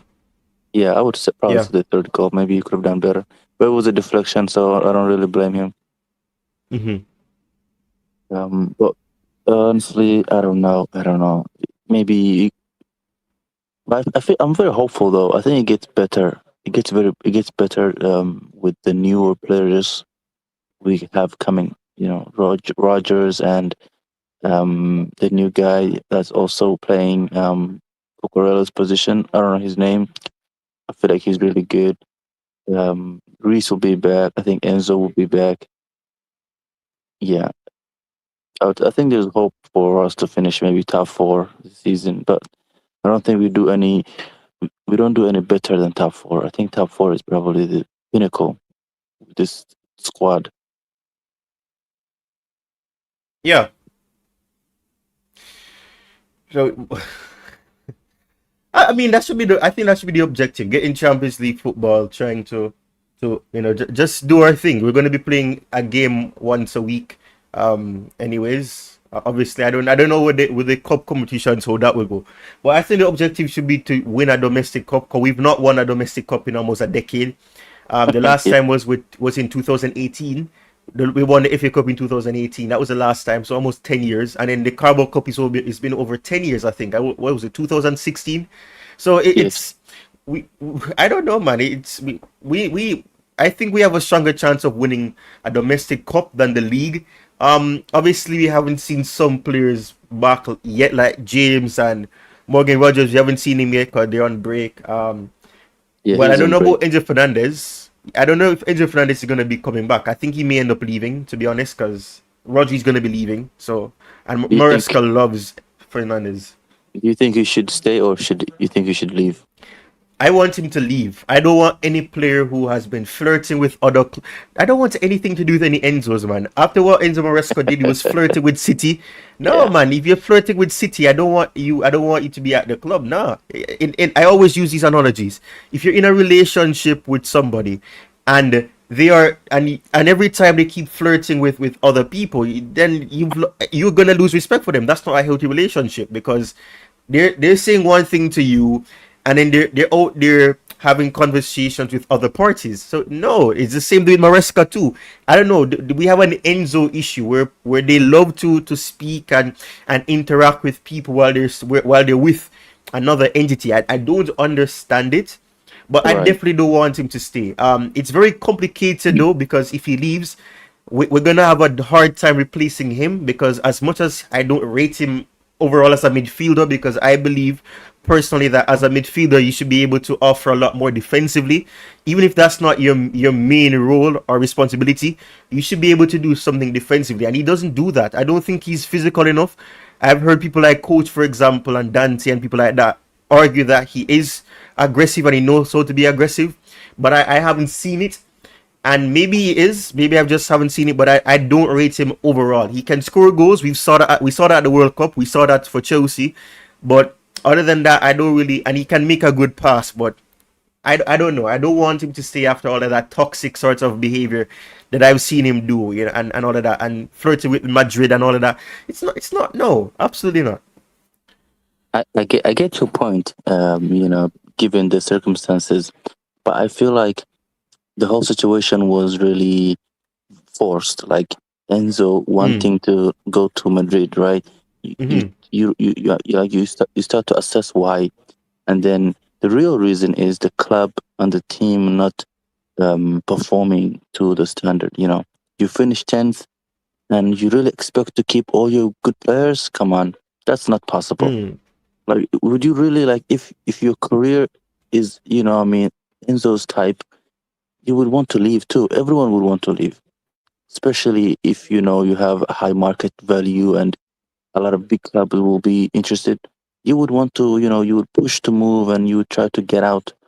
As much as it's a disrespect to the club, you have to also consider why it's happening. What caused it. I'm telling you, if we finished in top 4 and Bluco backed Maresca and gave him the center backs he wanted, the wingers, we would finish in top 4 and we would avoid all this Enzo nonsense. Players trying to embarrass the club and push to move to leave the club. Like, all of this would have been avoided if we finished in top 4. But because we have such lackluster ownership, it created just a volcano of problems. That said, I do think Enzo could really benefit the club. He could benefit this team. You probably think he's not the right choice to. Maybe it's not the right motive. But I think given our midfield, he's really crucial. We need Enzo. Like, we have no alternatives, no other options. Like, who do you have? Who do you have that's better than Enzo? Like, who's there in the market we can get for Enzo replacement? So we're saying the same thing, That's what I'm saying, that I personally want him to leave. That's what I'm saying. Personally, yes, I want him to leave. But as I was saying, at this late in the market, it's kind of difficult. I'd have probably made an argument for Bruno, but obviously he wanted to go to Arsenal anyways, and that would have been a massive thing as well. Because I think Bruno is the closest, and he's not necessarily the same profile, but Bruno offers something different. Obviously, that's not going to happen now, so I'm not going to talk about it. So that's why I'm saying that personally I would have wanted him to. And I get what you're saying, and don't get me wrong, I'm not blaming him in the sense, because I understand this is the same thing with Kukurea. That's why Kukurea left and he went to, although he said he wanted to go back to Spain and whatever. I don't buy that. That's the real I don't think that's the main reason. I do think that it's because of the things with Maresca and the way the team was able to we have that poor end to the season. I think that's a large part of it. So I get that. I'm not saying that they don't have any right to want to leave the club, but I'm talking, you see the way in which Kukurea did it, I'm okay with that. Kukurea doing that, that's fine. What Enzo Fernandez and his agent have been doing, that I don't appreciate and respect, because you're flirting and you have your agents and your agent speaks on your behalf when you're not there. The agent is not going to come on and say that if he has not had a discussion or he is not told Enzo Fernandez that that's what they want to do. And the reason why Enzo Fernandez is stuck at Chelsea right now is because Madrid decided that they're not going to go for him. Of course, things can always change. They could always come back in for him, especially with the fact that has selected Barcelona and goes to Barcelona. They may come in for him late in the window. There's still enough time for them to do that. But I'm not sure. So that's what I'm saying. I personally would want him to leave because of that situation, and I don't want anybody who's done that to be at the club. But if he ends up staying, then I'm not gonna complain, because he is a good midfielder in terms of creativity, in terms of scoring from the midfield. We need that, especially with the whole set piece coach and the priority of, you know, the set and the way in which set pieces are supposed to be taken, short corner kicks, shooting from distance, all of that. He's perfect for that. We saw that with Argentina in the World Cup, where he was able to score from that short piece sort of pattern, short corner set piece pattern, I should say. So I have no problem with him staying, but I don't know. I just don't, that whole situation just rubbed me the wrong way, and I understand why he wanted to leave. I just find it very disrespectful the way that he went about doing it. Just like with Maresca, you know, just going behind the back and talking to Man City or whatever. I feel like for you it might be a combination of both. Maybe I think you don't really rate Enzo as a player, and the situation where he, you know, with the agent in Madrid, and I understand completely.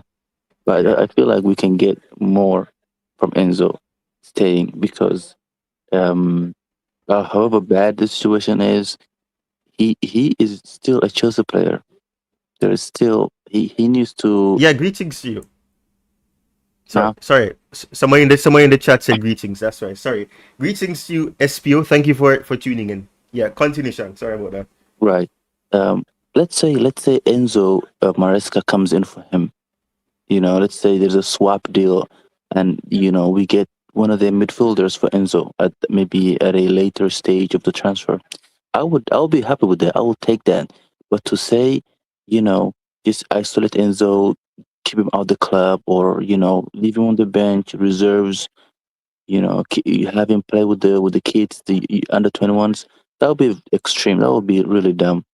When we could really use his quality to help us this tournament, this campaign, this season's campaign, because I think we will struggle.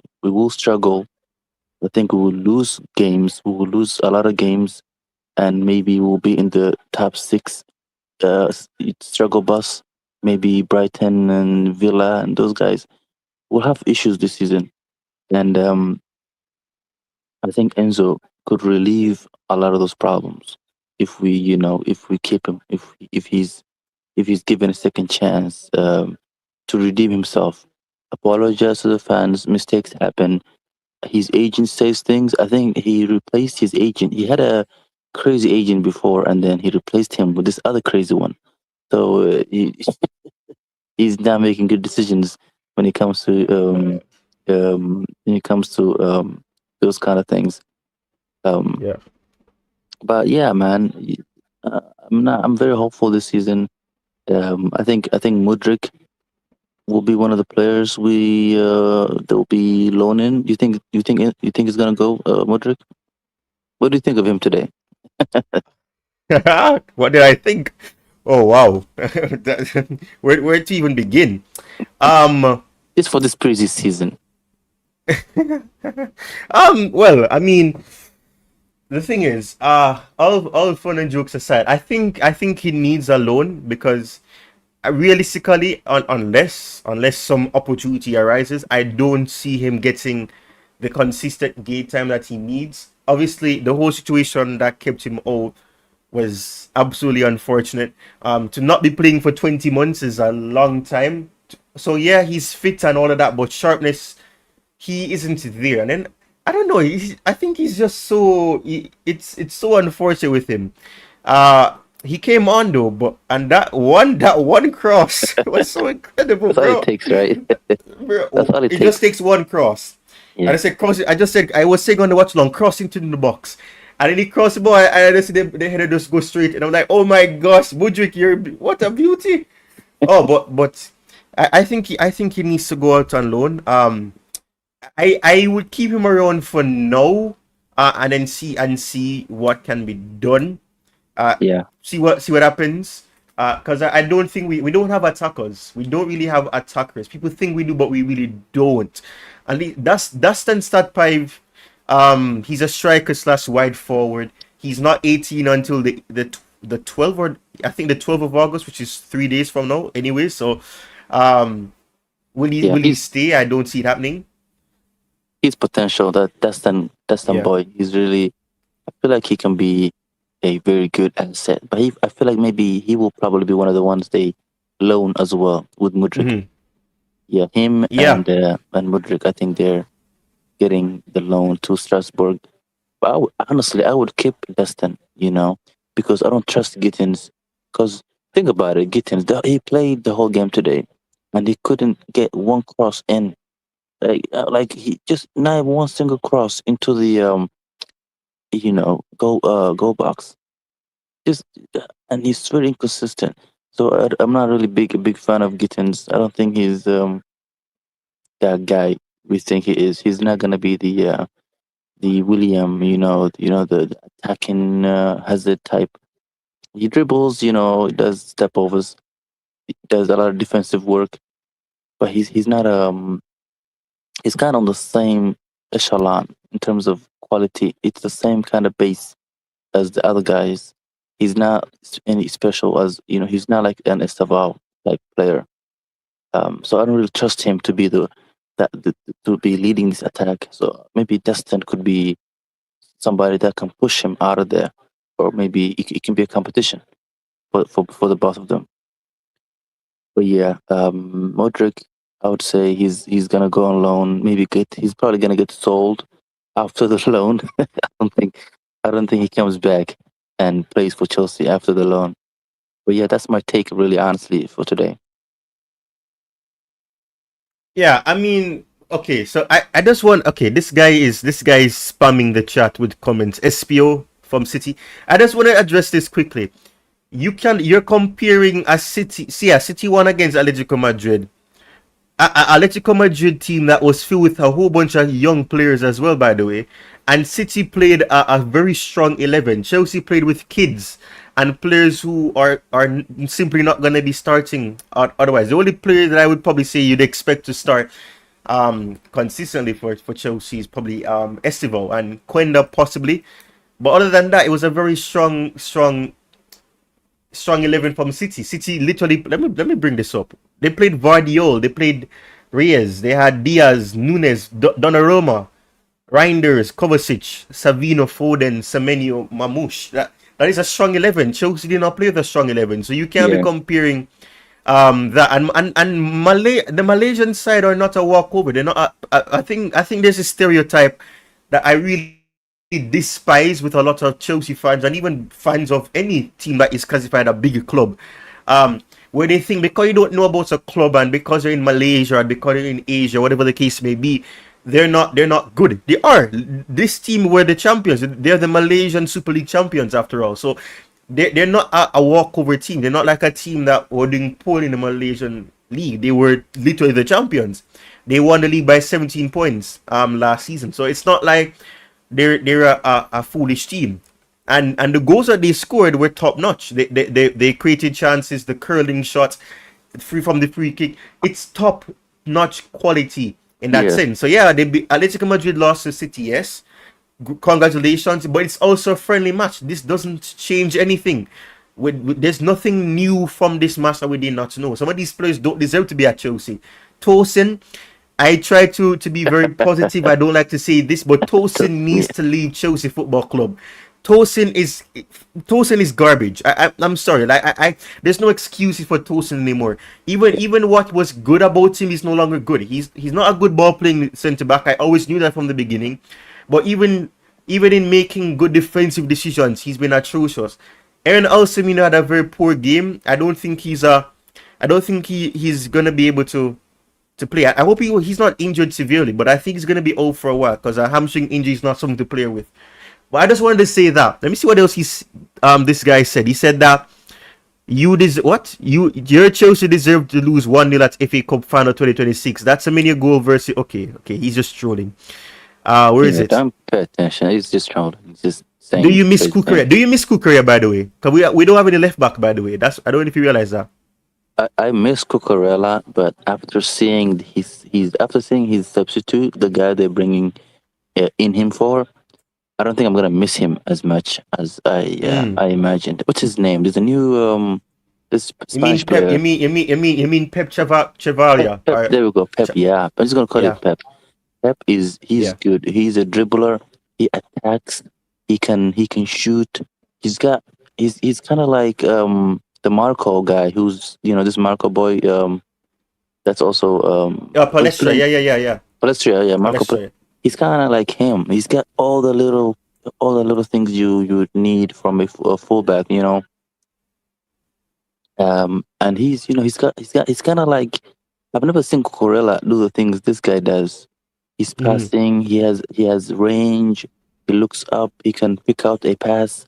Like, I'm like, is he even a fullback? He feels like he's kind of like a midfielder in a way.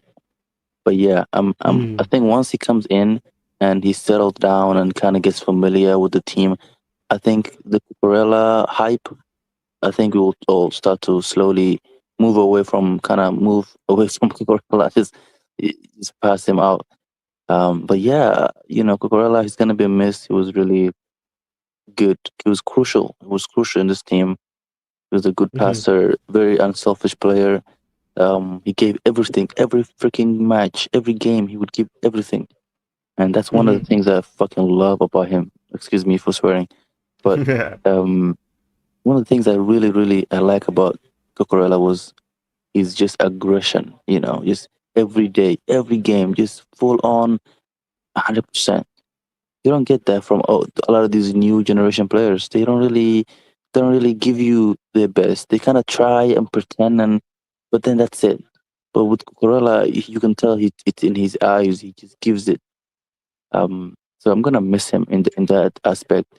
Hopefully, he goes well for him at Madrid. I know it's a tough competition there. They have so many good players, very good players over there. Yeah, man, I'm sure he misses us. Maybe he comes back. Maybe 5 years from now, it becomes like a Thiago Silva type signing. But yeah, man, I'm gonna miss Cucurella, honestly. At least for now. The thing is though, there's the thing is, I'm sure you remember that in the beginning, a lot of people did not believe in Cucurella. Of course, I know one person, Gary Neville, who looks like an absolute idiot. You're one of them, okay? Yeah, a lot of people were like that. When he first came, I wasn't really feeling him. Yeah. He was doing things, and I'm like, come on, what's going? They keep attacking him, and he keeps conceding. They keep dribbling past him. What's going on? Yeah, I was one of the early guys to critique Cucurella, but he got better. He proved me wrong, and he really dunked on me. He's like the best thing I've seen in a long time. Yeah, he dunked on me, and I'm tall. I'm like 6 feet, so and he's short. So he dunked on you, bro. It's the best expression I can come up with. But yeah, he proved me wrong. Yeah. But yeah, I was one of the people that didn't give up on him.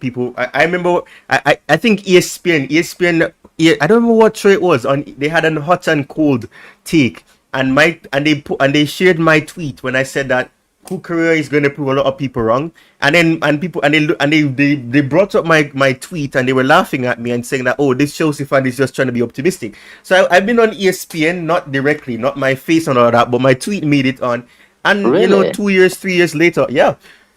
And then 3 years later, and now I look like one of the best things ever, because he's now a World Cup winner. He's won the World Cup with Chelsea, the World Cup with Spain, the Euros with Spain. And Gary Neville, by the way, said that they would not win the Euros because of Cucurella, and they literally won because of Cucurella, because he got the winning goal assist, literally. So Gary Neville makes me believe that I can become a pundit one day, because if he makes those absolute garbage takes on Sky Sports and he's still in a job, then I don't see why I can't get a job then, because I mean that was garbage to say that a player is going to be the reason why they don't win the Euros. And then that's exactly how they won it, with him getting the winning goal assist. It was embarrassing, man.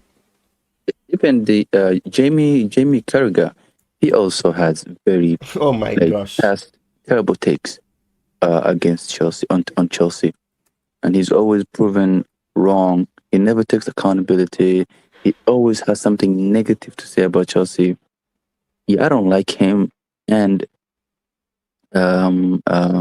he's I think he might be the only one. Gary Neville is, doesn't really pay attention to Chelsea as much as Jamie Carragher does. So for me, I hate him more than I hate my enemies sometimes.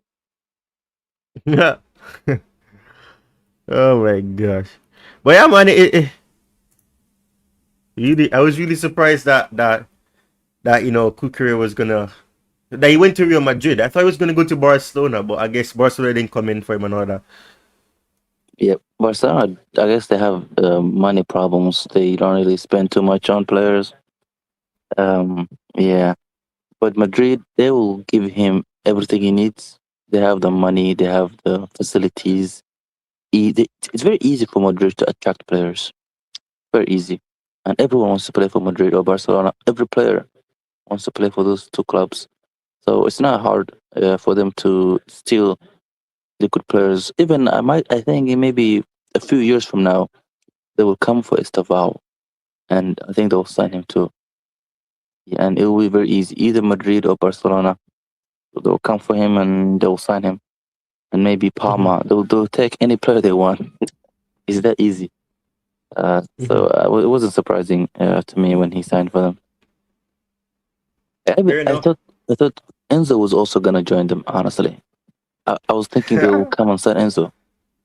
Yeah, but they came with a whole full-blown statement saying that no, they have not had any conversation with him. That could also be a lie, They've done that before. They did that with Modric, with Modric, I should say. They said that they're not going to come sign him, and they did. They did exactly that. So, I wouldn't believe them. And as I said, considering the fact that they wanted Rodri and Rodri's going to go to Barcelona, it looks like they may decide to do so, and they can. It's funny, man. They can. Yeah, it's too easy for them. This guy SBO in the comments, he's kind of really trolling us. But I don't think. What do you think? Yeah, man, he's been trolling us. Do you think Man City will win the league with Maresca? What do you think? Absolutely not. Absolutely not. Oh, and by the way, I just realized that Maresca had a match today. I forgot. Yeah, he's a coach. Cool. He's a coach. Yeah, with Man City. Yeah. You see, I forgot Maresca even existed until he just said his name. That's crazy. That's crazy. Bro, wow. Dortmund are winning 3-1 against Arsenal. That's what I'm saying, that you can't look at pre-season. The Premier League champions are losing 3-1 to Dortmund right now. Yeah, and Dortmund. Yeah, 3-2. 3-2 is 3-2 now. It's 3-2 now. They just got a penalty. Victor Gyökeres, yeah. What's the time now? Is it 80 minutes? 72 minutes have gone. The thing is though, I think they're gonna struggle with Saliba. I don't know how long he's gonna be off, but they're gonna struggle without Saliba, to be honest. Kepa Arrizabalaga was taken off. Calafiori came off. Gabriel came off. Interesting. Martin Odegaard came off. Wow. They have a strong 11 too, so they don't even have any excuses of they were playing a strong 11 because Kepa was better team. Yeah, good team. Yeah, Odegaard and Gabriel and Calafiori and people like that. So it's preseason. I'm not thinking too much into it. I still think it will be between them and City for the league this season. Yeah, I think it's gonna be between them.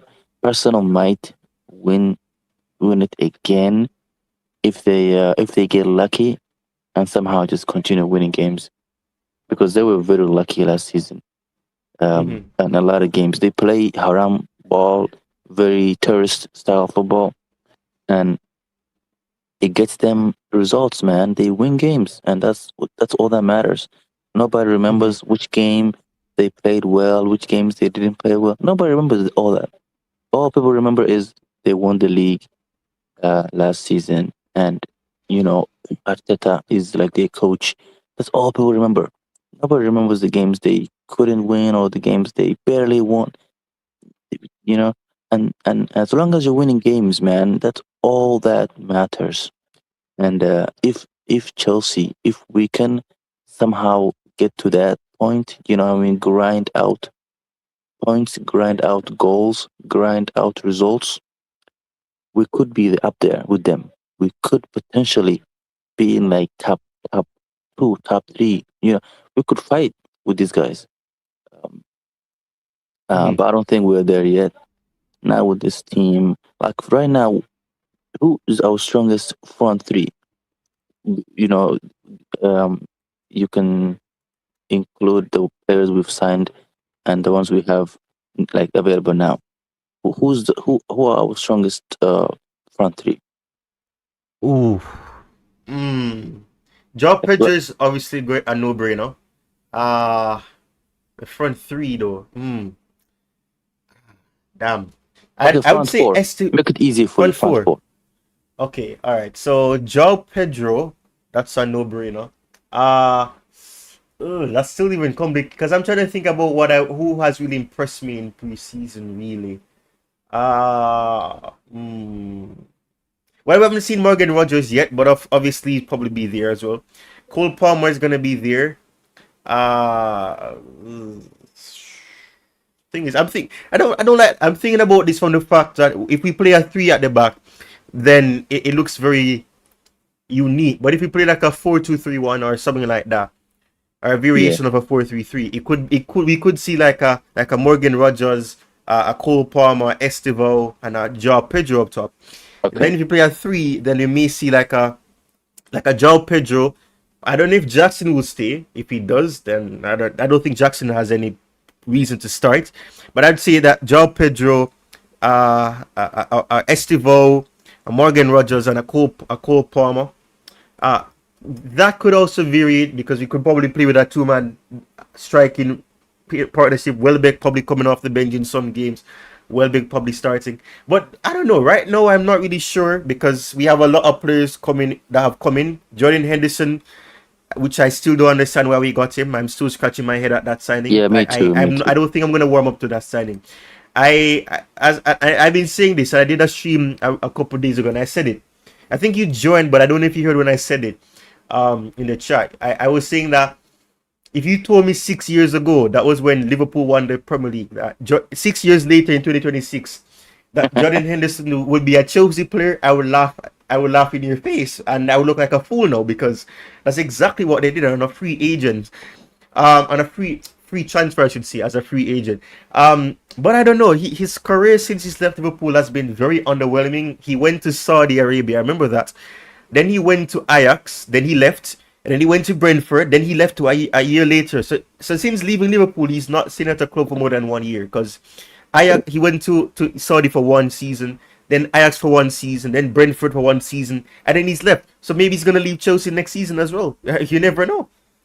It looks like he's like an emergency, type signing. He's like a contingency type signing.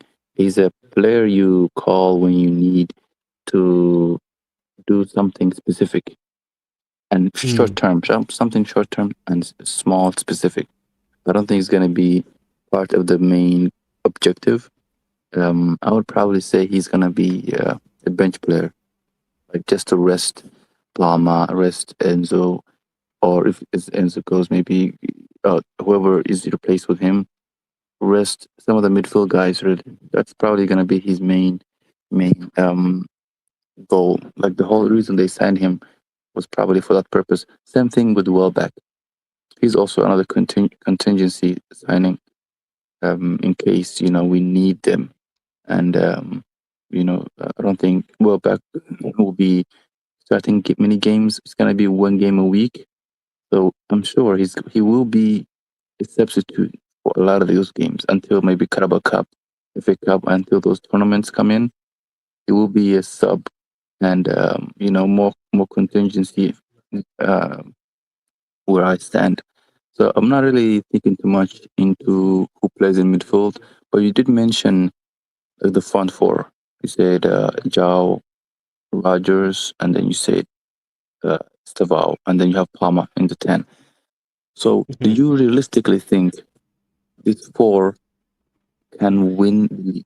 Like, are they good enough to take us all the way?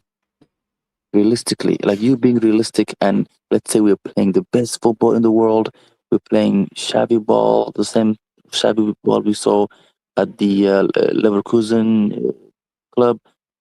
Do you think this is good enough squad, like good enough front four to take us there? Like, think about it.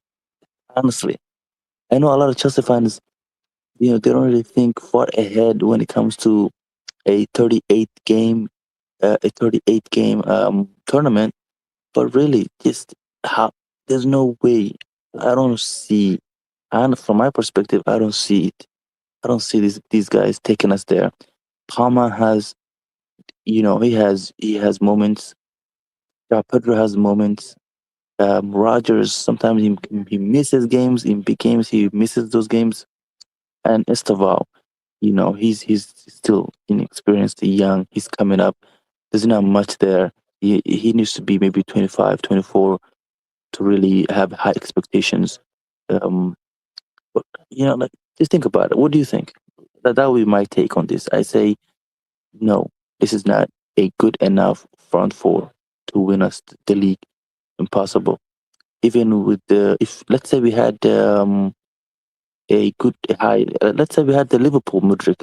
Remember the Mudryk from the Liverpool debut? That guy. Let's say he was, here, that baller. Even with him, it would not be possible. Realistically, if we use our heads, it would not be possible.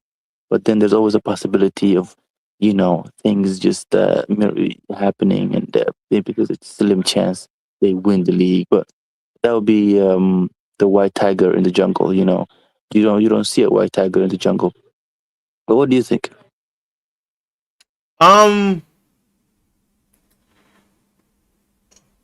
I get what you're saying, and Cole Palmer. I'm sorry. I think Cole Palmer has really.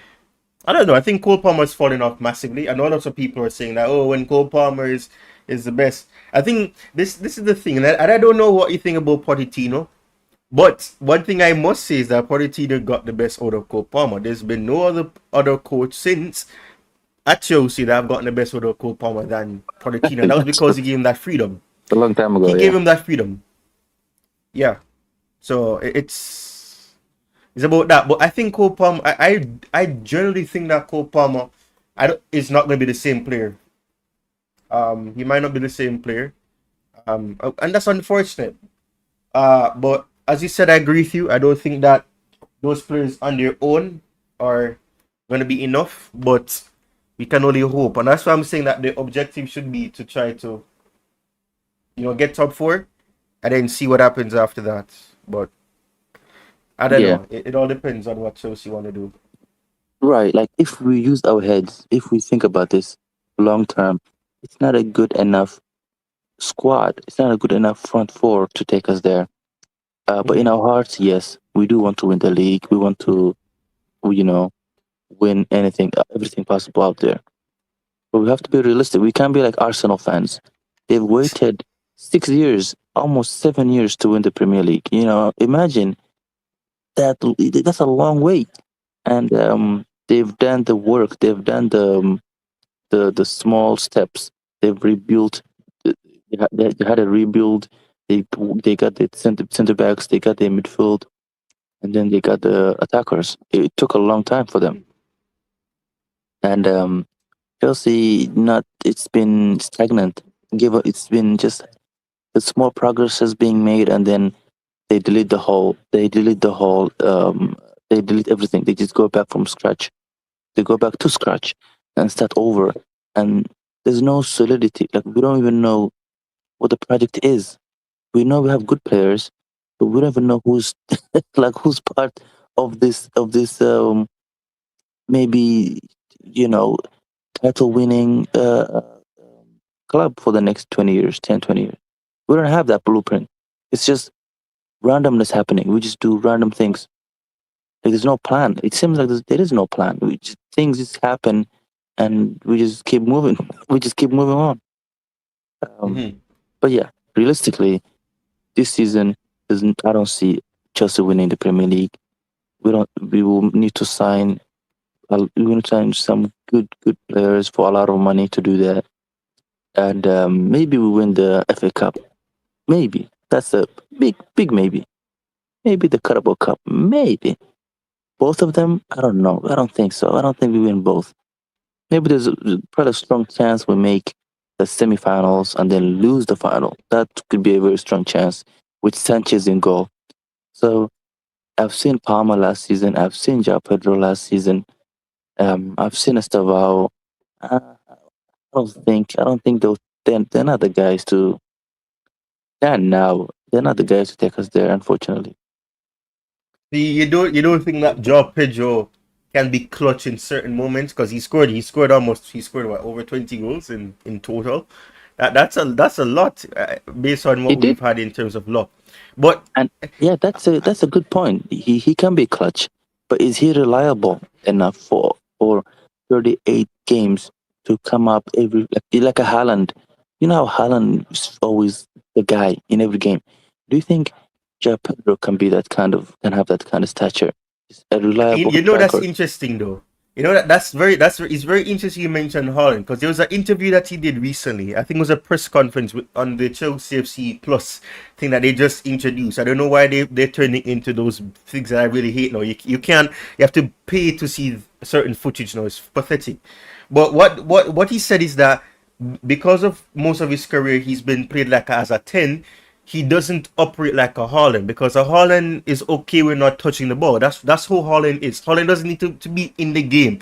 He just needs to time his run to perfection. But because João Pedro was naturally at 10 before, and he was playing as a 10 behind a striker or like a supporting striker, he is more so the player that drops deep. So because he has to drop deep, it takes him out of the game, because obviously if you drop deep, that allows the midfield or the defense of the opponent mark you out of the game, and then your team is forced to have to go wide, and then those wide players are gonna have to try to get the ball in or try to finish the chances. So then you have to try to get back into the box, and then by that time you may end up not getting there in time and being in the right position. So yes.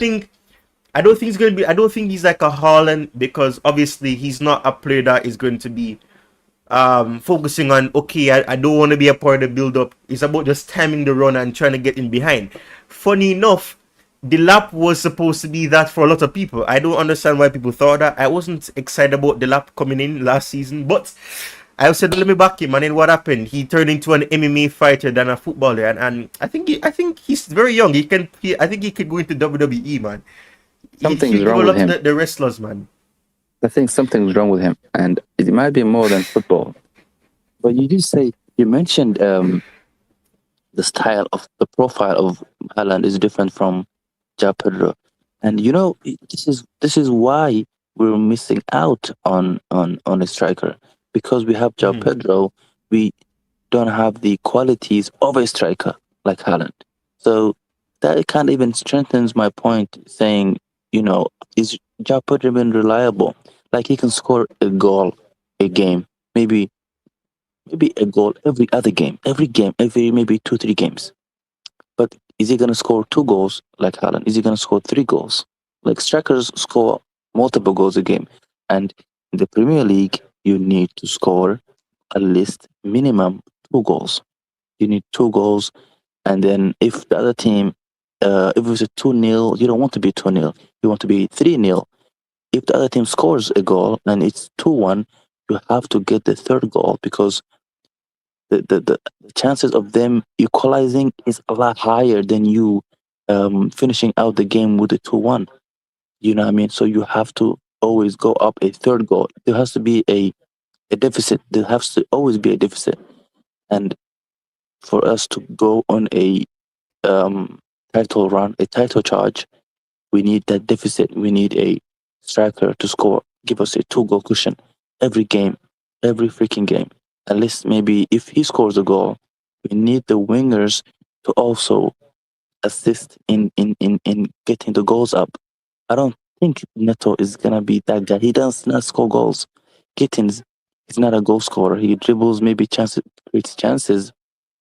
He's not gonna contribute to the deficit we need to win games. The only one I can think of is Estêvão. He's the only one I think he can score a goal every game. If not a goal, maybe he will assist. He will make a. There will be an assist on his book that game if he does not score. So, and if he doesn't score or assist, then he's having a very bad game for his standard. So yeah, given that João Pedro is again for a second season our striker, we will struggle, and I don't think Welbeck is gonna be a remedy. To he's not gonna he will be there. He might score goals, maybe a lot more goals than we would expect from a Welbeck. But I don't think he'll be there for those clutch moments, for those 2-2 like a 2-2 game. We need a third goal. Welbeck comes on, he scores a third goal. Maybe it's 1-1. We need a clutch moment. Welbeck comes on, he scores the second goal, and maybe it's 80, 90th minute, and we'll win the game by a margin, like a very tight margin. He could be that. But he won't be as reliable as João Pedro, and João Pedro won't be as reliable as someone like Haaland. So I'm not too hope. The title talk, the winning the Premier League talk. I'm not gonna entertain that, unfortunately. So Shanks is out when it comes to title talks. I would probably entertain top 4 conversations, maybe top 6 conversations. I'll probably entertain those kind of conversations, but in terms of Chelsea winning the league this season, out of the question, impossible. Close to impossible. Well, it's really 90. There's a high chance we don't win. There's maybe 99% chance we don't win, but that's my take on titles, honestly. But do you want to talk about Jackson?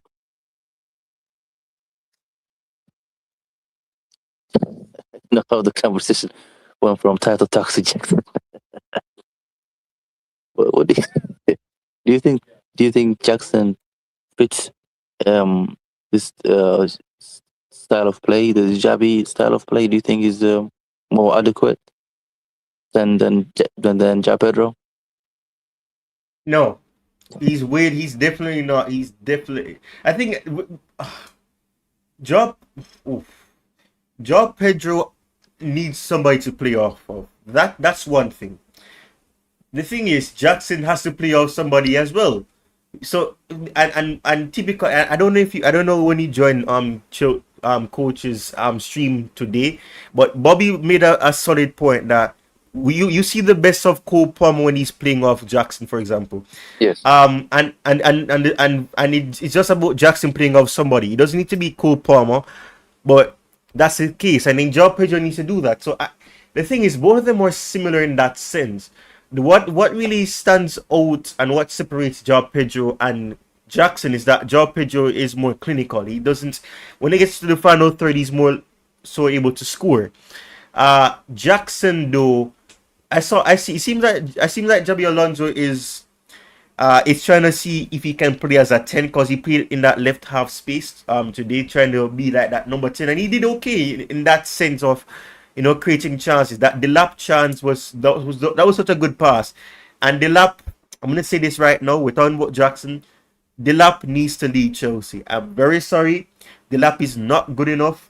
Yeah, he scored 2 penalties today. He won a penalty, and that was why Chelsea got it from Ipswich Town, because he scored a penalty against us. Won a penalty that wasn't a penalty anyways. But Jackson is not a striker. He's never been a striker. I think Unai Emery playing him centrally when they had that injury issues at Villarreal kind of fooled people, but he's not a striker. He's always been a 10 or a wide forward supporting playmaker sort of player. That's what he is. He's never been a striker. Jackson, when it comes on to the final third and finishing, sometimes he can be good, sometimes he can be very bad. I saw him in the World Cup with Senegal, and I was like, okay, Jackson, okay, this is the glimpses of what you can do sometimes.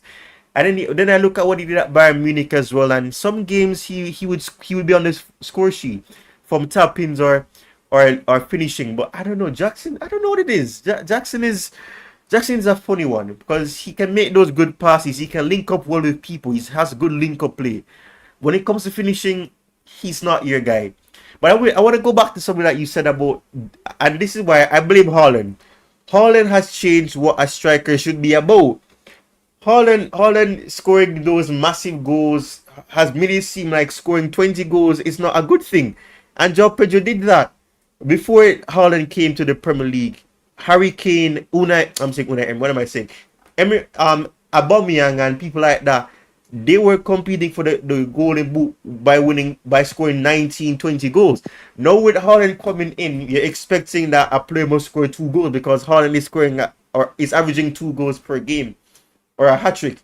But the thing is, and that is why I believe that Pep Guardiola is one of the greatest coaches ever, because the way in which he was able to have Haaland in the team, everybody else was doing the work for Haaland. So Haaland not getting a touch here and not touching the ball for 5 minutes, etc. And when he finally gets to touch the ball, it's a score. He's able to deputize with that. The problem with Chelsea, and it goes back to the recruitment, is that Chelsea have signed so many players that are a mismatch. They don't play with each other well, or they need somebody to help them. And because of the way in which Chelsea are just signing players because, oh, this player looks promising, but they're not looking to see how those players can benefit Chelsea if you have a change in coach. That is the issue here. So João Pedro needs somebody who can play off of, and I really wanted us to. That's what I'm saying. Danny Welbeck was not the striker I wanted us to get. Yes, he can score a clutch goal, and I heard a commentator say this on the CFC Plus website /app, saying that the positive things that Welbeck cannot score against Chelsea now next season because he's now signed for Chelsea. So at least now we know that when we play against Brighton, we can feel a bit more comfortable that he's not going to score against us, because from he's been a young player, Welbeck just loves to score against Chelsea. So hopefully he can take that goal scoring that he loves to do against Chelsea and do that in some key moments. Come off the bench and do that. But I really think that João Pedro needed another striker. And it's very funny because you never know. A lot could have changed it, and it's the butterfly effect, the domino effect as well. Tuchel wanted Erling Haaland, Abramovich and Marina and all of those people. They decided to give him Lukaku. We know what happened with Lukaku. And to be honest, I don't think Lukaku was that bad at Chelsea. I just think the whole interview thing messed up his future. And then boom, he wanted to leave. Because he was doing okay. He started off very positively. He wasn't touching the ball a lot. And then he didn't score for a bit. Then he got injured. Then he came back. He scored against Villa. And then boom, the interview came out. So I think that Lukaku would have done better at Chelsea if everything didn't go the way that it did. And he was the closest thing we could have had to probably a Haaland in terms of not being a part of the build-up completely. He could get a little touch here and there. But I think if we had gotten Haaland, who knows what would have happened at Chelsea? You know, a lot could have changed. You never know. Haaland probably Haaland would have flopped at Chelsea. You know, we don't know. We really don't know what would have happened. I highly doubt it. Yeah. But if we had gotten Erling Haaland, especially when Lampard wanted him back, when was it? Back in 2020, who knows? Maybe we could have. I don't know. I don't want to think about it because it makes me wonder what would have really happened. We could have signed him. That's true. Yeah. We just never. This is the thing with the ownership. They don't really take chances on potentials like that. Like a talent like Haaland, who's killing teams in the Bundesliga. Why don't you take a chance on him? You know, give him an attractive contract. See how he does at Chelsea. But no, they rather sign, just nonsense, really. Even Lukaku, his ego, because he was in a good form. Before the interview, he was in a good form. He was scoring goals. He was really good. And then, he's feeling like he's on top of the world. Everyone loves him. They're saying his name. He does a weird interview and starts to glaze and praise his former club and owners and blah, blah, blah. And then fans come for him in the comments, attack him. And socially, when you're on social media, you will see the negativity. If you're a player, if you're say famous, it will come to you. It will come to you from some angle you don't expect. And he got that hate. It got to his brain, and it affected his performance. So his ego and just pridefulness and just he's feeling like he's on top of the world, he's on cloud nine. It got him. He kind of self destructed on himself, really, if you ask me. But we also have a number 9 curse at Chelsea. We have a striker curse. You know about this. I know you know about this. We've always had strikers come here and they would struggle. Higuain, Abraham, we've had Giroud was okay, but even he was not really killing it. Morata was really bad. We've had strikers here. They've struggled to be like something like Haaland. But the only player I know I keep going back to Haaland because he set the standard so high. You have to compare him.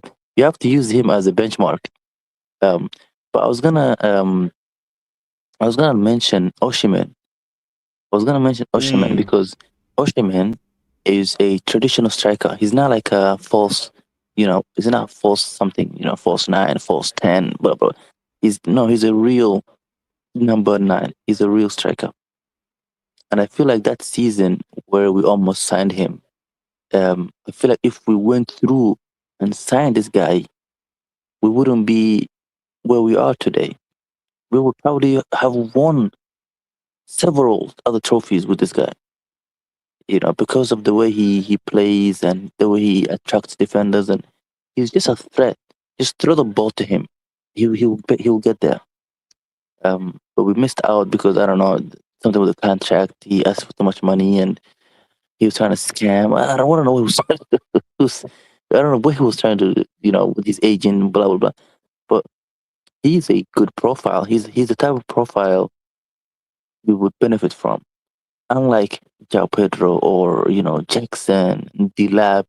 By the way, I do agree. By the way, Delap, he's he's he's a shit, as coach would say. He's terrible. This guy, he needs to go like yesterday. No, not even yesterday. 2 years ago, before he signed, he needed to go. you know, before he signed the contract, he was supposed to sign another contract saying he would leave the next day. That's how bad this guy is. Yeah, honestly, today he did nothing. He scored 2 penalties. He stole the penalties from Estêvão. He shouldn't even be taking penalties, and he thinks he has done something. He did not do nothing. He didn't do anything in this game. Like just running around, just playing WrestleMania. He's just MMA fighter. Yeah, I agree. The lab, he needs F off out of here. Jackson, I like Jackson. I like his link-up play. I like how he brings, like you said, earlier you mentioned Bobby said something about how he becomes better when Palma is with him. Yeah, they have a nice link-up. They know each other. There's a good link-up play there. But I don't think a good player needs to depend on another player to shine. Like this is a new narrative pundits are pushing. Oh, so and so needs this player to play like this. Oh, he needs that player to shine. Oh, he needs this. No, if you're a good player, you're a good player.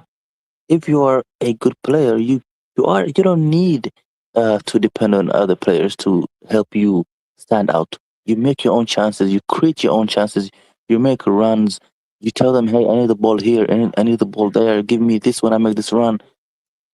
Yeah, so I don't really see. I mean, it's good. He gets the job done. But if Jackson is a baller, he does not need Palmer to help him shine.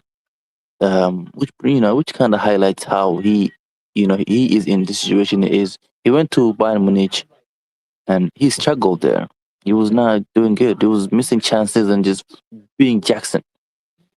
So I'm not buying he needs this player to shine or whatever. I feel like he's good. He's a good backup for João Pedro. Way better than Welbeck, if you ask me. I would actually keep Jackson over Welbeck, honestly. But other than that, I don't see Jackson as someone we should keep if we have the potential, if we have the right to buy an actual striker, a better striker to back up João Pedro and compete and push João Pedro, which I don't think is going to happen. They're not going to sign a striker. If they did well back, they're not going to. There's no more striker signing happening. So I would say keep Jackson. I know you don't like Jackson. Keep Jackson. No, wait. No. I did not say that. No, now you're putting words in my mouth. I did not say that. I did not say I don't like Jackson. I just said I just said I don't think he is going to be he's not the player that a lot of people he's not a striker. And I think you mixed up what I said. I wasn't saying that he needs Cole Palmer. No. I'm saying Cole Palmer does better when Jackson is there, when he has someone that allows him to be able to play off. That's why I'm saying that maybe, and this is all hypotheticals, we don't know. Morgan Rogers and Cole Palmer are good friends, they're best friends even. So maybe that will help him. Maybe Morgan Rogers will be able to help Cole Palmer and help to get the best. We don't know. We can only hope. We really haven't seen that. And that's one thing I really hate about the fact that we signed some players from the World Cup sort of involvement. Players who were playing the World Cup, because that means that we have to wait a while because they need to have a break because they had an extended season. So we don't really get to see the best situations. We don't get to see them, playing within the coach's system, and it's going to take them time, which is why I'm saying, and I think Jay was the one that said it. I don't remember when it was. Probably other people said it too, that we're not going to see the best of what Alonso probably can achieve with this team until probably late September, early October, because of the fact that some players are gonna need time to warm up and to gel and to really get that chemistry with some of the players that have come in as well. So like Morgan Rogers, who is on a break, he's gonna be joining the team eventually. And James is obviously going to be one player that we're going to have to see what happens. But after what I saw with Palestra, I don't think we need to worry about James because Palestra has been so good. Palestra, I don't know how to describe it, but Palestra is so, like, the way he moves, the way he's just able to just get into the attacking third is just incredible. He's like a right-sided Italian Marcos Alonso, and he has Marco in his name, so yeah, it really is, man. It's just good. But defensively, he needs to work on that. So he's more like he really is like Alonso in that sense. Because Alonso, going forward, you know what you get with Alonso. Good. Yeah. And he looks like Alonso too. Like the way his body is. Yeah. But he's young. He's young. So he has time on his side. He can probably get better defensively. But offensively, we have a lot of good things. And Quenda and Estêvão have a good link up. I think Quenda will do way better as a right wing back, as he can play as a right wing back. So we have options. We have depth in that right wing back, right side of that side of the team. The left side is what I'm worried about because we don't have any left back, and if we get Pep Chavalia, which is likely, he's practically a Chelsea player. I don't know when they're going to unveil him. Then we only have one left back if you think about it, because Kukurea was the only left back we had. We're trying Aaron Alsen-Mina as a left back, and that's it. We have Hato who can play as a left back, but Hato really isn't going to be offering you what Chavalia offers, because Chavalia is like a left-sided Palestra, and of course Palestra can play on the left side because we saw that yesterday against AC Milan. But we only have one left back, natural left wing back, and that's going to be Pep Chavalia. So if God forbid Pep Chavalia gets injured, what do we do then? We have no left back. We have to deputize and find somebody, which is why we saw Gittens playing as a left wing back, which I never want to see it happen ever again. Gittens is not a left wing back. I'm sorry, never play him as a wing back ever again. He's not good enough to be that.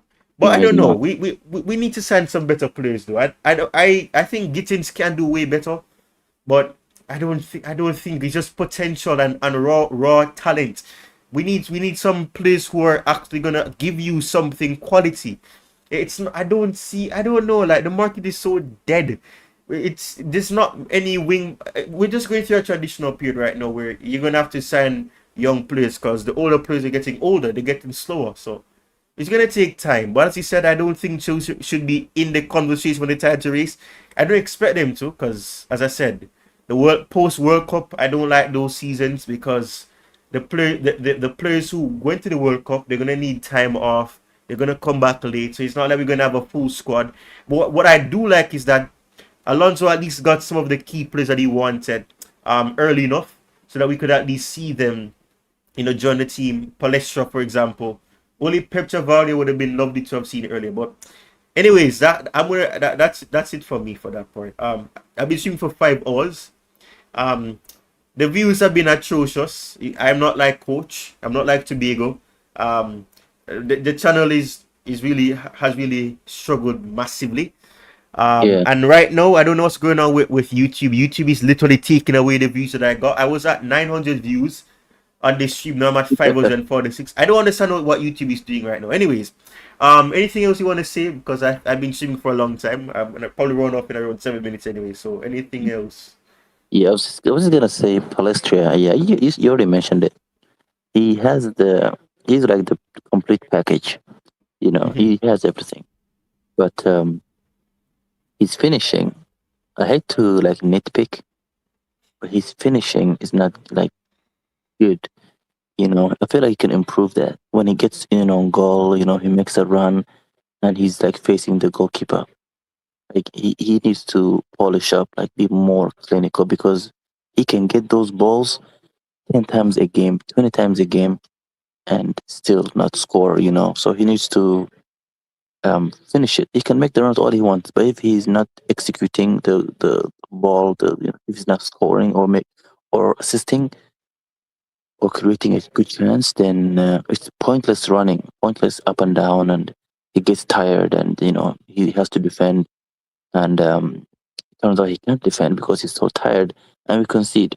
So he needs to make those runs count. Every run he makes in on goal, because they will find him. Caicedo will find him. If Enzo is still there, he will find him. When he makes those runs, they will find him. Palma is going to find him. So he will get the ball. He just needs to kill the game. He just needs to put power behind his shots every time.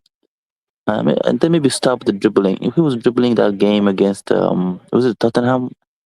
He was doing like a little flicks. No need for that. Just keep it simple, because you have to run back and you don't want to waste too much energy doing this nonsense. You're not a winger. Keep it simple.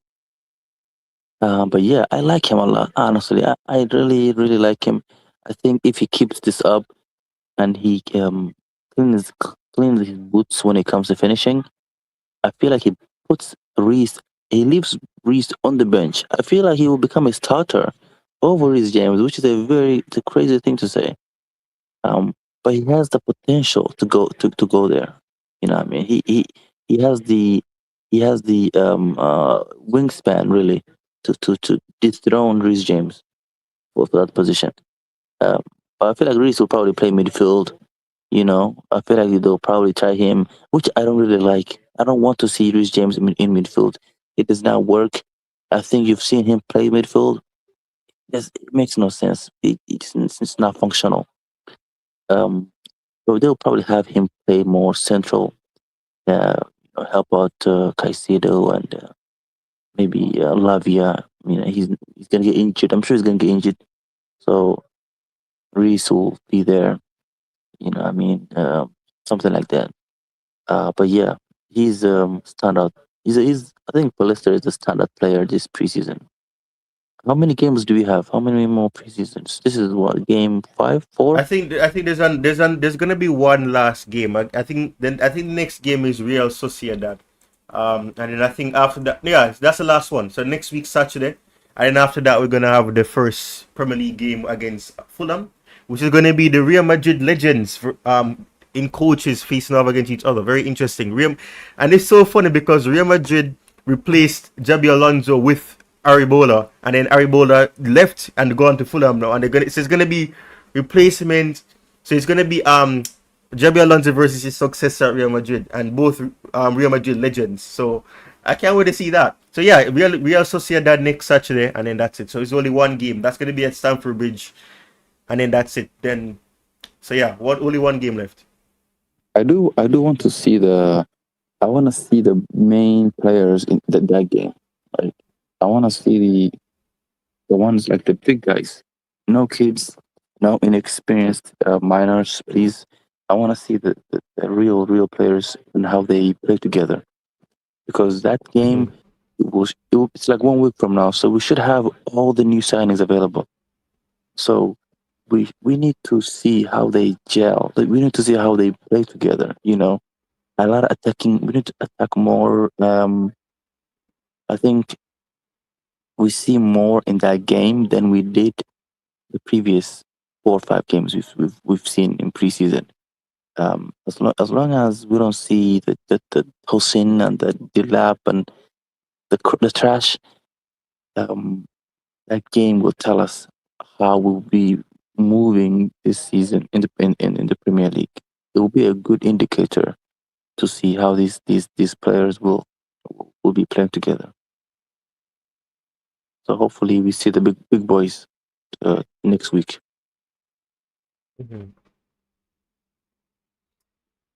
I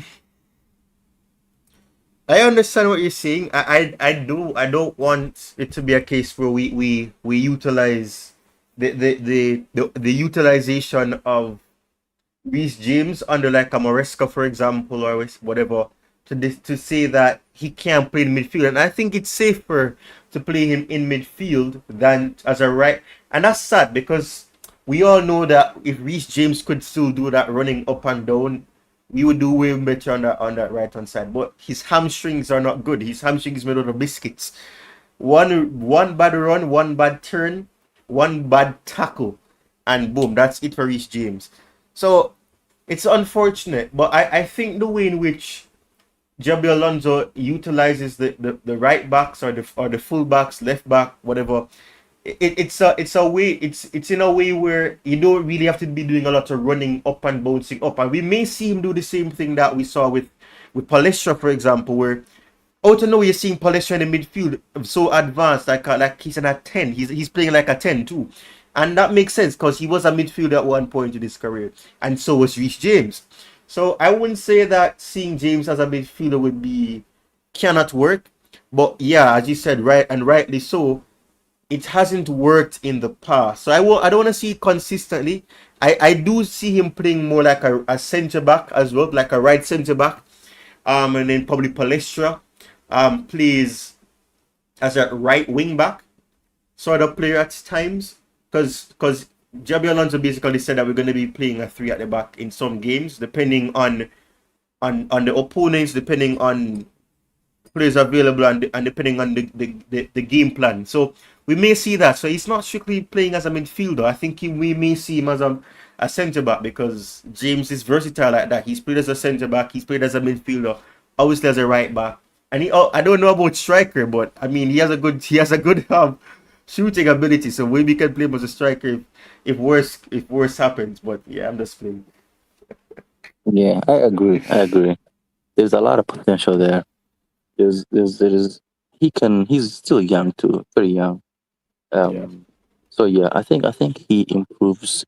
But I don't know. I haven't seen any improvement from the kids under these owners. I don't know. Estêvão, I feel like Estêvão has improved, but it's like a very slow improvement. He's kind of doing the same things he does, and I don't know who has really improved from the new additions, the new youngsters. I thought Santos improved, but then we sold him.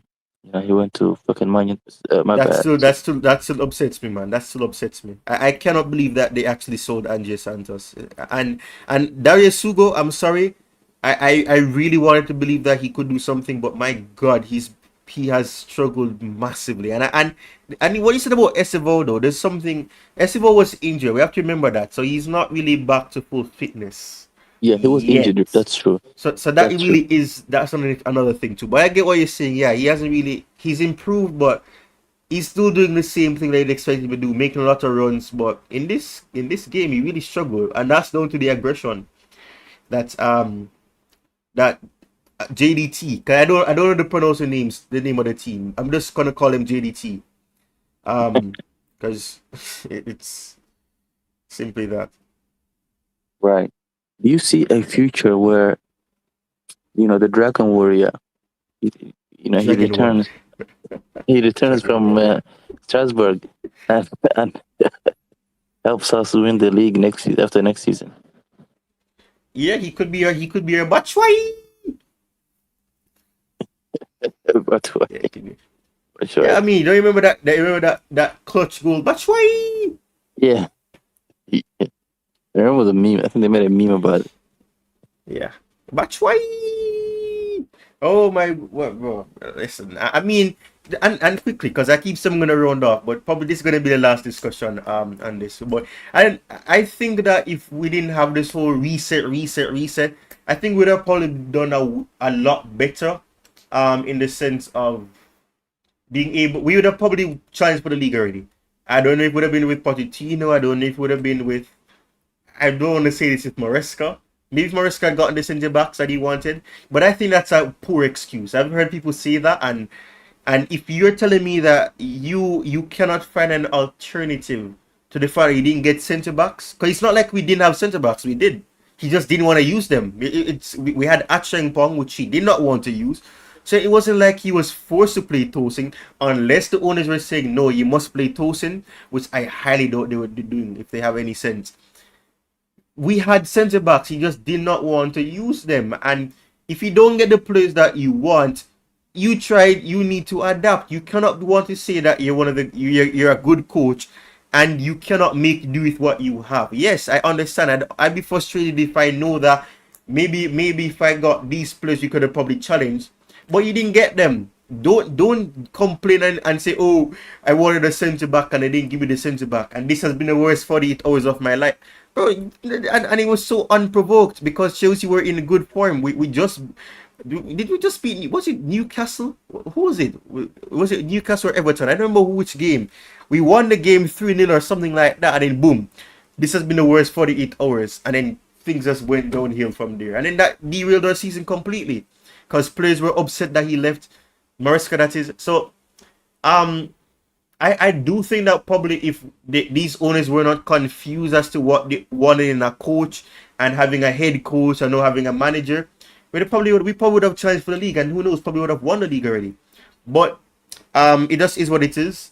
I can only hope that Jabi Alonso is the final managerial change that we have to make for now, because gosh man, every time we change a coach, it just sends us backwards. I don't think people understand the fact that every time we have to change a coach, it's very confusing for the players. It's very complicated for the players as well, because you keep having to change, and then also the players that you sign for some coaches may not be ideal for other coaches, which is why I understood why the owners were trying to sign players not for the coach specifically, but for coaches that certain coaches would be able to still utilize. For example, an Estêvão Willian, he was signed long before before yes, because we signed Estêvão did we sign Estêvão before Maresca? I think we signed we did sign Estêvão before Maresca, but Estêvão did not play until I think he had a season. He was young. He was young. So I think he joined. Yeah. Same time. I think. So he joined later. Yeah. He joined later. But I don't know. I feel like you're not appreciating Maresca, a little bit, because it's kind of difficult for me to appreciate him though after the way he did things. Because yes, I understand. It's not about I didn't like the way that we played on the Maresca. It was so cautious and safe, and it was so dull. And one thing I would give Maresca credit for one thing. If there's a game that I want to win, and I want to be defensive, Maresca is the coach, because you lose less games with Maresca than you will win with Alonso or Pochettino, because they're more attacking. Maresca is more pragmatic in the sense where you just do things to get the best result, and that's just it. That's pragmatism. That's pragmatism, where you're just being pragmatic. But I did not like the way we play. We were so safe. There were chances where we could go forward, and we're going backwards and sideways, and he was so cautious. And I get it. He didn't trust the players that we had. But my gosh, you need to take some risks. You can't just be going sideways and backwards and slow build up. It's just so dull. And then sometimes when we had the chances to attack, by the time we go backwards, by that time the opponents already get back into shape. So whatever gaps they were in behind, it's too late, because by the time we take to get back into the attacking third, they've already gotten back into shape and gotten back defensively. So yeah, I've never shied away from saying that I wasn't a big fan of Maresca. I was a big advocate for him in the beginning, especially when people saying he was inexperienced. I was getting a coach from the Championship who just got Leicester City brought back up. I was one of his big defenders, but then when I saw the way we were playing in November, December of 2024, I was like, nah, man, this coach is not going to win us the league anytime soon. He's too safe. But continue. This is the last discussion. It's almost 10:30 for me right now. So okay, last discussion. You have to go. Yeah, the thing is, with the player, I think Maresca had to play a certain way to manage games, because you have to realize the way we were playing and the way we went through the campaign, the conference league, how we won the Conference Cup, we were on cruise control for every game, just win, and we played good in all those games. It was never too defensive. We were a better team because we had better players than the teams we were facing. So you can say, we had better players to suit the defeat, not, I guess, suit the win, because you have better players against a team that doesn't have any quality players. A small team like freaking Noah, they probably spent 1 million in transfers, where Chelsea, do 100 times that, 1 million times that. So you could probably, use those as an excuse to say, okay, you have good players, so you should be winning games. You should justify a win. And he did justify wins. We were winning games easily.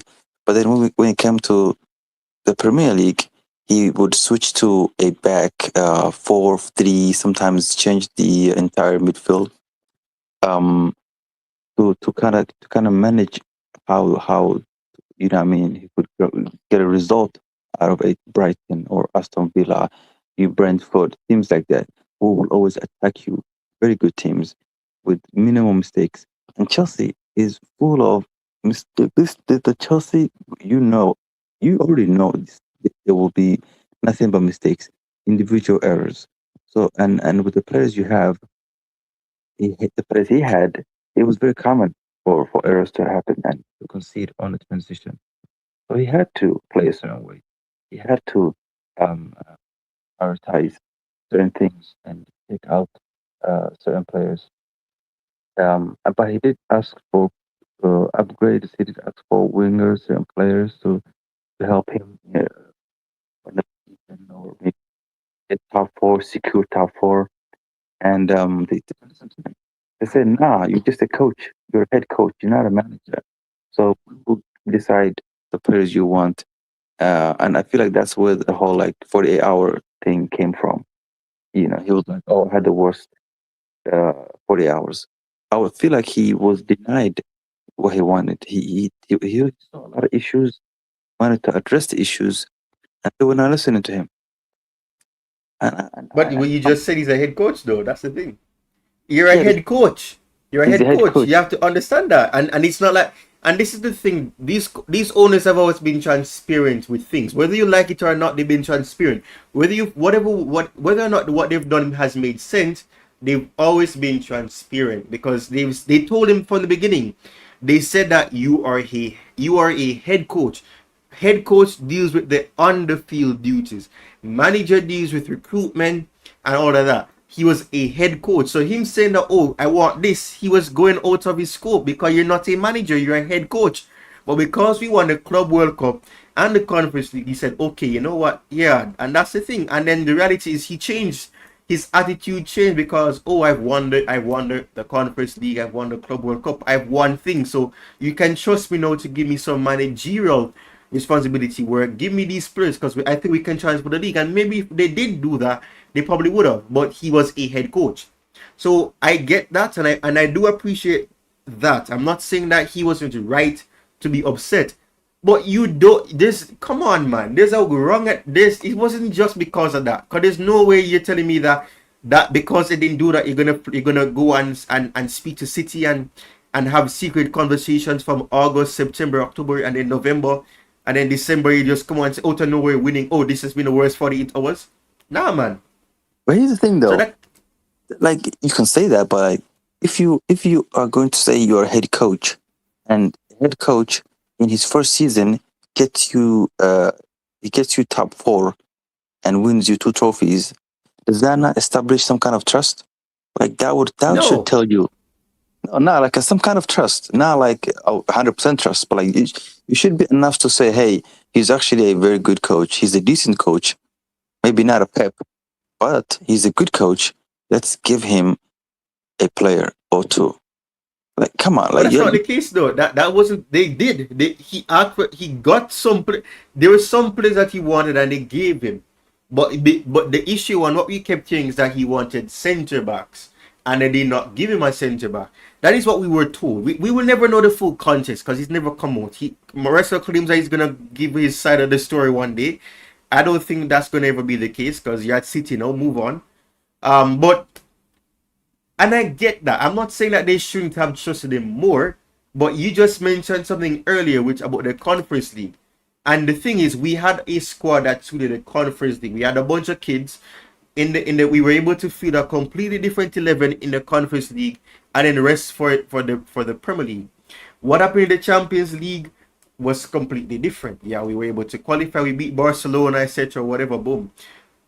But the thing is, it was the Conference League. Let us not pretend like it wasn't the It's a 3rd tier competition. But if we did not win a competition, it would have been embarrassing. But did we play better? Man. Like, did we, like, when you look at those games, were we playing terribly, or did we have a system?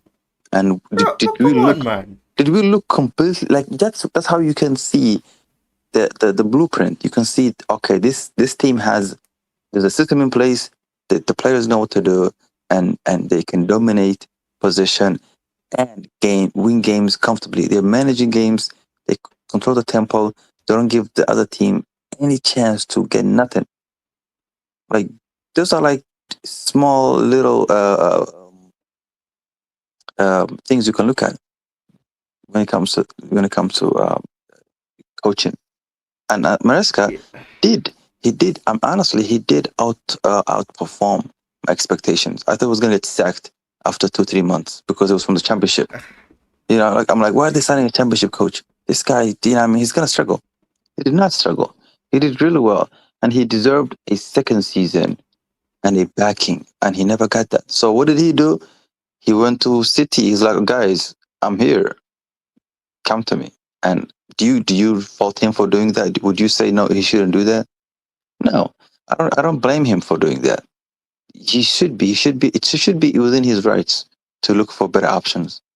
Just like Enzo, you know, sneaked Chelsea and said, "Hey, I want to leave this club because what the hell's going on? Like, why? You know what I mean? This is not the standards. This is beneath me. I shouldn't be in 10th. I shouldn't be out of the Champions League qualifications. I'm a World Cup winner." Like, they should have, all these are like reasons to justify their actions. It's not to say it's right or wrong, but it comes from a place of understanding. And I feel like Maresca had to do that. I think City were there and they were looking for... He didn't have to do it though. No, he didn't. And that's where I disagree with you. I'm not... If you want to leave, fine. But tell the club that, okay, I want to leave. You don't have conversations with another club behind the scenes and then pretend like everything is beautiful and rosy, and then boom, and also lie to the fans. And then remember the journalist asked him, can you guarantee that you'll be here next season? He said absolutely. And then what happened? Boom, he leaves the next game. That is what I'm... So I get it. I'm not... Yeah, if you don't feel... I made a video back then because I could have seen he was gonna leave long before he came out about worst 48 hours, whatever. Boom. I said he's gonna leave because you could see that he was losing. He wasn't excited anymore. He wasn't showing emotions anymore. But one thing that I kept saying is that if you want to leave, just tell the club you want to leave. Don't have secret conversations, secret talks after the Club World Cup, by the way, because that's what the report said, that he even came out and said that he had conversations behind the scenes. So yes, Okay. I'm not saying that Let me ask you don't this. prioritize your happiness. Don't, not that, it's the fact that he was having secret conversations. That's my I see issue. your point. I see your point. If you had to leave your job, would you quit your job and tell them I'm going to leave, or would you first look for a replacement for your job and get in contact with your other potential second job to replace your first job, or would you just tell your boss, hey, I'm gonna quit, I'll give you 2 weeks? Which one would you do? Which is more rational to you? All right, and that is okay, and that is why I'm saying that what he did is fine. That is fine. You It's find a it, job. going looking for a job, and if you don't feel happy, and I've advocated for that. If you don't believe that a relationship is going to work, prioritize yourself and prioritize the fact that you don't think this is going to work out. Fine, but the reality is, if it was me in that situation, I would not have simply had secret conversations for months. Having one secret conversation is fine, but it can't be a case where you're gonna pretend and make it seem that, oh, because you did not give me this, that is why. Because that was not, it wasn't because you didn't get one centre back. Come on, it wasn't like we only had 2 centre backs going into the season. Come on, we had the other centre backs. Okay, maybe it was not. Maybe I don't even think it's player related. I don't even think it's centre back related. I don't even think it's, hey, give me a player, I want this player. No, I don't even think it's that kind of conversation. I just think he wanted to go to City from the get-go. I genuinely believe that he wanted to go back to City eventually, and then the reality is he did so well with Chelsea. People didn't expect. I expected him to do that because that was the bare minimum, and maybe because I had belief in him that he wasn't a garbage player, because I garbage manager, I should say, because I did follow what he did at Leicester City and all of that. But the thing is, I didn't appreciate that. So yes, you can go out and try to find a replacement job, fine, but don't have secret conversations. One conversation is fine, because obviously you need to have a conversation to see if the job is feasible. Will you go there? Should you go there? Have an interview, cool.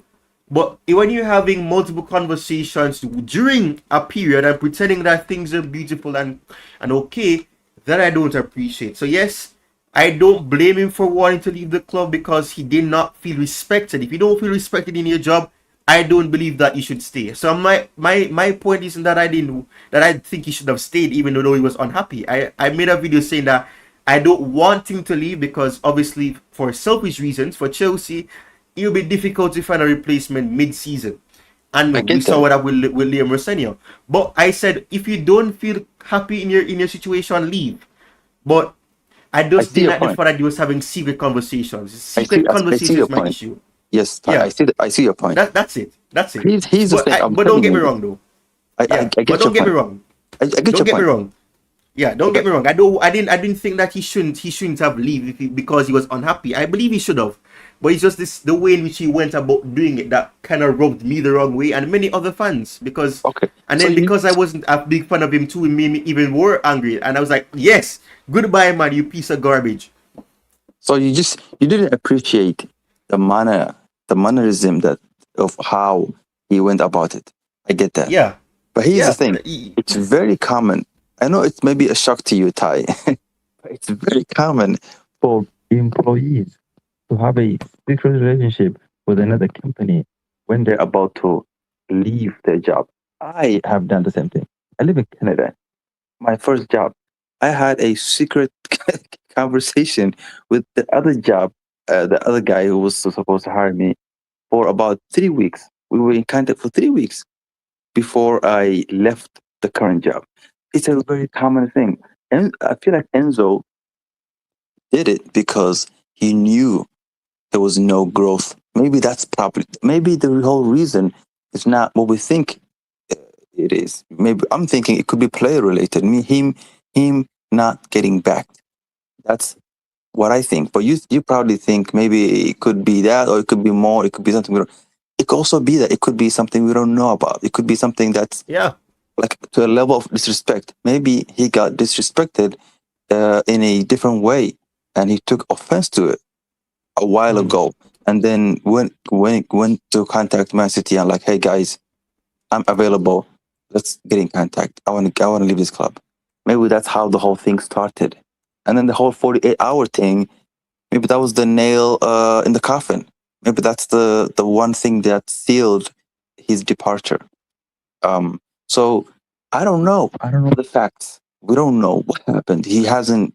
I feel like he signed an NDA to prevent him from telling us what happened behind the curtain, behind the closed doors. But I'm not gonna sit here and say, "Oh, I was upset with how he went about the situation," because I don't really know I don't know the facts. I don't know. I don't even know Enzo say the things they're saying he said on Twitter. On X they're saying, oh, he said this. His agent is saying this. Who knows the actual facts? Is the agent making this up, or did Enzo actually say it? Nobody knows. So it's up in the air. Just people just coming up with their own agendas and their own narratives. Like we don't know. So I feel like the Enzo Maresca thing, it might be deeper than we think it is. I think there's a lot to it, and he probably saw this club had limited progression with the owners, and it could be. It's really true. It's not far from the truth. With Blueco, we have limited progression. We are like in a bus, and the bus is going one way, nonstop. There's nobody's getting out of the bus. It's straight. There's no left turns, right turns, and all of us are kind of trapped in this bus. That's what it feels like with Blueco. So it's a limited progression. We don't know what is going on. Like right now, we're fans, but even the guys who are in the insiders, the ones who know what's happening, don't really know what's happening. So I'm not gonna fault Big up Enzo. Garvin. I won't fault Enzo, both Enzos, for their decisions. I will always fault Blueco. They will be the cause and effect of all our problems at this club. Yeah. It's funny. It's funny that Garvin is here though, because Garvin was a big advocate for Maresca. But then when Maresca with Maresca at the end, like he even came out and said recently that he called Maresca a PUSSY. I'm not gonna say the word, but you know what I just spelled. but the thing is, and I agree, and this is something that and since I saw Garvin now, it reminds me of what he said, and this is one thing, and that is why when he said that to me, I didn't say it then. Wow, really? After I didn't everything Maresca's done, I didn't know, but I didn't think about it that way. But even then, because this is the thing, you want to go to City, fine. But on the example that you gave, I understand the example, but the difference is he left Chelsea, right? It wasn't like Pep Guardiola was going to leave mid-season, was it? So why couldn't you not see out the season and then go to City? Because you leave. So there must be something else. It can't just simply be that. That's what I'm saying. There's more to the story, because whether or not that happened, you didn't have to leave mid-season, because at the end of the day, Pep Guardiola was not going to be leaving mid-season. So you could have seen out the season, and then leave at the end of that season and then replace Pep Guardiola, because they wanted him to replace Pep Guardiola. They didn't go for anybody else. He was their first choice and the only choice, it seems like. So there's no reason why he had to come out and even this in your example as well. I'm sure if you're going to look for another job, you're not gonna make a public statement and say that, oh, I'm leaving this job because this job doesn't. You just say that I wish you bet professionally. You're gonna say, thank you for my time here. I'm going to be leaving. This is my 2 weeks notice. Or when you're leaving, you don't say anything. You don't need to come out and say, oh, this has been the worst 48 hours of my life, whatever. And it was uncalled for, because the team was winning too. It wasn't like there was anything on the field to tell you that, oh, we're doing poorly, because we had a bad spell, yes. And then what happened after that interview? We started going on a bad that press conference thing. We went on a bad spell and all of that. So it really, if anything, it derailed our season because, as I said, the players lost respect for the owners, not knowing the full context. And then the full context came out, or the quote-unquote full context came out, that he was having conversations behind the scenes with City, and he confirmed it. And City had to pay that fee, which shows, and if you're innocent, you don't pay any money. So clearly, they did something that was unethical. And not because something happens often means that it is okay and it is correct or ethically correct. So yes, many people do that. You will have an interview behind the scenes because obviously you're not going to tell the owners or your employer that, yeah, I'm going to be leaving when you don't know if you're going to get the job. So obviously I'm not saying you should have said that, oh, I've had a conversation with City. It may not come to anything, but I just want to tell you. You could have said that. You could have said that. You could say that I don't believe I have the respect of you and I want to leave. I don't want this to be toxic. And the way that it ended, it was toxic because he came out and said what he didn't have to say. But anyways, we've gone long over what I said. I said I was going to leave 20 minutes ago. It's almost 11 now. So any last words? Any last words? We're gonna keep going back and forth on this. Yeah, we're not gonna done. We don't have to add on, but just I wanted to say, Maresca is the only head coach who has left, who hasn't gotten fired. He hasn't been sacked yet, compared to the predecessors, the former coach. I think I would say Pochettino didn't. I don't think Pochettino wasn't necessarily fired. He left by mutual consent as well. I feel like they got sacked. They're saying it was a mutual thing, but mutual consent. Because he was a similar situation too. Because he said he didn't believe that they were giving him the freedom to get signing. So it's not Maresca is not the only person who complained about not getting backing. Because Pochettino said the same thing. But anyways, let me let you continue. No, that was my point. Really, he's the. He would be the only one I can remember now to have just left and just took the exit door. And really, I don't blame him, man. Any coach at Chelsea who leaves, I don't blame them. These owners, these Brighton sporting directors, they're incompetent. They don't know what they're doing. They're signing well back. They've done so much wrong. It's more wrong than right, and they don't understand how football works, and don't really know the small, the little things. That's what they miss out on. The little things is what they miss out on, and these coaches, they understand that. The players understand that. The fans understand. They know. You know a good player from a trash player, and when these owners sign a trash player. You can just tell immediately by the first touch that guy is crap. He's shit, not good enough for Chelsea. And and who's making these decisions? It's the club. It's the supporters. The sporting they are the ones who do all these recruiting and negotiations. They do the scouting, and they have people who work under them that collect these scrap deadwood players. So it just circles back to the ownership.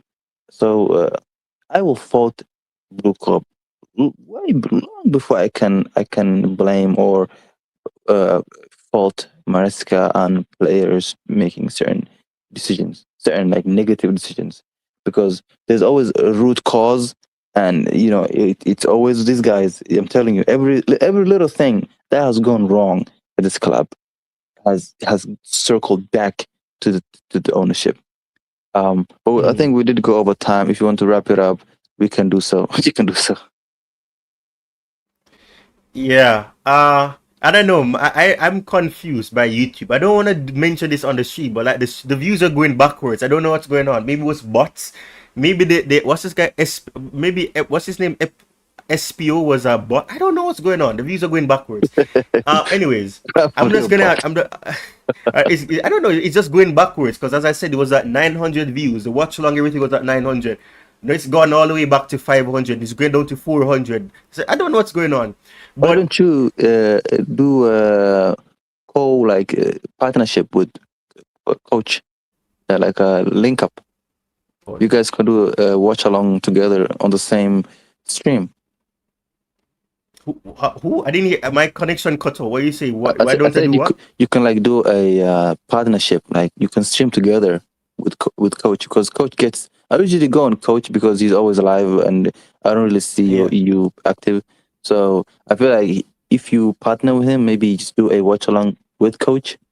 It might just bring back your bots and maybe some of the real viewers in there too.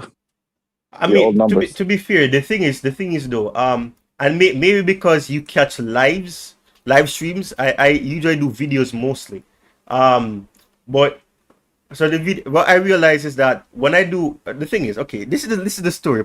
You know what? Let me end the stream and then we'll have this conversation off here.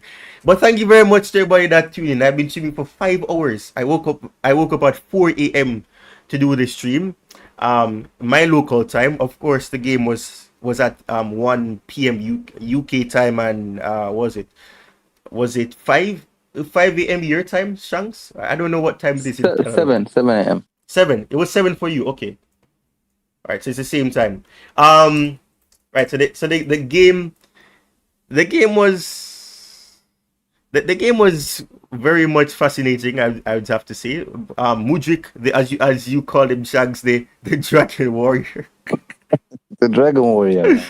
The Dragon Warrior, man. What a cross, man. After we watched that cross again, man, it was incredible. It was like, you just made the cross, boom, a deflection, but massive deflection, own goal, man. But I don't care; it's still a goal. A goal is a goal. But thank you very much. We're just gonna end the stream, and I'm gonna explain to you the whole thing, Shanks, off here. So thank you guys for watching, and cheers, man.